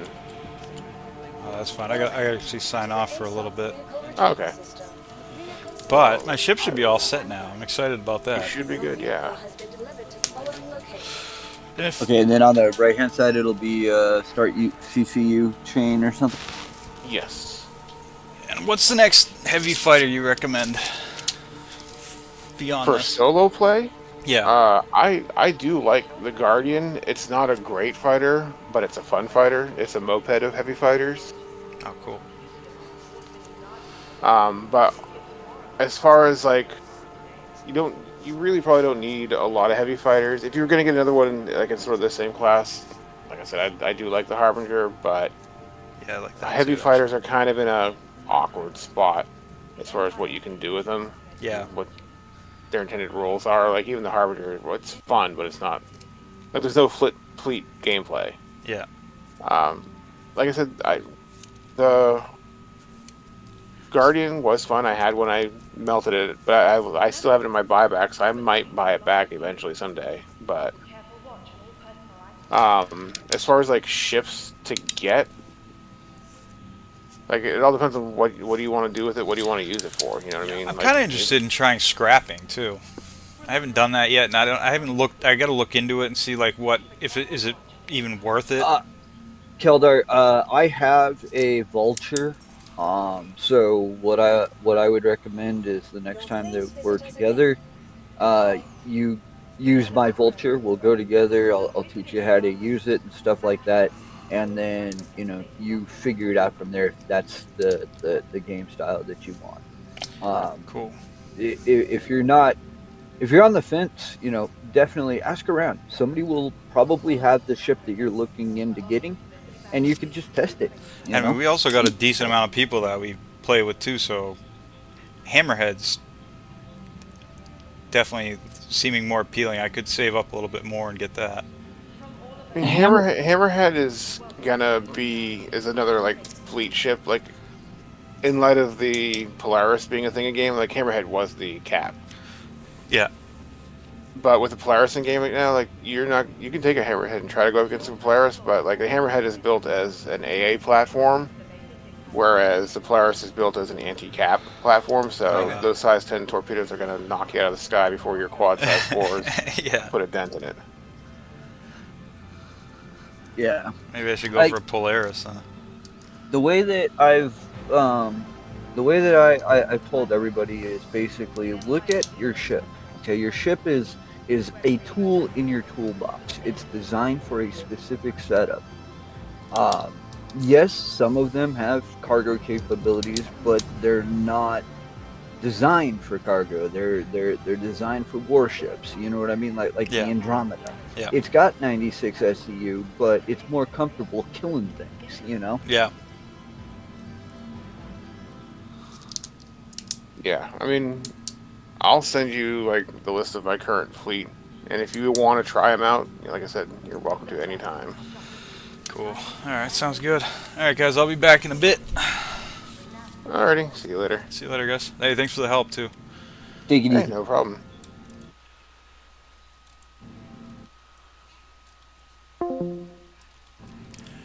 And thank you so much, YouTube and Twitch.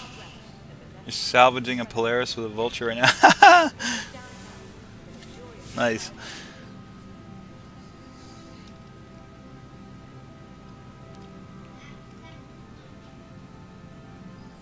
Alright, guys, I'll be on later. It's Sunday.